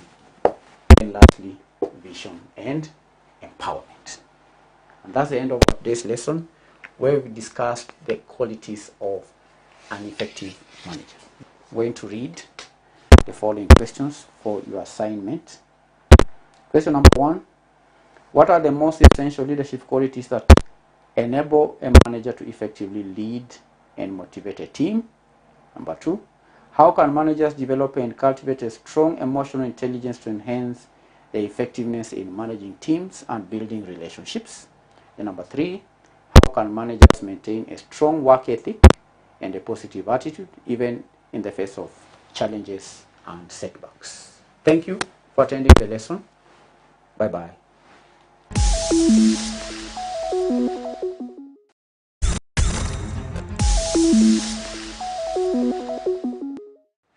Hello everyone, and welcome to the lesson. The subject is known as communication skills. The topic is information technology and communication. Today we are going to study the webinar. The webinar. The webinar candidates is made up of two words. That is web and seminar. It's made up of two words, web and seminar. So the term webinar describes the online transmission of seminars or presentations or similar content using video technology. So a webinar is interactive and it therefore allows two-way communication between the organizer and other participants. So the organizer could be a company or a body, then there are participants. In simple words, a webinar can be defined as a seminar conducted online. It is a seminar that is conducted online. A webinar is a seminar conducted online. It is a seminar that is conducted online. I said it's a combination of two words, web and seminar. Na. From the word seminar, we have na. So webinar. Webinar. It's an interactive session. It's an online transmission of seminars. That's simple. It allows one to have a host, or to host, it means to host a virtual meeting without the need to have a physical venue, having a virtual meeting. This is in contrast, candidate, to the webcast, where information is presented on demand and only transmitted in one direction. A webinar is interactive and therefore allows a two-way communication between the organizer and other participants. We can also say, candidates, that webinars usually take place in real time, but recordings are sometimes used. And in both cases, a specific start and end time is given in advance. So the organizer has the possibility to present materials or media content or presentation slides or even on screen and so on, and also to talk to the participants using what we call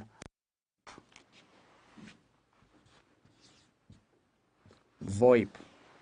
Now, VoIP, candidates, is a technology that uses internet to make phone calls.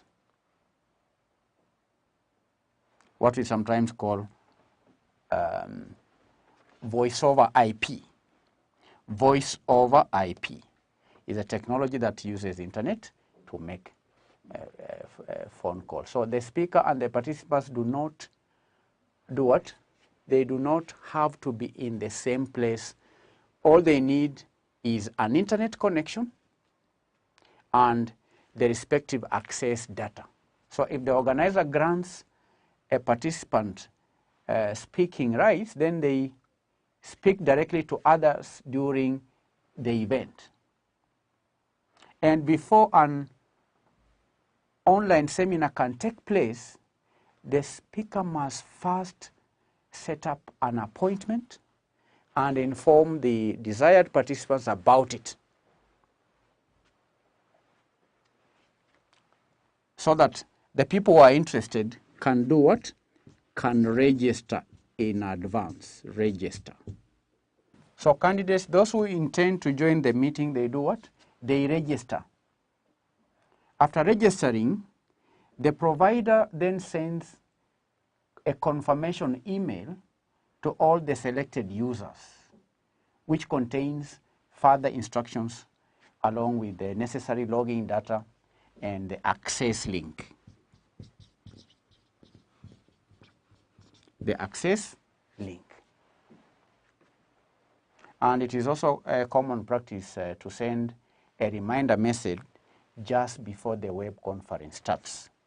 Reminder message is sent.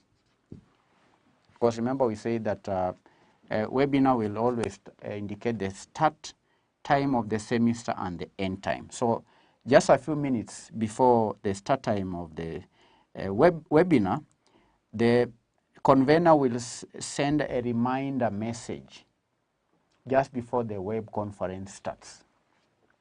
And when the webinar begins, participants connect to the web conference room, which requires a standard internet browser. Standard internet browser, which requires a standard internet browser. And if you want to create a webinar, candidates, you will find special webinar softwares online. Webinar softwares. If you want to conduct a seminar online, then you can download some webinar softwares on the internet. And in some cases, there are those that are free, and there are those that you may require to pay.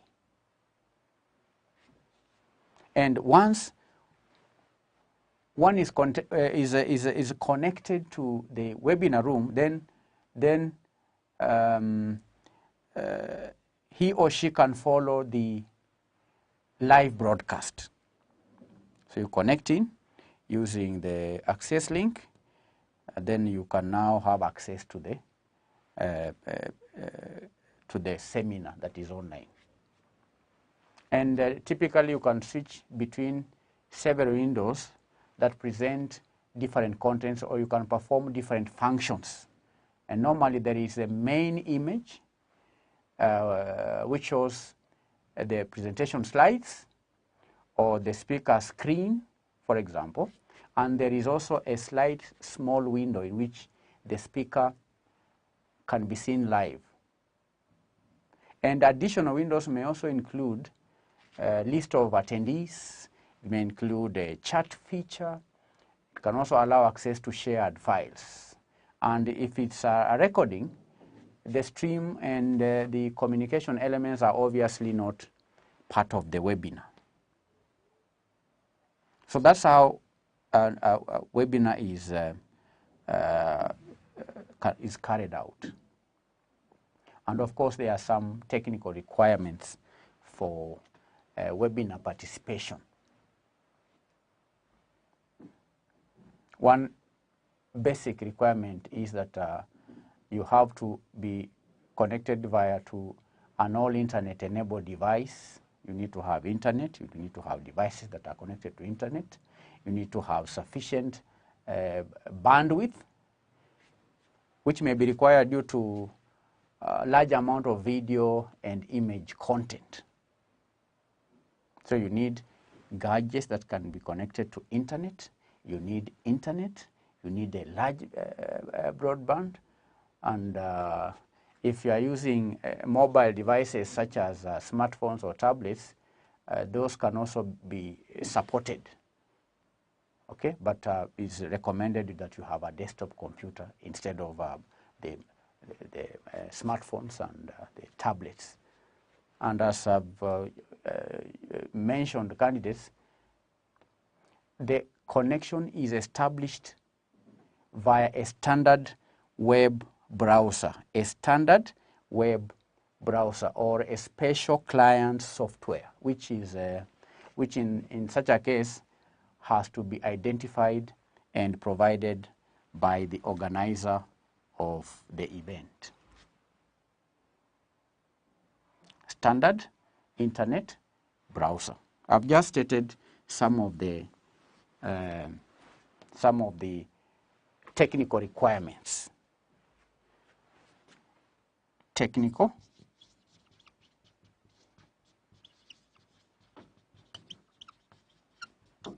If you are taking notes, then in your book, you need to have a subtopic there, technical requirements for webinar, or technical requirements for webinar participation.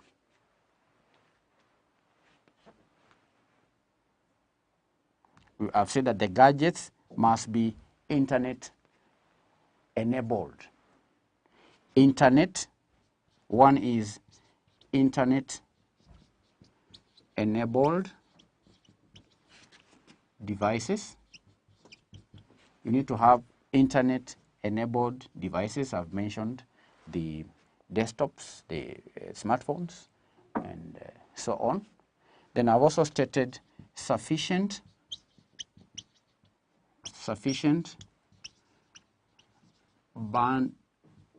bandwidth.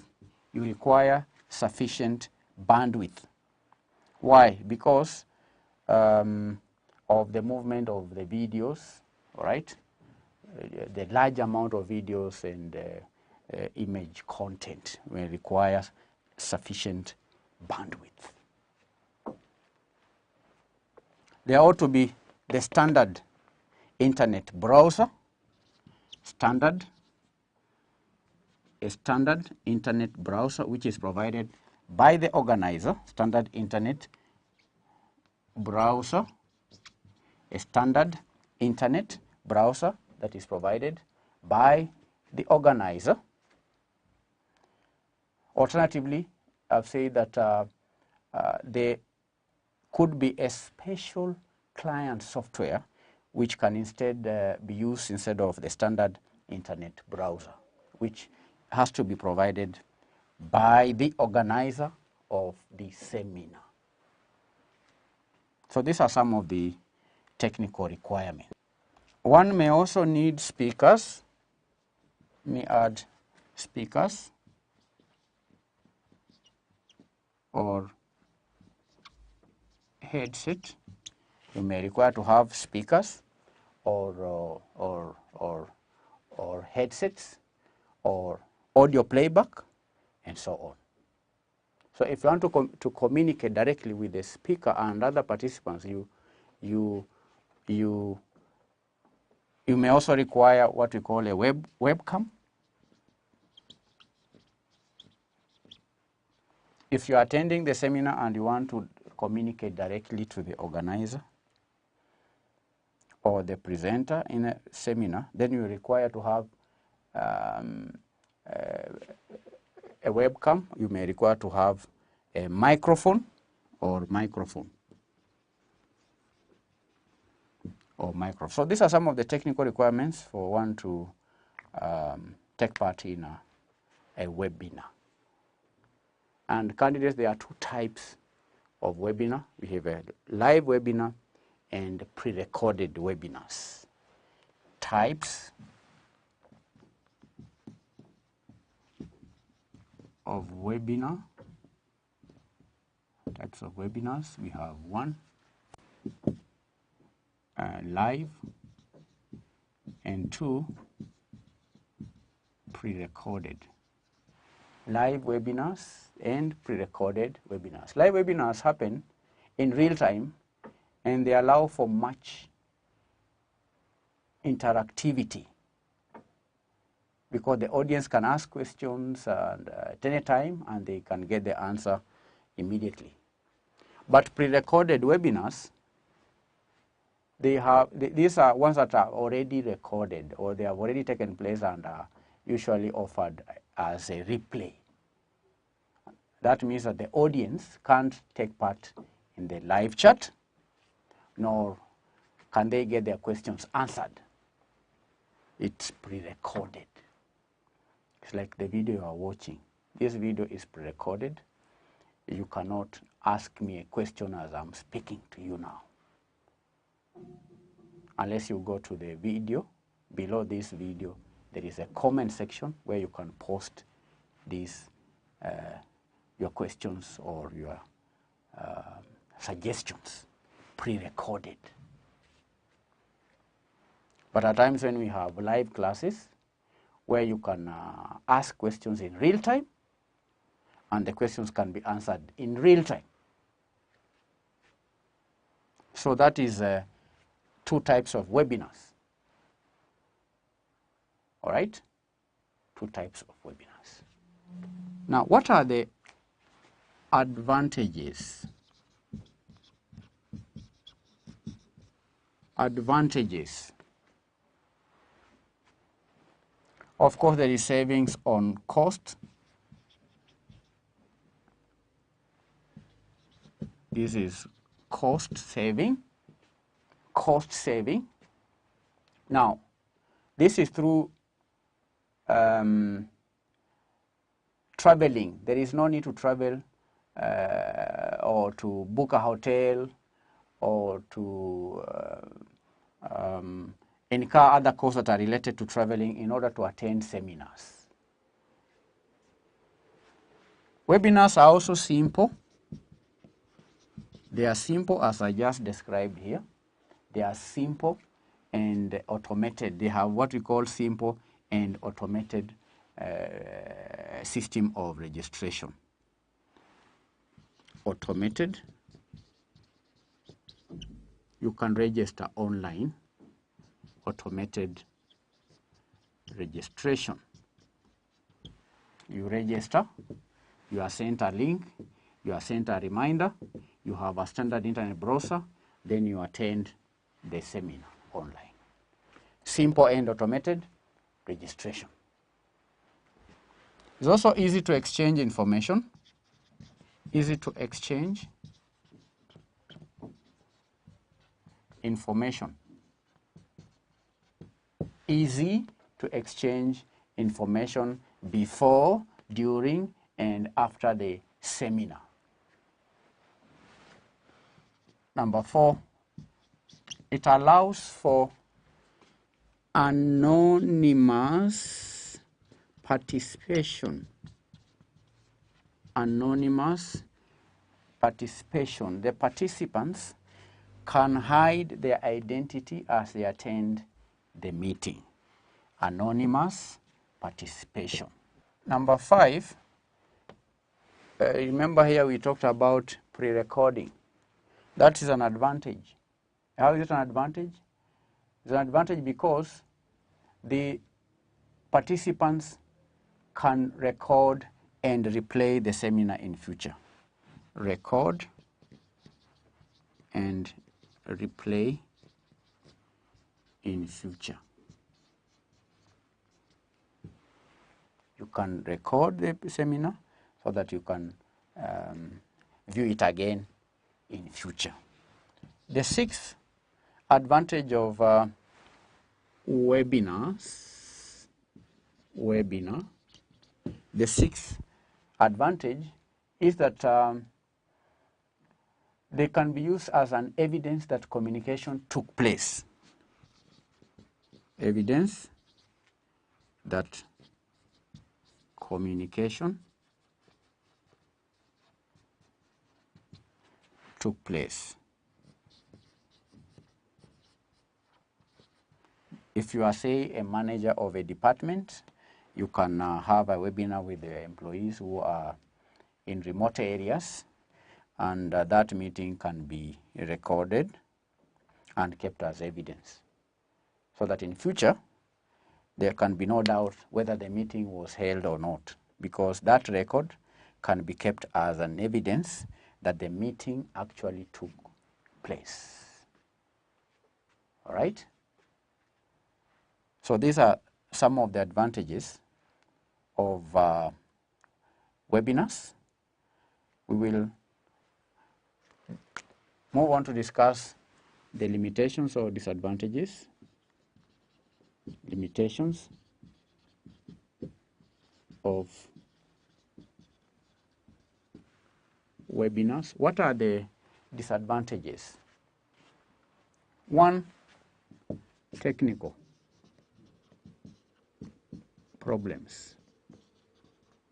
Technical problems can lead to the event being cancelled or prevent participants from joining in and so on. Technical problems on the part of these gadgets, because you said you need internet. You can have internet failure or downtime. You also say that you need sufficient bandwidth. That can be a technical problem on the part of the organizer or the participants. Speakers and webcams, they can fail in midstream. And that is a limitation. The second limitation is that the participants' mood and motivation is difficult. It is difficult to determine or know, I can say it is difficult to determine or know the participants' mood, okay, or motivation. The speaker or the organizer cannot determine or know the participants' mood or motivation. Participants' mood or motivation. Motivation is hard or difficult to determine. This is not like a physical seminar where you can you can read the body language of the participants if you are an organizer. Through webinar, sometimes it's not easy to know the mood or the motivation of the participants. The third limitation of webinars is that the participants could easily be distracted. Participants could easily be distracted. The participants could easily be distracted due to their surroundings or because they know they aren't being watched by the supervisor or the organizer, because these participants are maybe in their homes and all that. So they can get easily distracted by their surroundings. It's a problem. Then the fourth limitation of webinars is that interaction between the speaker and the participants is often reduced due to the minimum that may be set on the number of participants. So there is that reduction, because sometimes webinars have a limit. You may have maybe 20 or 10 or 50. That problem on the limit is a disadvantage of webinars. There is also the disadvantage on time. The time frame is almost always binding, because he said when setting up a webinar, you have to set the time, starting time and the end time. So that time frame is always binding, and sometimes it isn't possible to log in later. Because if you've not logged in a given time, if you are late, then you may not be able to log in after the time has elapsed. Okay? That is a limitation. Time is always binding.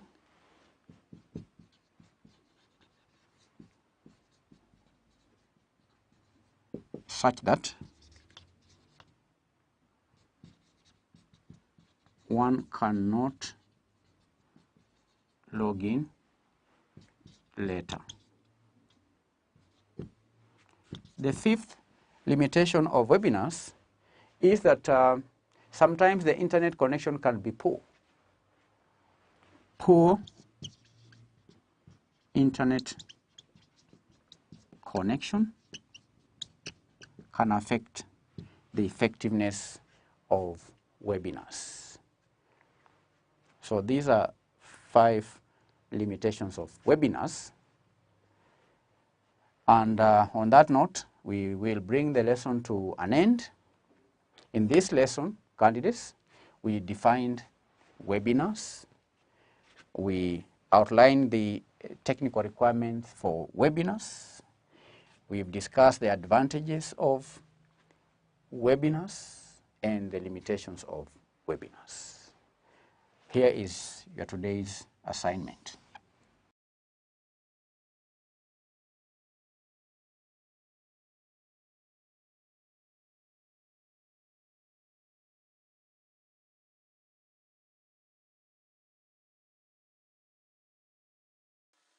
Two questions. Number 1, discuss the benefits and limitations of webinars in communication. Number 2, highlight 6 technical requirements needed to set up a webinar. Thank you. God bless you. Bye-bye.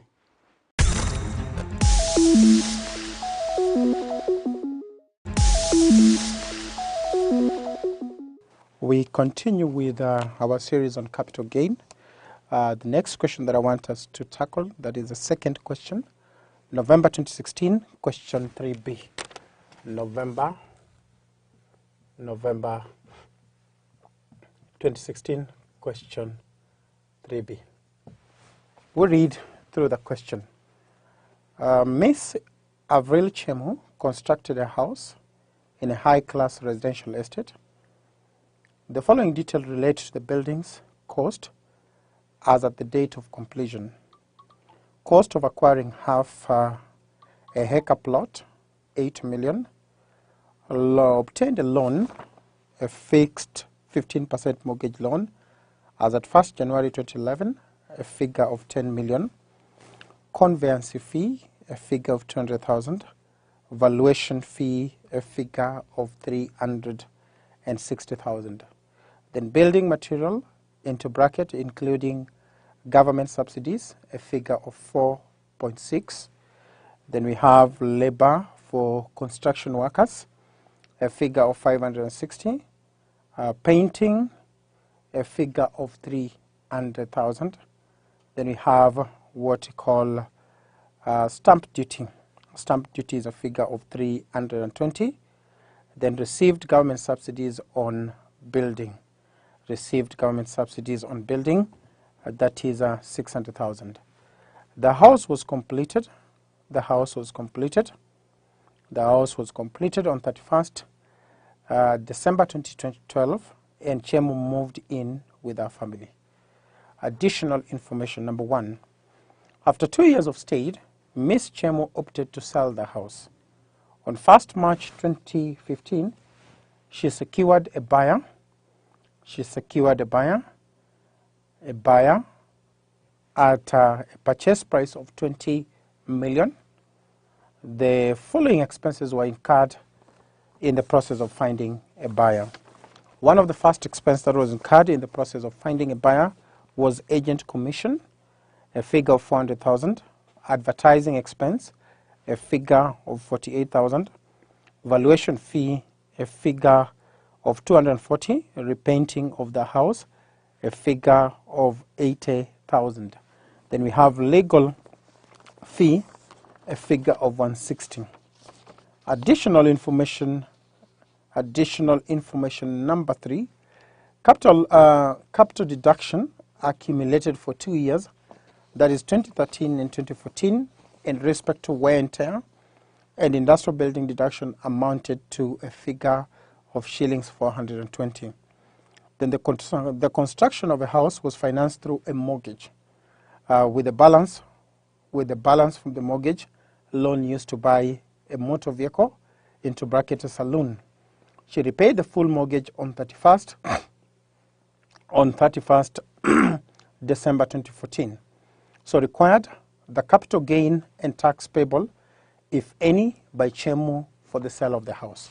So we begin the analysis of the question. So the first analysis, we told that Avril Chemu constructed a house in a high-class residential area. The following details relate to the building cost as at the date of completion, 31st December 2012. So the cost of acquiring plot, that is an adjusted cost, the cost that we used to acquire the plot, that is an adjusted cost.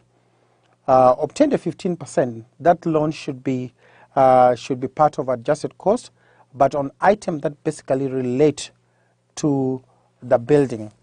Then we have conveyance fee, that is also an adjusted cost. Valuation fee is also an adjusted cost. Building material, that's also part of an adjusted cost. Then labor for construction workers, also an adjusted cost. But on the building with material, there is an inclusion of government subsidies. So if you have government subsidies, that is a waiver on those costs. So on that subsidies, we need to less the waiver. That is the building material. We can have that building material. We'll say for the building material,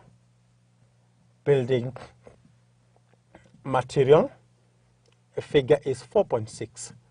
So if you have a figure of 4.6 and we have subsidies, we need to less that subsidies.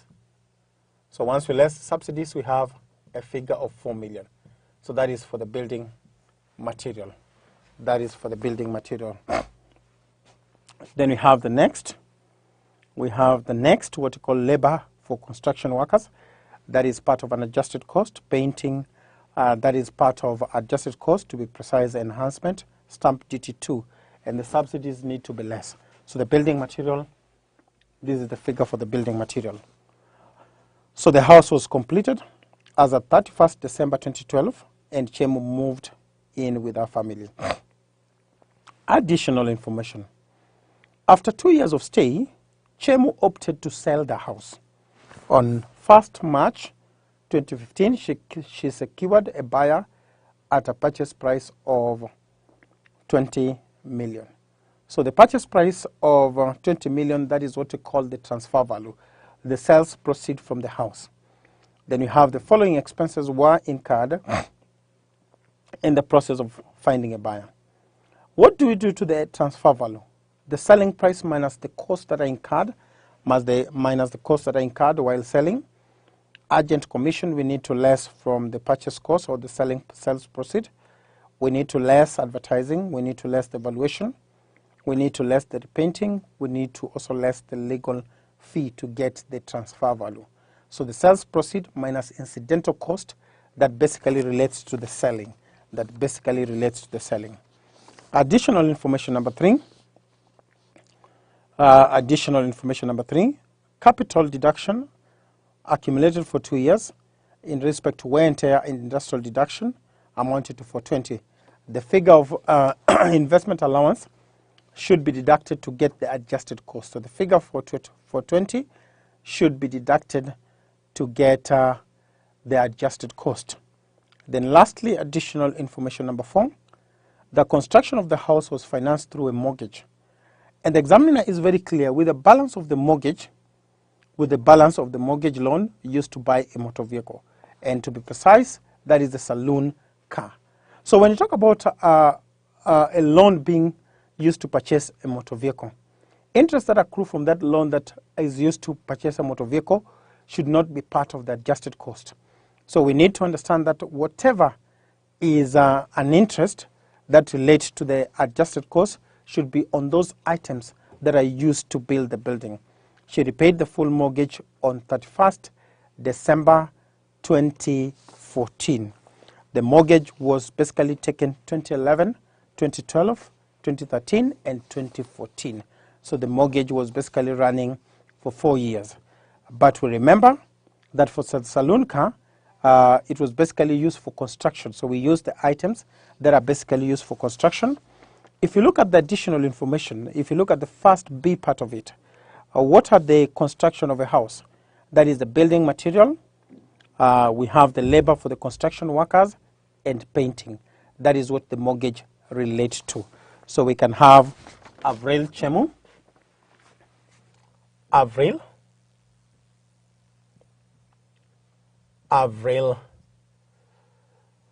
Chemu, Avril Chemo, capital gain, capital gain, capital gain. So we have, start with the transfer value. So we start with the sales proceeds. Sales proceeds. We start with what we call the sales proceed. The sales proceed additional information number 1, that is 20 million.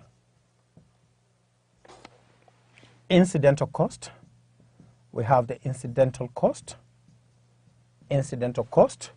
Stroke the costs that are used, that are basically incurred while selling. So those incidental costs that are incurred while selling is what we call the agent commission. One is the agent commission less, we just put it there, agent commission. Agent commission is a figure of 400,000.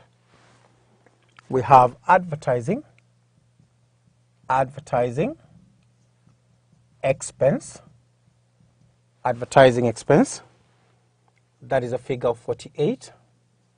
Advertising expense, a figure of 48.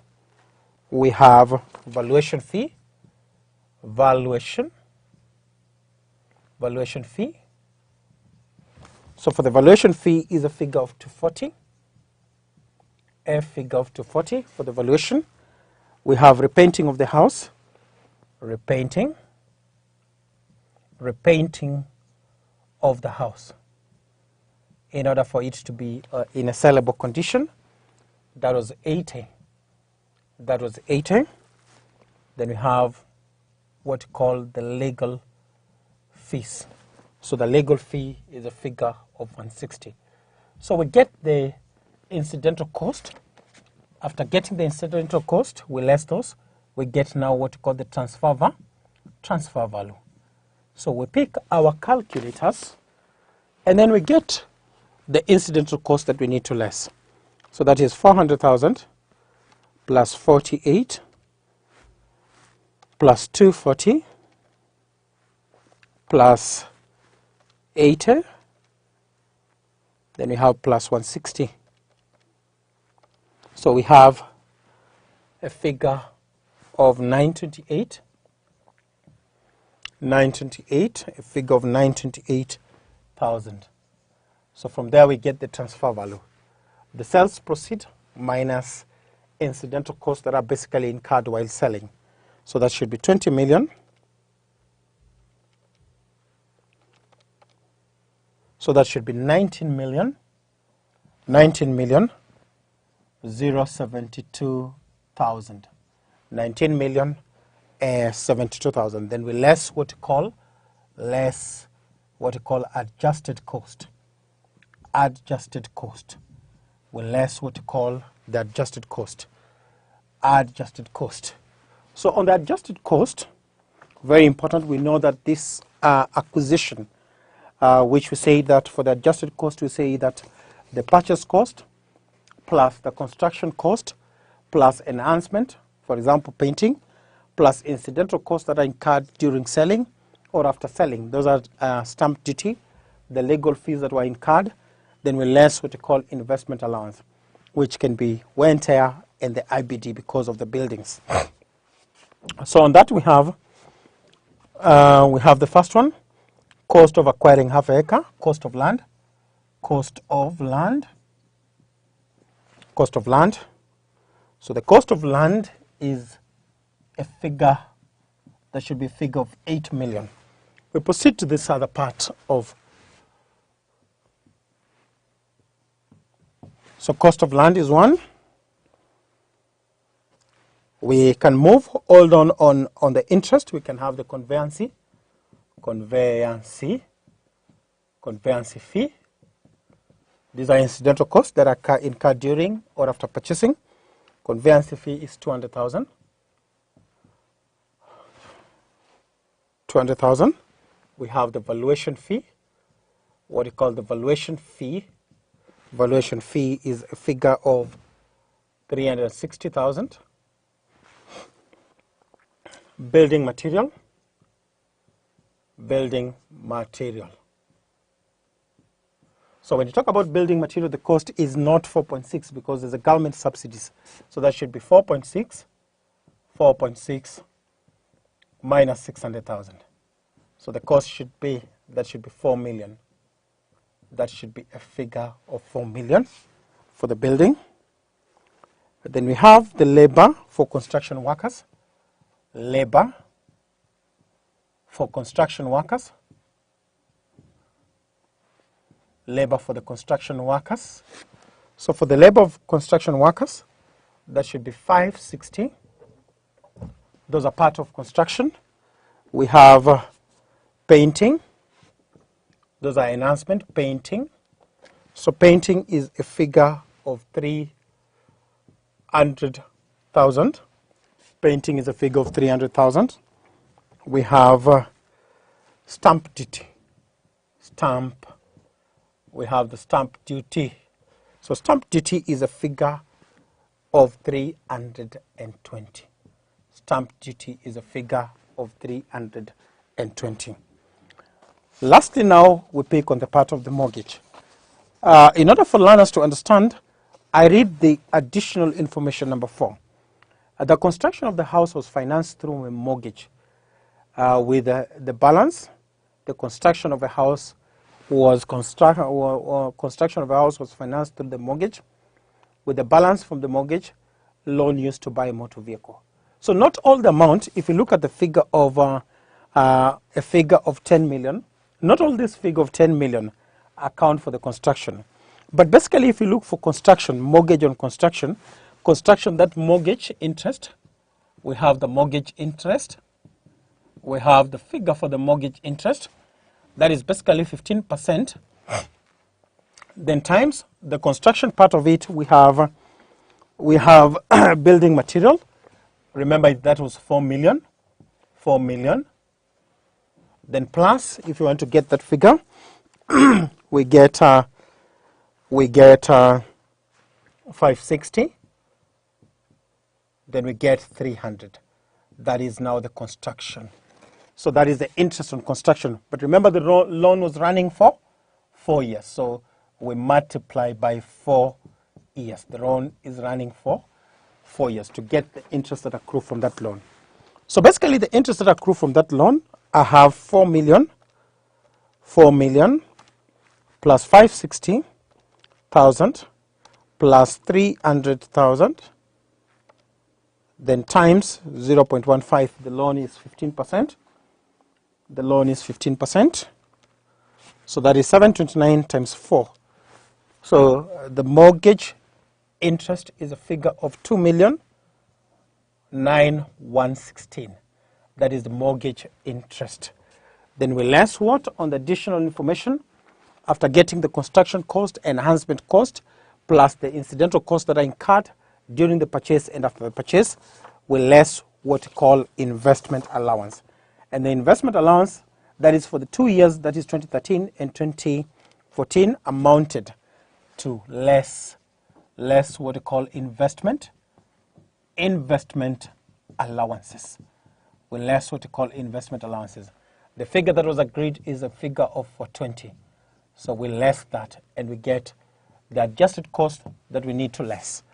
So we pick our calculator and get that. So we have 8 million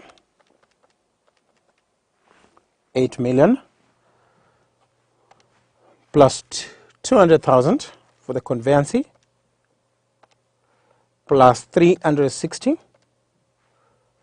plus 4 million plus 4 million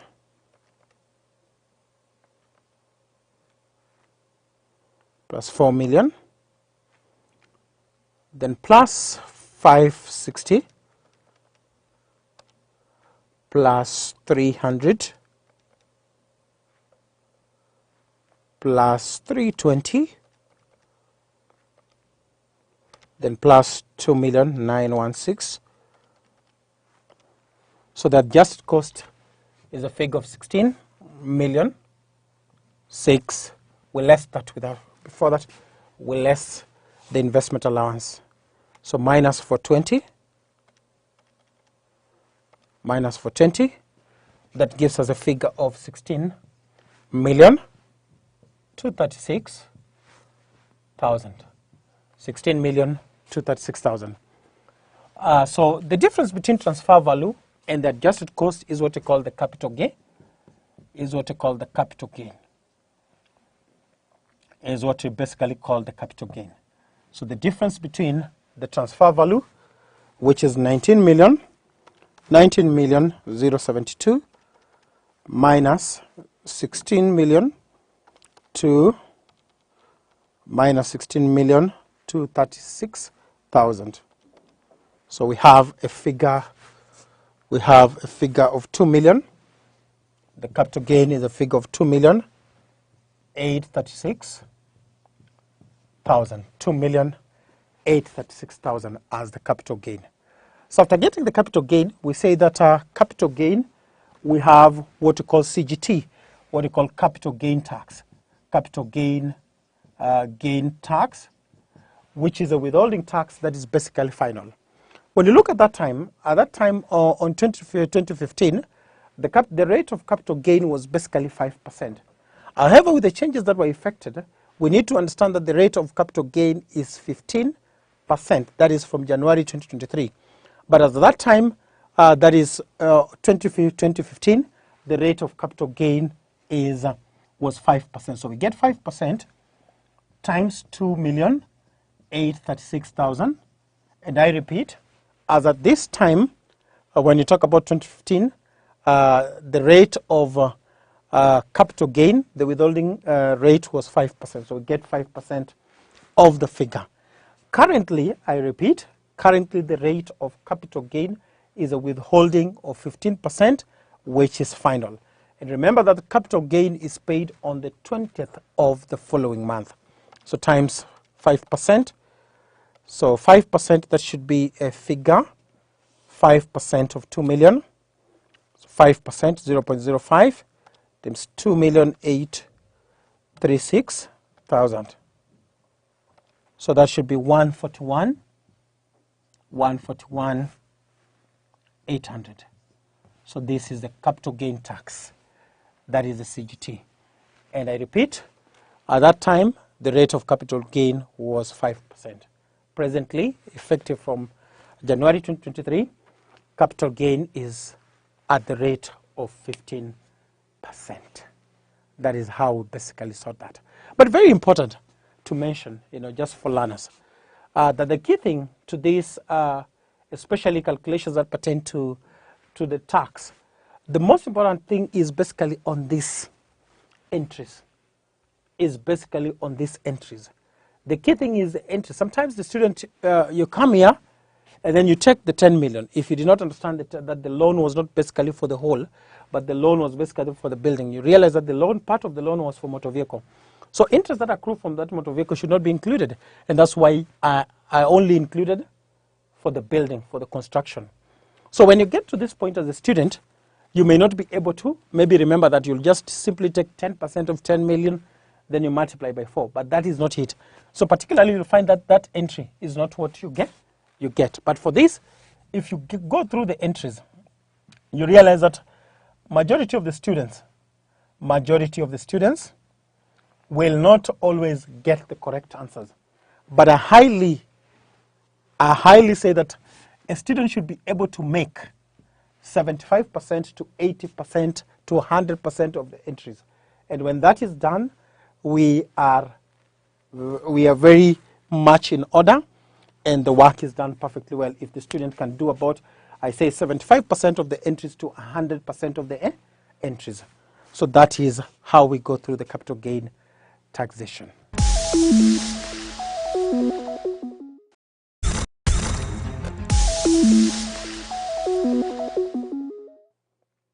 Welcome to Manifested e-learning platform. Today we are talking about taxation of extractive industry. And so we say taxation of petroleum, taxation, on that we say taxation. We say taxation of petroleum, taxation of petroleum and petroleum companies, taxation of petroleum companies, taxation. Remember, petroleum industries are basically extractive, and companies service subcontractors, and companies service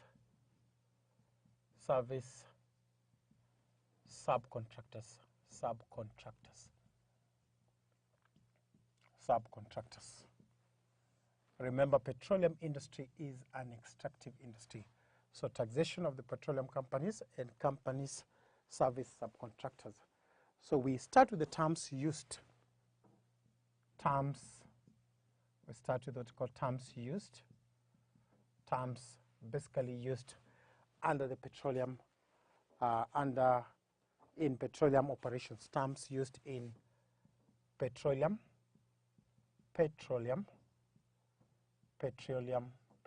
operations. Terms that are basically used in petroleum operation. So the terms that we basically use under petroleum operation. So we have the first term, that is what we call petroleum agreements. Petroleum agreements. The first term is what we call petroleum agreements. The first term is what we call petroleum agreements.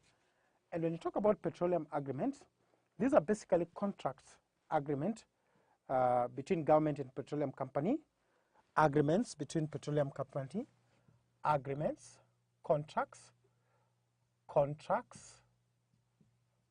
of agreements. These are contracts. Contract is the same as agreement. Those are basically agreements. Contracts of agreements between, we say between government and petroleum companies,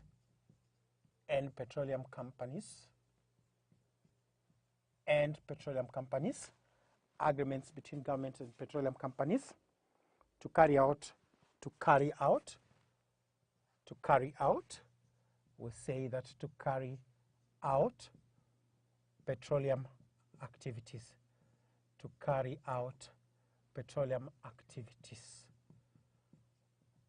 There should be this contract. When you talk about exploration, especially the ones that are done in a particular country, there has to be agreements between these petroleum companies and the government to carry out exploration or the petroleum activities.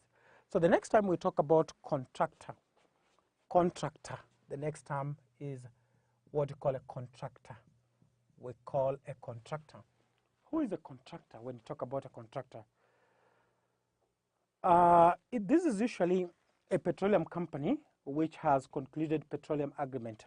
A contractor is basically a petroleum company, is a petroleum company, basically a petroleum company which basically has concluded an agreement with the government, which has concluded, we say concluded, an agreement, which definitely has concluded an agreement with the government. A petroleum company which has concluded an agreement with the government. So we say contractor, in this case, is the petroleum company that basically was having an engagement with the government but has concluded, meaning that it can start the operation. So that is a contractor. The next term under exploration, we have what we call petroleum operations. Petroleum, what we call petroleum operations. Operations are basically activities that are basically carried by a petroleum company. And what are these activities? We have exploration, extraction, storage, and selling of petroleum product. So we say these are activities. These are activities relating, we say activities relating to exploration, extraction, extraction, storage, and selling of petroleum product, and selling of petroleum product, and selling of what we call the petroleum products, and selling of the petroleum product, and basically selling of the petroleum product. That is what we call the petroleum operation.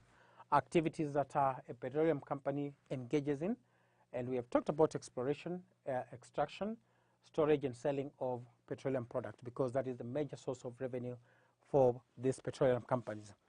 Then you go to what we call petroleum products. Petroleum products. Petroleum products. We have what we call petroleum product. Petroleum products. You know, these are products that basically emanate from this petroleum activity. We have mineral oil, crude oil, natural gas, carbon. Those are the products. See, these are means mineral. This means mineral oil. We have the crude oil. We have the crude oil. We have the crude oil. Natural gas. Natural gas, carbon. Natural gas, carbon produced from tar, carbon produced from tar. So these are the product, petroleum product, what basically originate from these petroleum extraction activities. So then we go to petroleum company, sub-service contractors. Petroleum company, sub-service contractors. Petroleum company, sub-service contractor, very important term. Remember, the reason why we talk about these terms is very, as we get to particular questions, or as we delve into this topic, these are terms that we will be able to come across. When you talk about the product selling of those are, we need to get to understand them, because some of the sources of revenue when you talk about petroleum product is what we sell. If we sell them, that is a source of revenue. When we talk about petroleum company, service subcontractors, we say service, we call it service subcontractors. So when you talk about the service subcontractors, when you talk about service subcontractors, we basically means the purpose, for tax purpose, service subcontractors you sublet. So we're basically saying that for tax purpose, they're considered as a non-resident. For tax purpose, we need to understand for tax purpose, this for tax purpose,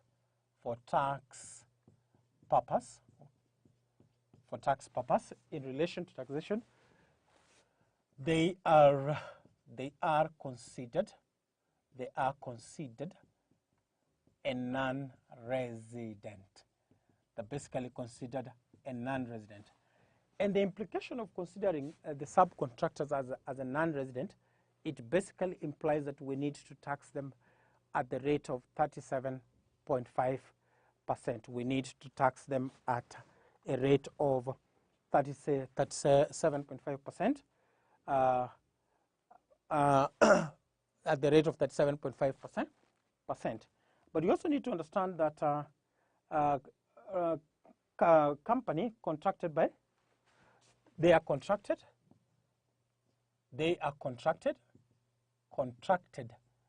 by.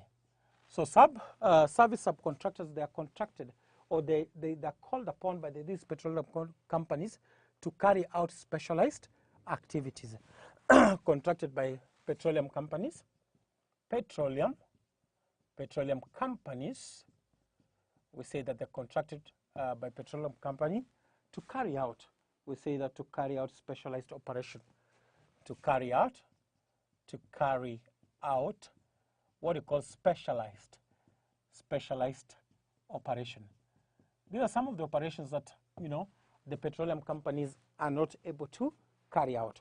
But very important, I have said on these service subcontractors that in relation to taxation, mark the word, they're considered non-resident. And you say, when you say non-resident, then we need to tax them at a corporate rate of 37%. 37%. We need to tax them at the rate of 37%. So then we go to what we call production. Production. The next term is what we call production. We call it production. So when you talk about production, it's basically coming out, you know, to give rise to something. So we basically say that quantity of petroleum produced, quantity of petroleum, we say quantity of the petroleum produced, quantity of the petroleum produced, and saved, and you say excluding what you call excluding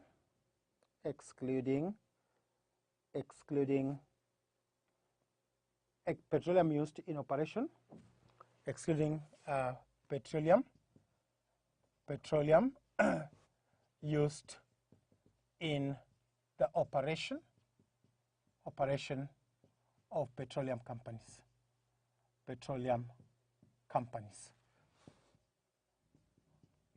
Excluding the one that is used in the operations of the petroleum company. Then we go to what we call production expenditure. Production expenditure.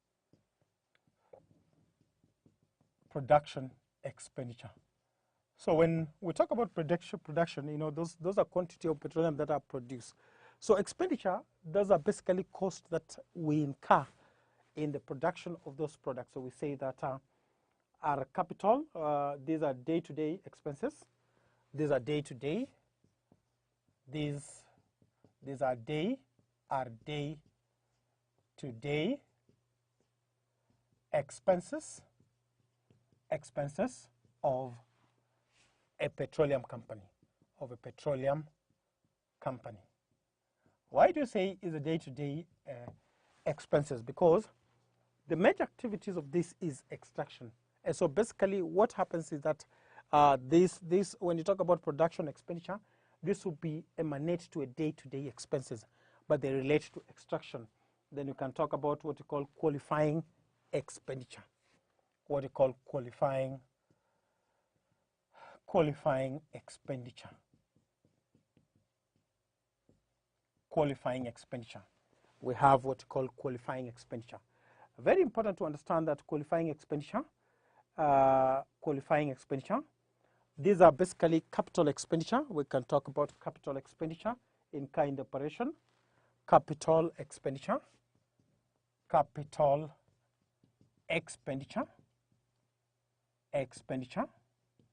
we say incurred in the operation of a petroleum company. Capital expenditure incurred in the operation of a petroleum company, incurred by a petroleum company. Capital expenditure that in a petroleum company, other than intangible, other than the intangible drilling cost, other than intangible drilling cost. But the word capital expenditure means basically expenditure that we incur, expenditure on fixed asset, expenditure on fixed asset. So some are, they include the following. They include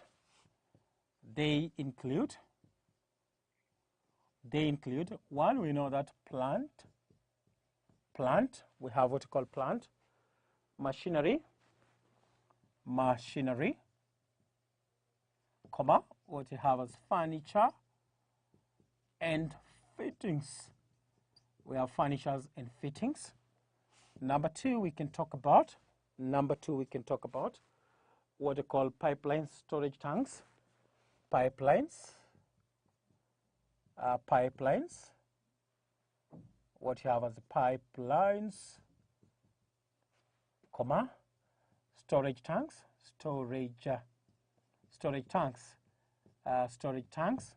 the second, and we can have our third one, qualifying expenditure, the capital expenditure. We have what you call industrial buildings in Kenya. Industrial buildings in Kenya. What you call industrial buildings in Kenya. We'll move to the next term. And we need to understand that for the capital expenditure, we claim investment allowance. We know that under extraction or mining investment allowance, we know that that is 50% in the first year, 25% on a straight line from the second year on the remaining balance. So the next term, we call it a well.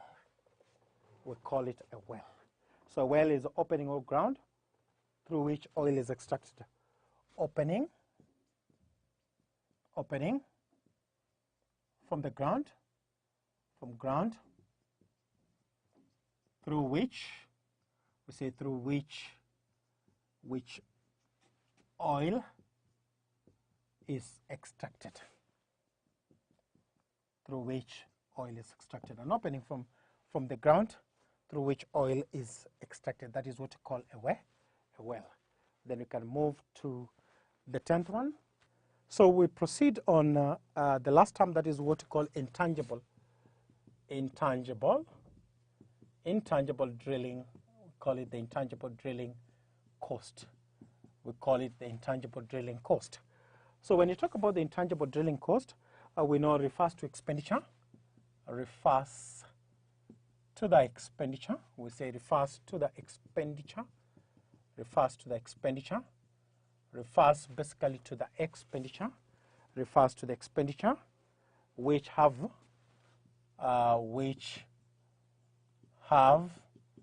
no salvage value. So, and when you talk about salvage value we know is what we call a residual value, the value that we have at the end of the operation, which have no salvage value, which are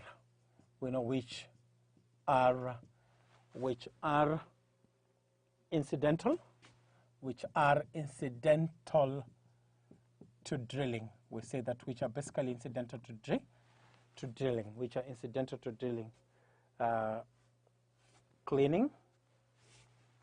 cleaning, comma. We have deepening,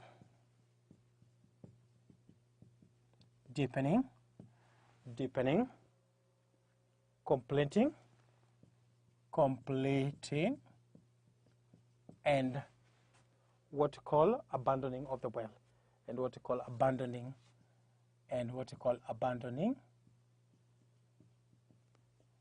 of the well, and what we call abandoning of the well.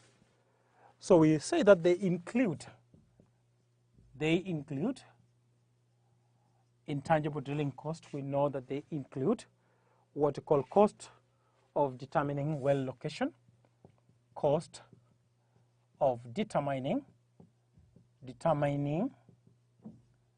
the well location, where to dig the whole location, well location, cost of determining what we call the well location, cost of determining the location of the well. We can also talk about geological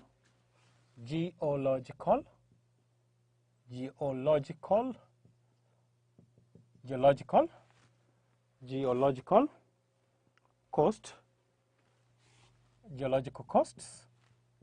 We have what we call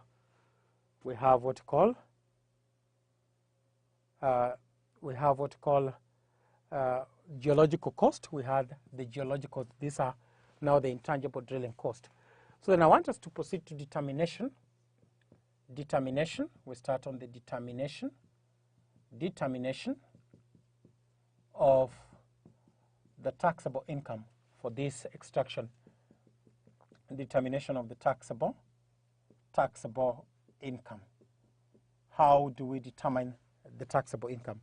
Determination of the taxable income. How do we basically determine the taxable income for this extraction? So we know that taxable income is determined using, we say that the taxable income is basically determined using basically two methods. That is what we call the net profit method. The net profit method we apply when we have been given the accounting profit. And therefore, using the net profit method, we need to adjust the accounting profit to get the taxable income for the extractive company. Then we have the second method, which we call the gross profit method. For the gross profit method, we are not given the accounting profit. And so we get the taxable income, then we less what we call the allowable expense. So we're saying that the two methods are basically net profit method, and two, we have what we call the gross profit method. Again, we know that for the gross profit method, accounting profit is not not provided. For the net profit method, we have to be given the accounting profit. After determining this, the taxable income, we say that petroleum companies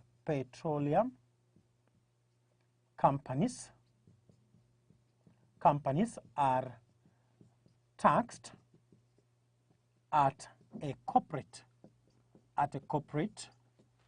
rate of 30%. So after determining the methods, after we determine the taxable profit, we need to understand that they are taxed at corporate rate of 30% for resident,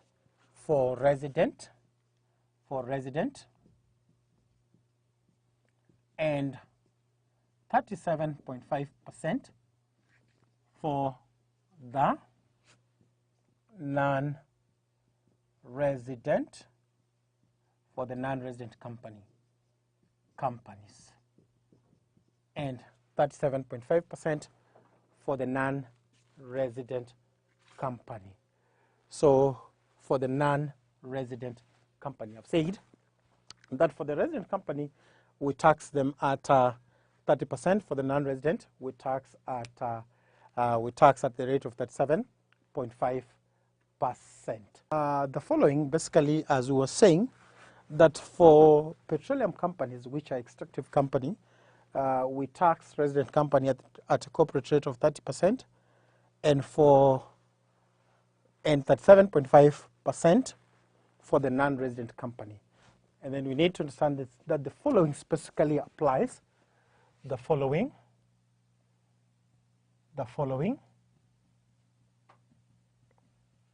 specifically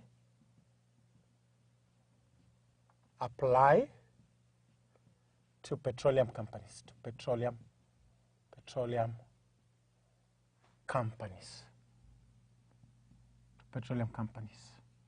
So the following specifically apply to petroleum company. Under this specialized, one of the most important things is the basic, our concept on taxable income and non-taxable income. That is basically a concept that was basically touched on the intermediate. We need to understand the taxable incomes, like for example, the taxable income for general business. We know that for a realized foreign exchange gain, trade debts that were written off, that were previously written off and recovered, that's taxable income. We also need to understand that reduction in specific bad debt is also a taxable income. We also need to understand that compensation from insurance company for the loss of stocks is also a taxable income. So when you get to this specialized, and now the following specifically apply to petroleum company. We have what we call additional taxable income. We have what we call additional, we call it additional taxable income. We call it the additional taxable income. Apart from those that I've mentioned, now these don't specifically apply to petroleum company. One is what you call amount received from the sale. Now, what are we engaged in? If you're a petroleum company, we are basically engaged in selling products that emanate from extraction of petroleum. So, sale of petroleum products, one of it, sell, additional taxable income, sale of the petroleum, we say sale of the petroleum products, sale of the petroleum products, what we call the sale of the petroleum products at arm's length. We say at arm's length, the second we have at the source, because those are specifically for the petroleum. Income of what you call disposal, interest, income of disposal interest in petroleum activity, in what you call petroleum activities, income of disposal interest in petroleum activities at arm's length, at what you call at arm's length, at arm's length. Then we have sales at arm's length. Sales is at sales is basically sales is at arm's length on meeting. We say on meeting the following. We say on meeting the following conditions. That the sales basically is at arm's length on meeting the following conditions. For sales basically to be at arm's length, one of the conditions is that money is the only consideration in the sales agreement. At arm's length is that money is only the consideration in the sales agreement. That for sales to be at arm's length, money is the only condition. Money is the only condition. Money, we say money is the only consideration. Money is what you call the only consideration. Money is only the consideration. Money is only the consideration. We say that money is only the consideration in the sales agreement. In the sales agreement. In the sales agreement. But very important, you need to understand now for these major items that you're going to add have as taxable income relate to the sale of petroleum products and incomes of disposal interest in petroleum activities at arm's length. And I was saying that the first, when you talk about arm's length, for sales to be at arm's length, one of the conditions that money is the only consideration in the sales agreement. The second, we can talk about terms of sales. We say that the terms of sales, what you call the terms of sales, are not determined, are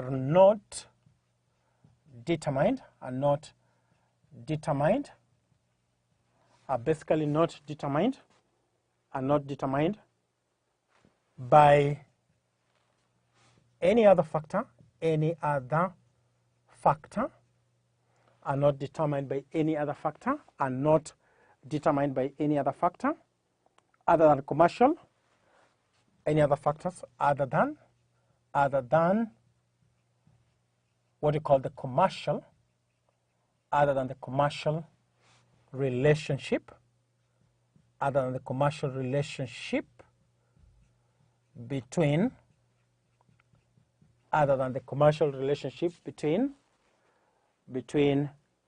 the seller and the buyer. The seller is the petroleum, between the seller and the buyer. other than the commercial relationship that exists between the seller and the buyer. And the seller in this case is the petroleum company, that is at arm's length. Then lastly, we just say seller does not have. Seller does not have any interest. Does not have any interest. The seller basically does not have any interest in the subsequent. In the subsequent, we call it in the subsequent. In the subsequent, what do you call the subsequent resell? You know, what happens after that, whether you want to sell it again in the subsequent resell of the petroleum product, of the petroleum resell of what? Of the petroleum product. It does not have an interest of the petroleum product, on the petroleum product, on the petroleum product. So that is on taxable income. The first point was basically on taxable income. We have mentioned two very crucial things, that when you're engaging in petroleum product, realize that what are you doing? What you're going to do as a contractor is to sell the petroleum product. We have income of disposal interest in petroleum activities at arm's length. And we've talked about what we basically mean sales at arm's length. One key thing that we notice is that money is the only consideration in sales agreement. The terms of are not determined by other factors other than the relationship between the seller and the buyer.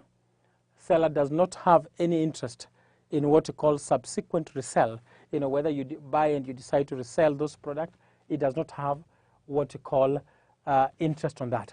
So I want us to move again to the next item, additional allowable expense. This should be additional allowable expense. Additional allowable expenses. What do you call additional allowable expenses?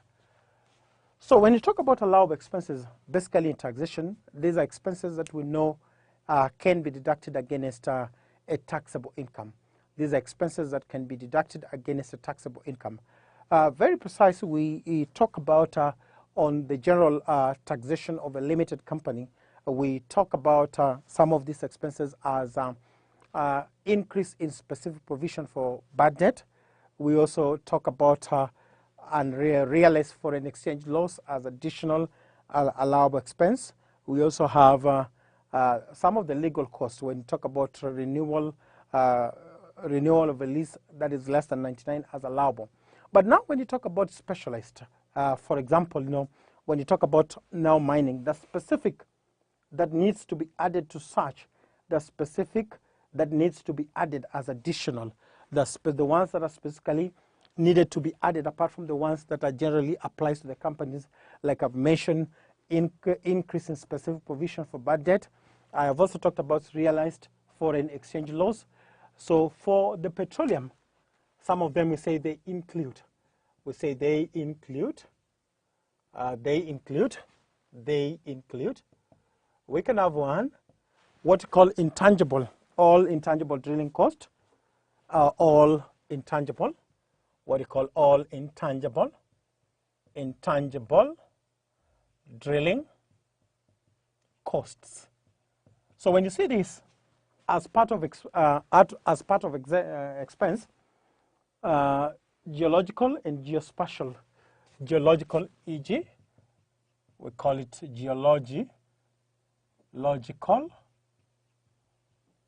geological costs.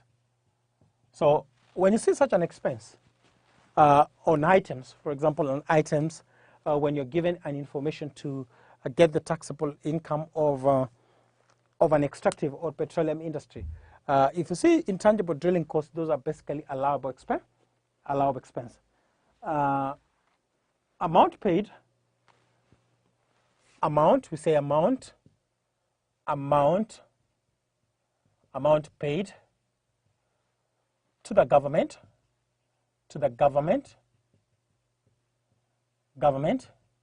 in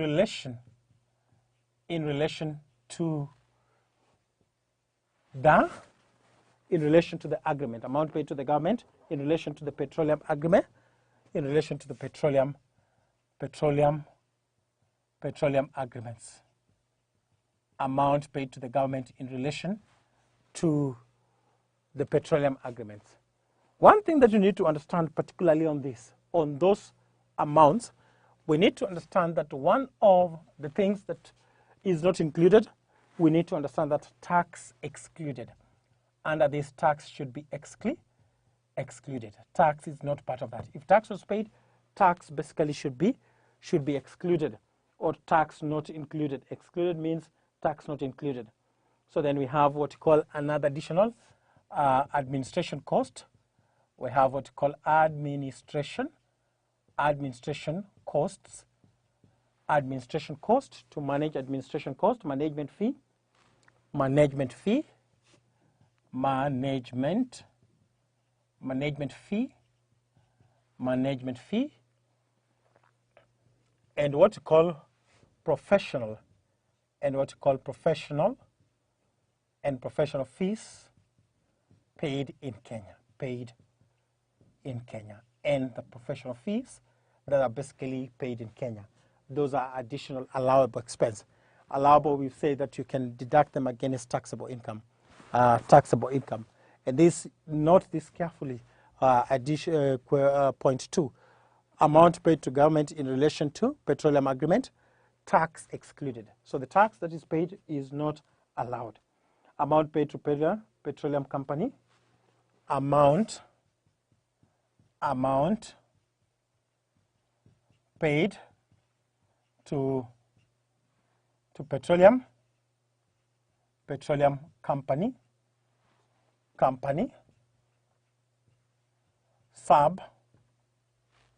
service contractors. Sub-service contractors are basically involved for specialized work. Then we can also talk about production expenditures, what we call production expenditure. And to say that production expenditure, day-to-day running costs that are basically for running. Then we talk about interest on loan. We have interest on loan, borrowed, and we say invested into the petroleum company,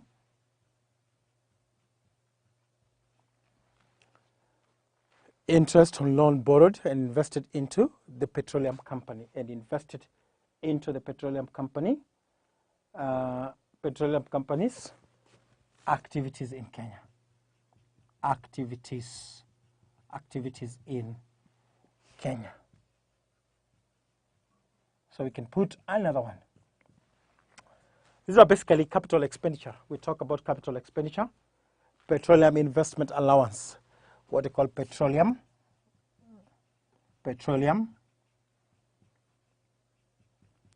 investment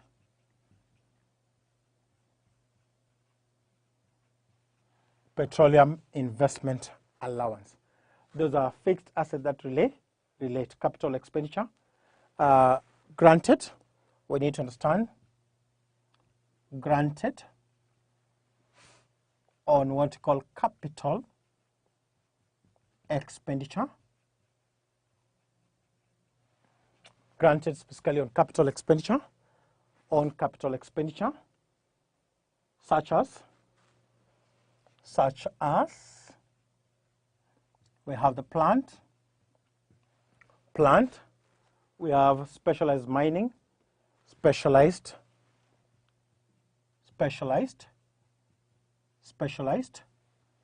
mining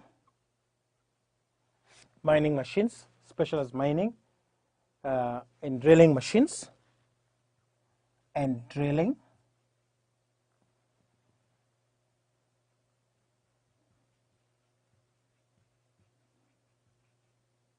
specialized mining and drilling machines,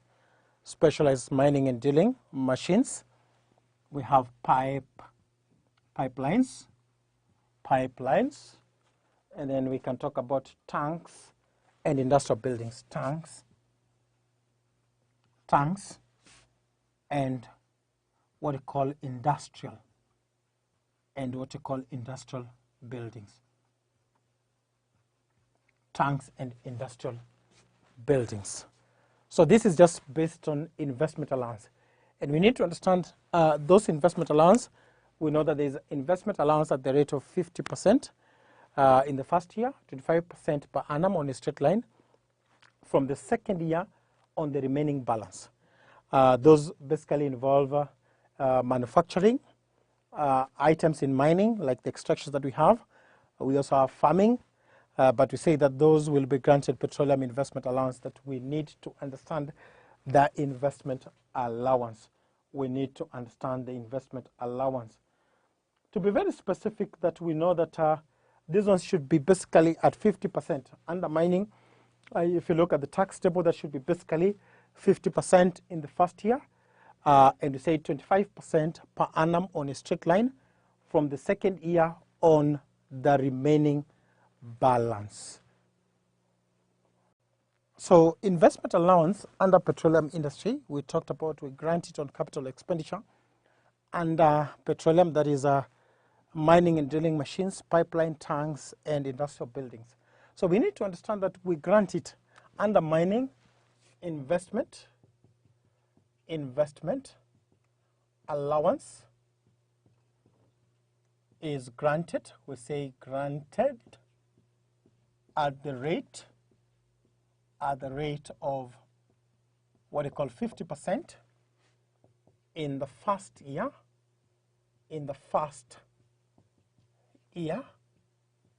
50% in the first year, 25% per annum on a straight line, 25% per annum on a straight line,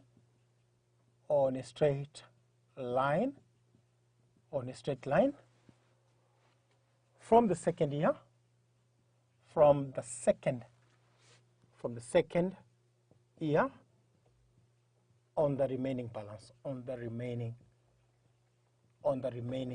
what we call the remaining balance, on the remaining balance, from the second year on the remaining balance. Implying that after getting the 50%, now the 50%, we get it 25, implying that 4 years.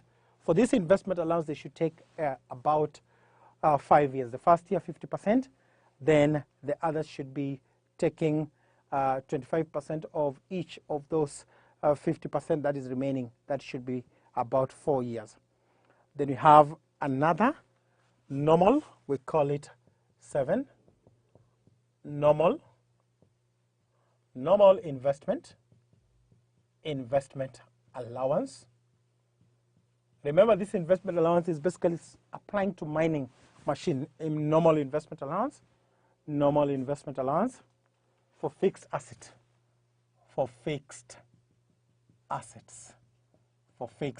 normal investment allowance for the fixed assets. For other investment, for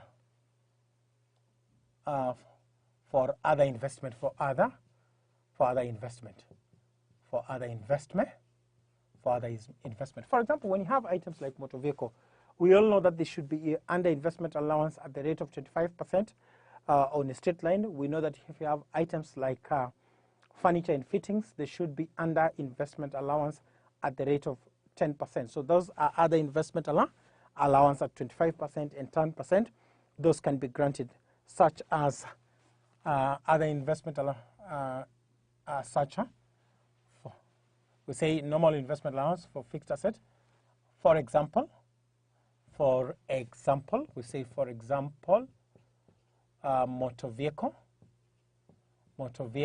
which I said, furniture. We have the furniture and fittings, etc. So other investment, furniture and fittings, those should fall there. Then we have cost of well abandoned. So cost, remember this cost on well abandoned,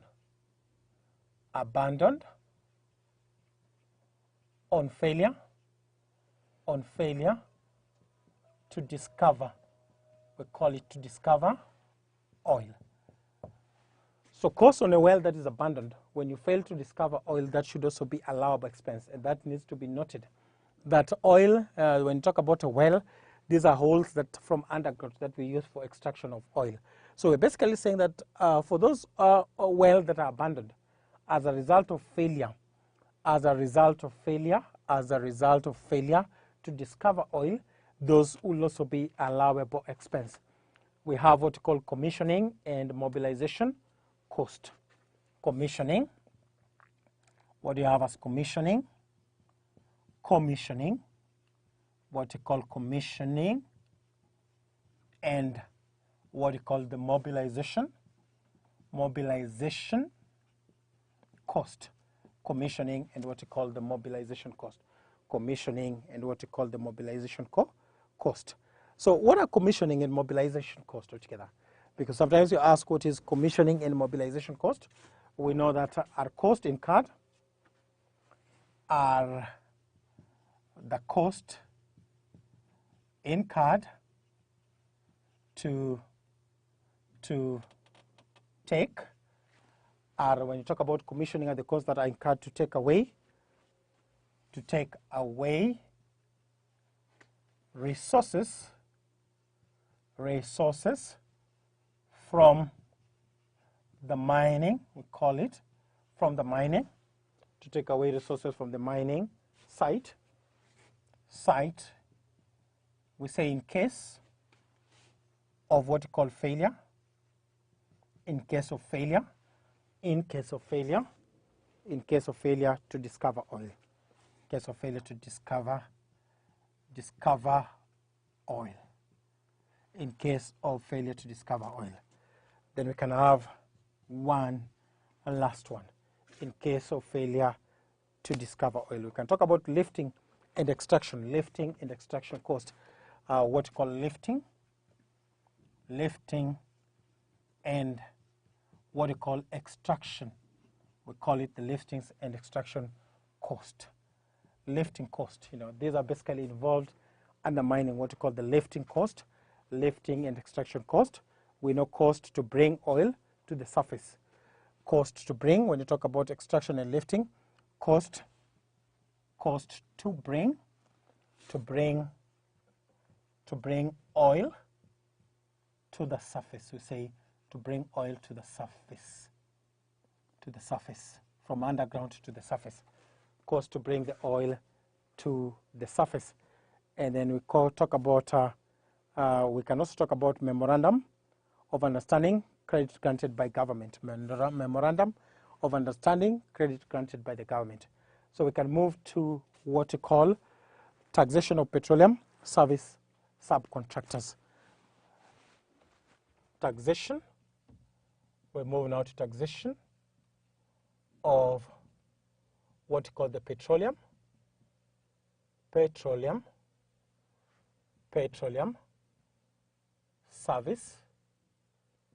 service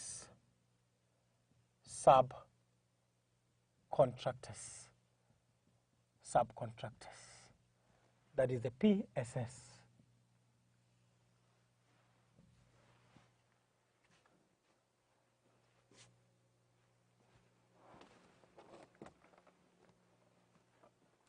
PSS subcontractors. Remember, we say that when you talk about the subcontractors, when we say the subcontractors, these are basically hired. They're hired to carry out specialized activities under extraction. And we did say under the terminologies that we basically treat them as non-resident.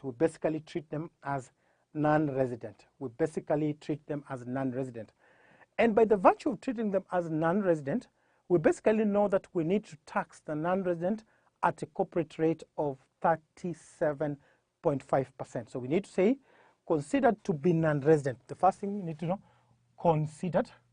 We say considered to be what we call non-resident.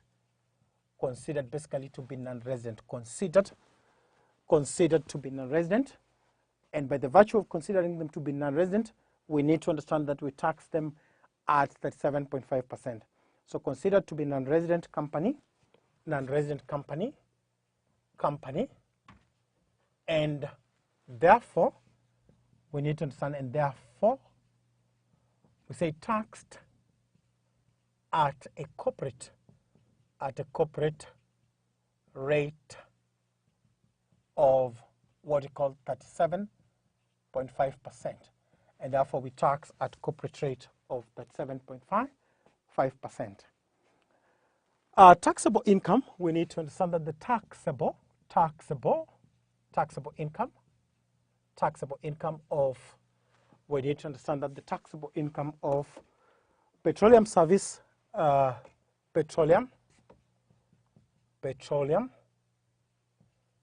taxable income of a petroleum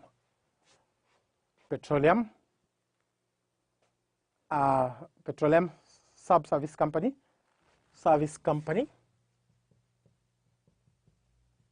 very important company, is of a service company is usually taken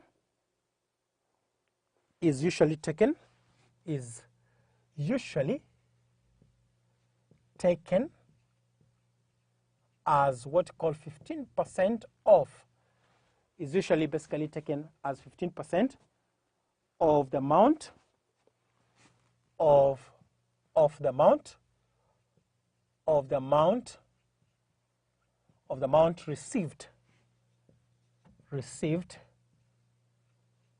from the petroleum.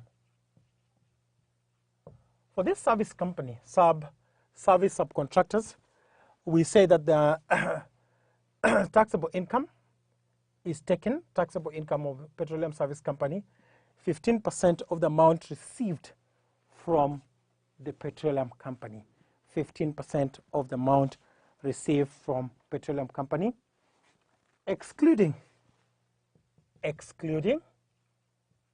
the, we say that excluding the amount received, the amount received as what you call reimbursement. Maybe they used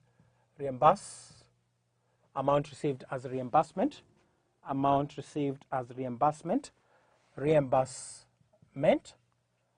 basically received as reimbursement for work done, by PSS. And PSS, we know that petroleum service subcontractors. So amount that is reimbursed for services that they use their own money, that is excluded from the 15%, on behalf done by the PSS, on behalf of the petroleum company, on behalf of the petroleum company, on behalf of the petroleum company, on behalf of the petroleum company. So we say that PSS payment of expenses on behalf, that is PSS, petroleum service subcontract, PSS payment of expenses, payment of the expenses on behalf, we say on behalf of the petroleum company, on behalf of what you call the petroleum company. So when that is done and they reimbursed, that is not part of the 15% of the amount received by the petroleum company. That is what we say. That is not part of the 15%. So then we need to understand that the tax rate of 37, the tax rate, very important, the tax rate of 37.5%, the tax rate of 37.5% is usually what you call a withholding is usually a withholding. Is usually a withholding. Is usually a withholding. Tax by the petroleum company. So that tax rate of that 7.5% is usually withholding tax by the petroleum company, which should be remitted. Which should be,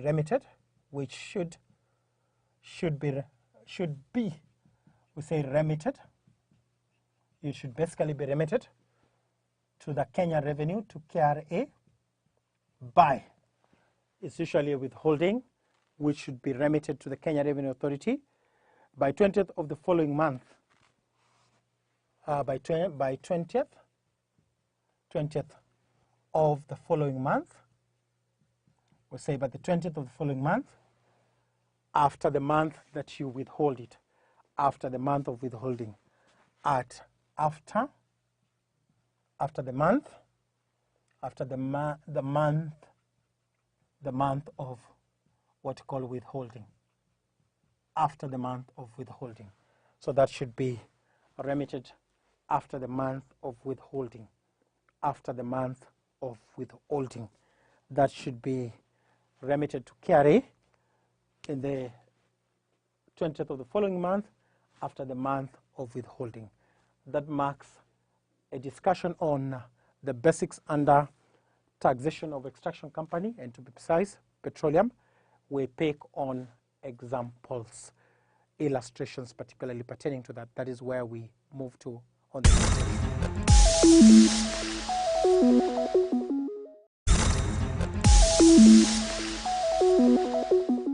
Hello, Lana. Welcome to our continuing lessons on the manifested publishing e-platform. We are continuing with our subject in human resource management, and today we are going to look at the lesson on human resource administration. And in this human resource administration topic, in our lesson today, we are going to look at employee welfare services. Now, employee welfare services may be provided for matters concerning employees which are not immediately concerned with their jobs, although they may be connected generally with their place of work. Employee welfare services may be provided as individual or group services. So by this it means some of those services may be directly to the individual worker, or maybe a group of workers, where now you have what you call group services. And in our lesson today, we are going to look at the types of employee welfare services and advantages of providing employee welfare services. So the first part we are going to look at types of employee welfare services. Employee welfare services. Employee welfare services. Employee types of employee welfare services. So, Lana, the welfare services that can be provided as a cut across a wide range of services, and an organization will have to pick the services now based on the kind of employees, the nature of work, and sometimes organizations have to have a mixture of welfare services cutting across the objective they want to meet. So one of the welfare services could be transport facilities. Transport services. Transport services. So these transport services, some workers may be working maybe in shifts where they cannot rely on public transport, for example. They may be working, for example, at night. So an organization may have transport facilities may be provided by the employer or provided by a third party, a service provider. So the transport facility could be from work to homes, and vice versa. So from work to homes and from homes to work. So that way then these employees can be able to take advantage of that. And the way you are seeing, the transport, though not directly connected with work, but it's related to work, because when the employees are coming to the workplace, the transportation services are helping them. Then, secondly, you may have what you call canteen services. Canteen services. So these ones may provide meals, maybe at lunchtime or maybe at break time.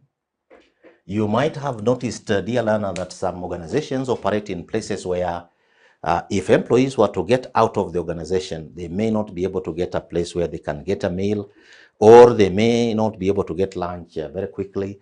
So an organization may provide canteen services for meals, which may be free or may be subsidized as a welfare service. Then there is also the element of treatment, or you can say medical services, services. So here, the employees themselves and maybe some of their designated dependents. So maybe an employee, a spouse, a child, or several children. So they may be subjected to some kind of treatment facilities. They can maybe go to a hospital where the organization makes arrangements, maybe Kenyatta National Hospital, Mata Hospital, or Medihill. So that way then employees can be able to access those treatment facilities or services in relation to the welfare options they have. Then 4, you may have what you call employee counseling services. Employee counseling services. Some organizations extend these counseling services to members of the family and sometimes the extended family, so that employees can be counseled maybe on work-related matters, work-related or life-related, so that employees can be able to go through certain challenges they might, for example, be facing. So employee counseling services can also be provided as a type of welfare service in terms of assisting workers. Number 5, bereavement services. When, for example, a family has for example, gone through a death, maybe of a relative that is covered within that particular range, then an organization may provide bereavement services, maybe provide a house, provide some maybe services that are related to burial. So that again helps employees, and this may be support that may be given in the context of what the family requires. So what some organizations do, they ask the bereaved families to maybe provide an idea of how the organization can support. And because of different cultural bearings, then an organization may provide maybe a given sum of money, maybe say 50,000 shillings for the family to be able to carry out maybe the last respect, as it were. So that again becomes a welfare service. Then there is also what you call club and professional membership services. Club and professional membership services. So what some organizations do, they enlist the members who need to be in certain professional bodies, so that those members can be able to access certain services in relation to the clubs or professional memberships that they would want to promote their career. So that again becomes one of the employee welfare services that could be provided. Then some organizations, dear learner, also provide what you call pre-retirement training services, pre-retiring training services. So what happens when workers are about to reach retirement, they may want to be assisted to maybe settle down in life. And sometimes workers who have worked for, let's say, 20 years, 30 years, they are going into a life where they now will no longer be working. So some organizations prepare pre-retirement training services for employees within 5 years, 15 years of retirement. Then those workers are taken through that particular training at the cost of the employer to be able to assist them to be able to settle down and plan for retirement. Then there is also what you call housing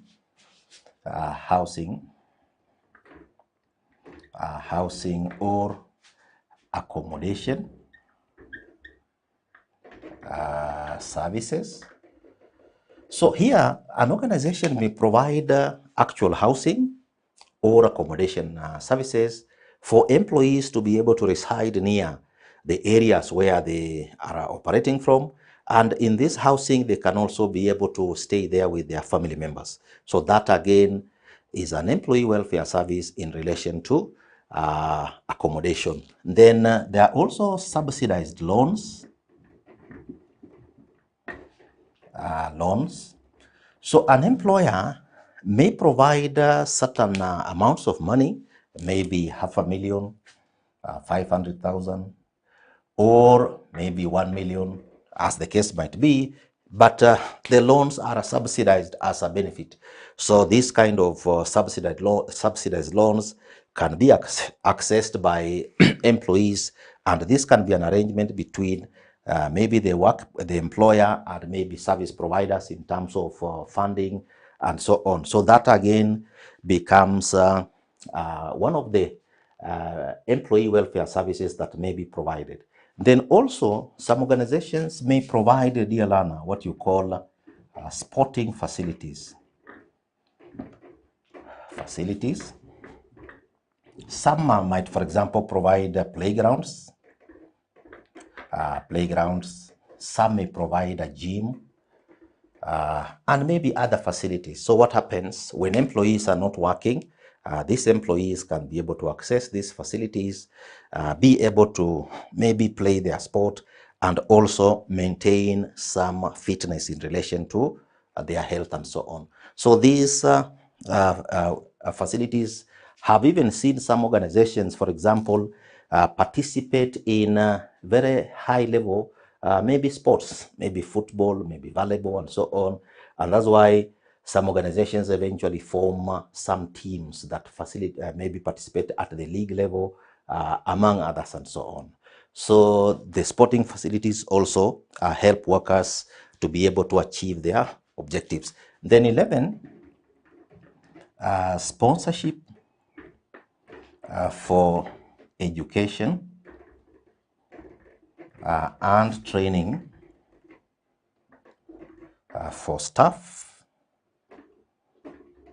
and designated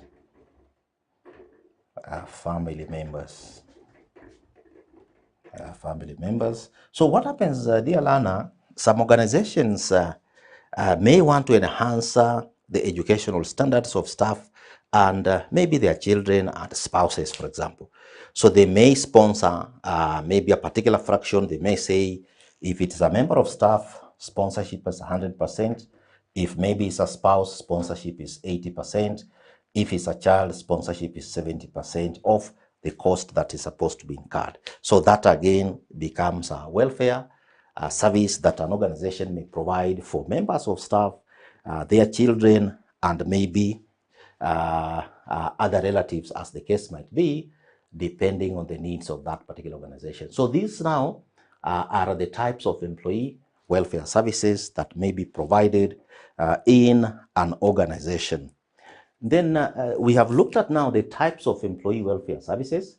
We can also have a look at now advantages of providing employee welfare services. Advantages of providing employee welfare services. So the question that may arise is that because if you look at these welfare services, you take an example, transport services. If you are to compute an organization that has, for example, 100 employees, and it intends to provide transport services for these workers who are working 24 hours a day, maybe 7 days in a week, this will be some cost to the organization. And one may want to find out, why would an organization want to provide welfare services to workers, yet it is costly? So there are various aspects. For example, welfare services may help in improving employee engagement.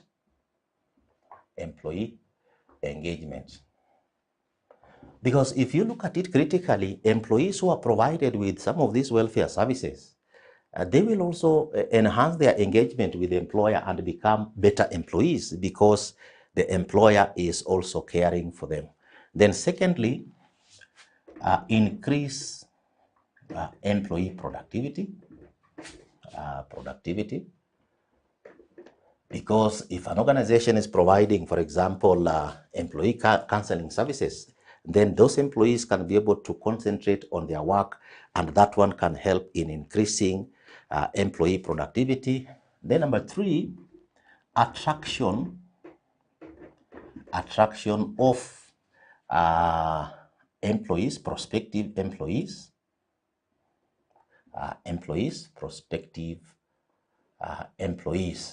So what you are saying here is that if you are looking for a job and you get 2 organizations offering you a position, then you may want to ask yourself, what does organization A offer? What does organization B offer? So if you look at the 2 organizations, and one of them is providing canteen services, is providing transport services, club and professional membership, sporting facilities, and so on, then an organization like that one is likely to attract employees who are looking for good employers. And then number 4, enhances the employer as an employer of choice. So the employer is able to at least endear himself, the organization is able to endear itself to employees. Then this also increases the level of employee retention.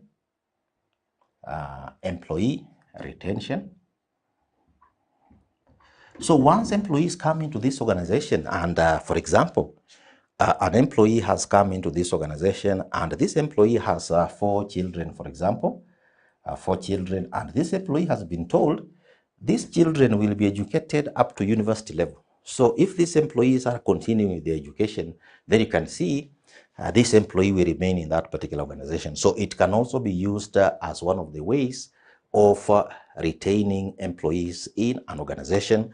Then number 6, increases the level, the employee health and well-being. So take an example, dear learner.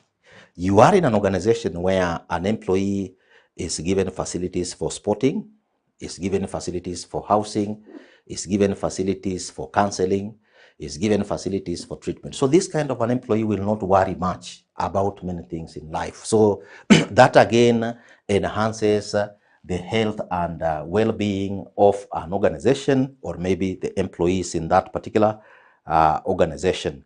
And then there is also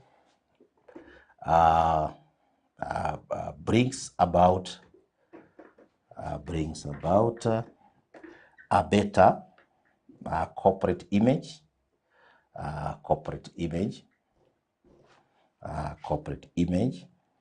So the image of this kind of an employer becomes better in terms of that organization being able to attract itself and project itself as a leading brand in the market. Then another advantage is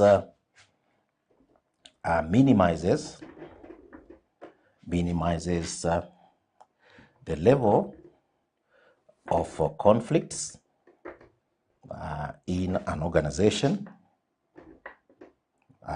Minimizes the level of conflicts in an organization, because where employees are being provided with all these things, the absence of these particular facilities or services are the ones which normally creates a lot of conflict. So where a good range of facilities or welfare services are being provided, you expect to have less levels of conflicts in that particular organization. Even the quality of work, better quality of work can be realized. And then number 10, increases efficiency levels.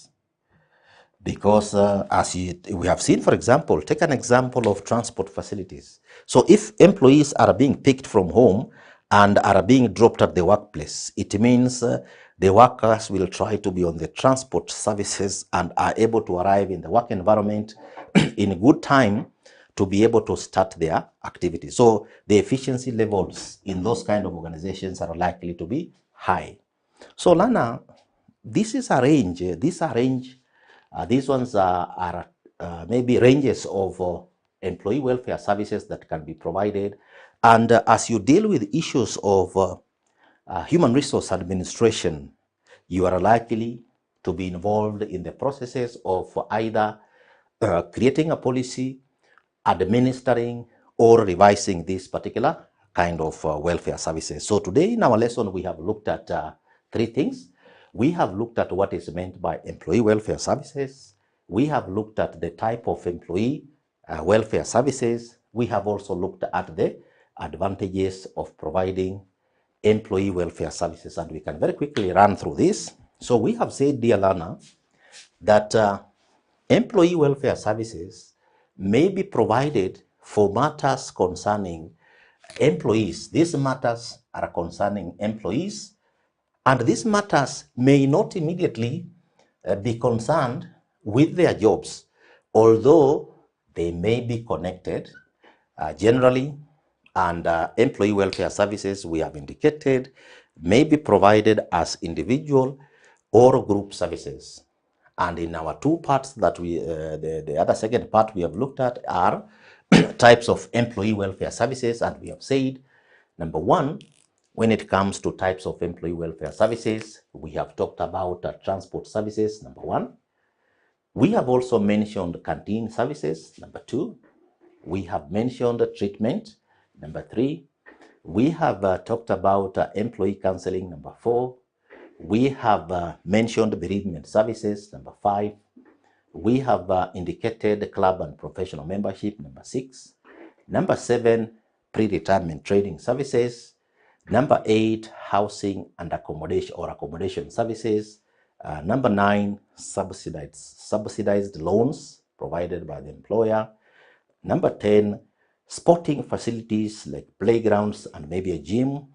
Number 11, sponsorship for education and training, which may be for the members of staff or the children of members of staff and other relatives. So those ones are types of employee welfare services. Then when we came and looked at the advantages of providing employee welfare services, we have indicated that 1, may help in improving employee engagement. Number 2, increase employee productivity. Number 3, attract prospective employees. Number 4, enhance employee as an employer of choice. Number 5, increase the level of employee retention. Number 6, increase employee health and well-being. Number 7, bring about a better corporate image. Number 8, minimize the level of conflicts in an organization. Number 9, better quality work can be realized, and number 10, increase efficiency levels. So dear learner, this was our topic for today, and before we finish our lesson for today, you have an assignment, and your assignment is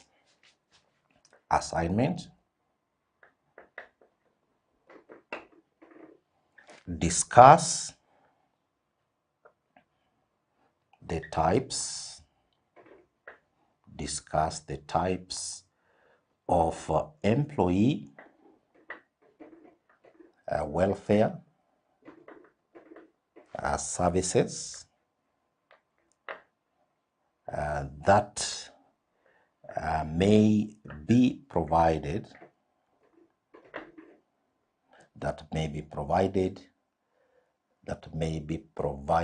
to employees in an organization. So dear learner, this is your assignment. Our lesson today was employee welfare services under the topic human resource administration in the human resource management subject. And the assignment for today, discuss the types of employee welfare services that may be provided to employees in an organization. So dear learner, we have come to the end of our lesson. Until our next lesson, thank you for actively participating.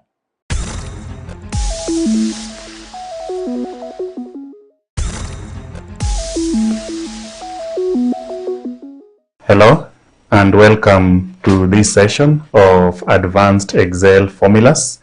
In this session, we are going to cover formulas that are related to the if statements. If statements are advanced formulas that are normally used when you want to analyze your data and come up with formulas that will give you certain criteria. And with me here, I have created a workbook that will enable us to go through a variety of if statement formulas that are in use here. The first one that we are going to tackle will be the if statement formula.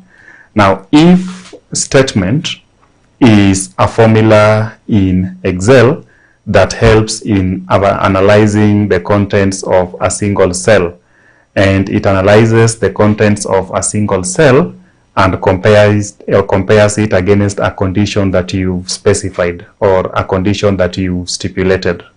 If the contents of the cell that you are analyzing surpasses the condition that you've set, then the formula will give you a true value, a true statement, or a true formula.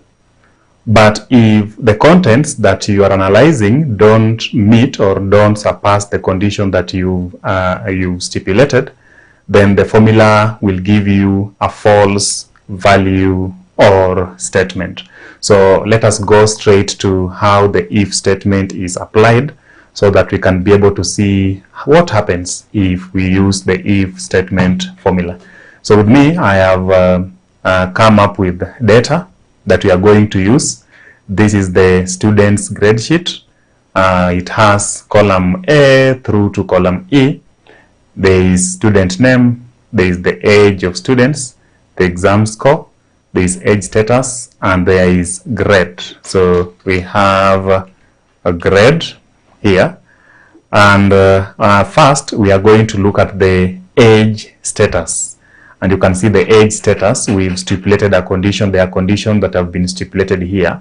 Now, for age, if the content or the cell that we are analyzing surpasses 20 as the condition, then the formula will give back youth. But if it is less than 20, the formula will give us teen. So if it is greater than, we can use greater than or equal to 20, the formula will return youth. But if it is less than 20, the formula will return teen. So let us see how that is to be done using the if statement formula. First, we are going to precede every formula with an equal sign. So every formula is preceded with an equal sign. Then we type if, then double click on, you can see if checks whether a condition is met and returns one value if true and another value if false. So I'll double click on the if. Then you click on the value that you are testing, the logical test, the value that you are testing here, which is 34. So B4, where there is age, so 34. We are analyzing 34. We are analyzing 34. So if that cell, which is B4, and it represents 34, is greater than, so we are going to look at a condition that you've stipulated. If that is greater than or equal, now the condition is 20, we type 20. Now if B4 is greater than or equal to 20, comma, then the formula should give you youth. So the youth is going to be put in bracket in quotations. So full quotation, youth. Then you close the quotation. But if that is not met, then the formula should return teen. So the formula should return teen, and we are going to have the teen there. So if before the cell that you are analyzing is greater than or equal to 20, the formula will return youth. Otherwise, if that condition is not met, the formula will return teen. So teen is going to be there. You close the bracket, and after closing the bracket, you hit enter, and it returns that this person is a youth. You can see the person is a youth because the age is 34. 34 is greater than 20, and therefore the formula returns youth. Once that has been done, you copy your formula down up to where Tonet Meg is, and the rest will be pre-filled. Now, Lewis is a youth. David Ja is a youth. Cheryl is a teen. Of course, the age is 18. Gary Hall is 15 years. That one is a teen. We have another youth here. Of course, everything has been brought by your formula or the formula that we entered. So if the age is greater than 20, the formula returns youth. But if the age is less than 20, the formula returns teen, as it has been seen in the if statement formula. Now again, we also have exam score, and we are going to analyze the exam score using the condition that have been stipulated here. Now the condition is that if somebody scores greater than or equal to 60, the formula will return pass. But if somebody scores less than, this one should be less than. If somebody scores less than 60, the formula should return fail. So how is that particular formula applicable? So equal sign, then if, then you double click on the if. You click on the cell that you're analyzing, in this case you're analyzing 80. 80 is C4. So instead of clicking, you can just write C4. That is if you know the cell that you're analyzing, comma. If C4 is greater than or equal to 60, the condition is 60 here, 60, comma, then the formula will return pass. So pass should be in quotation. The formula should return pass. You close the quotation.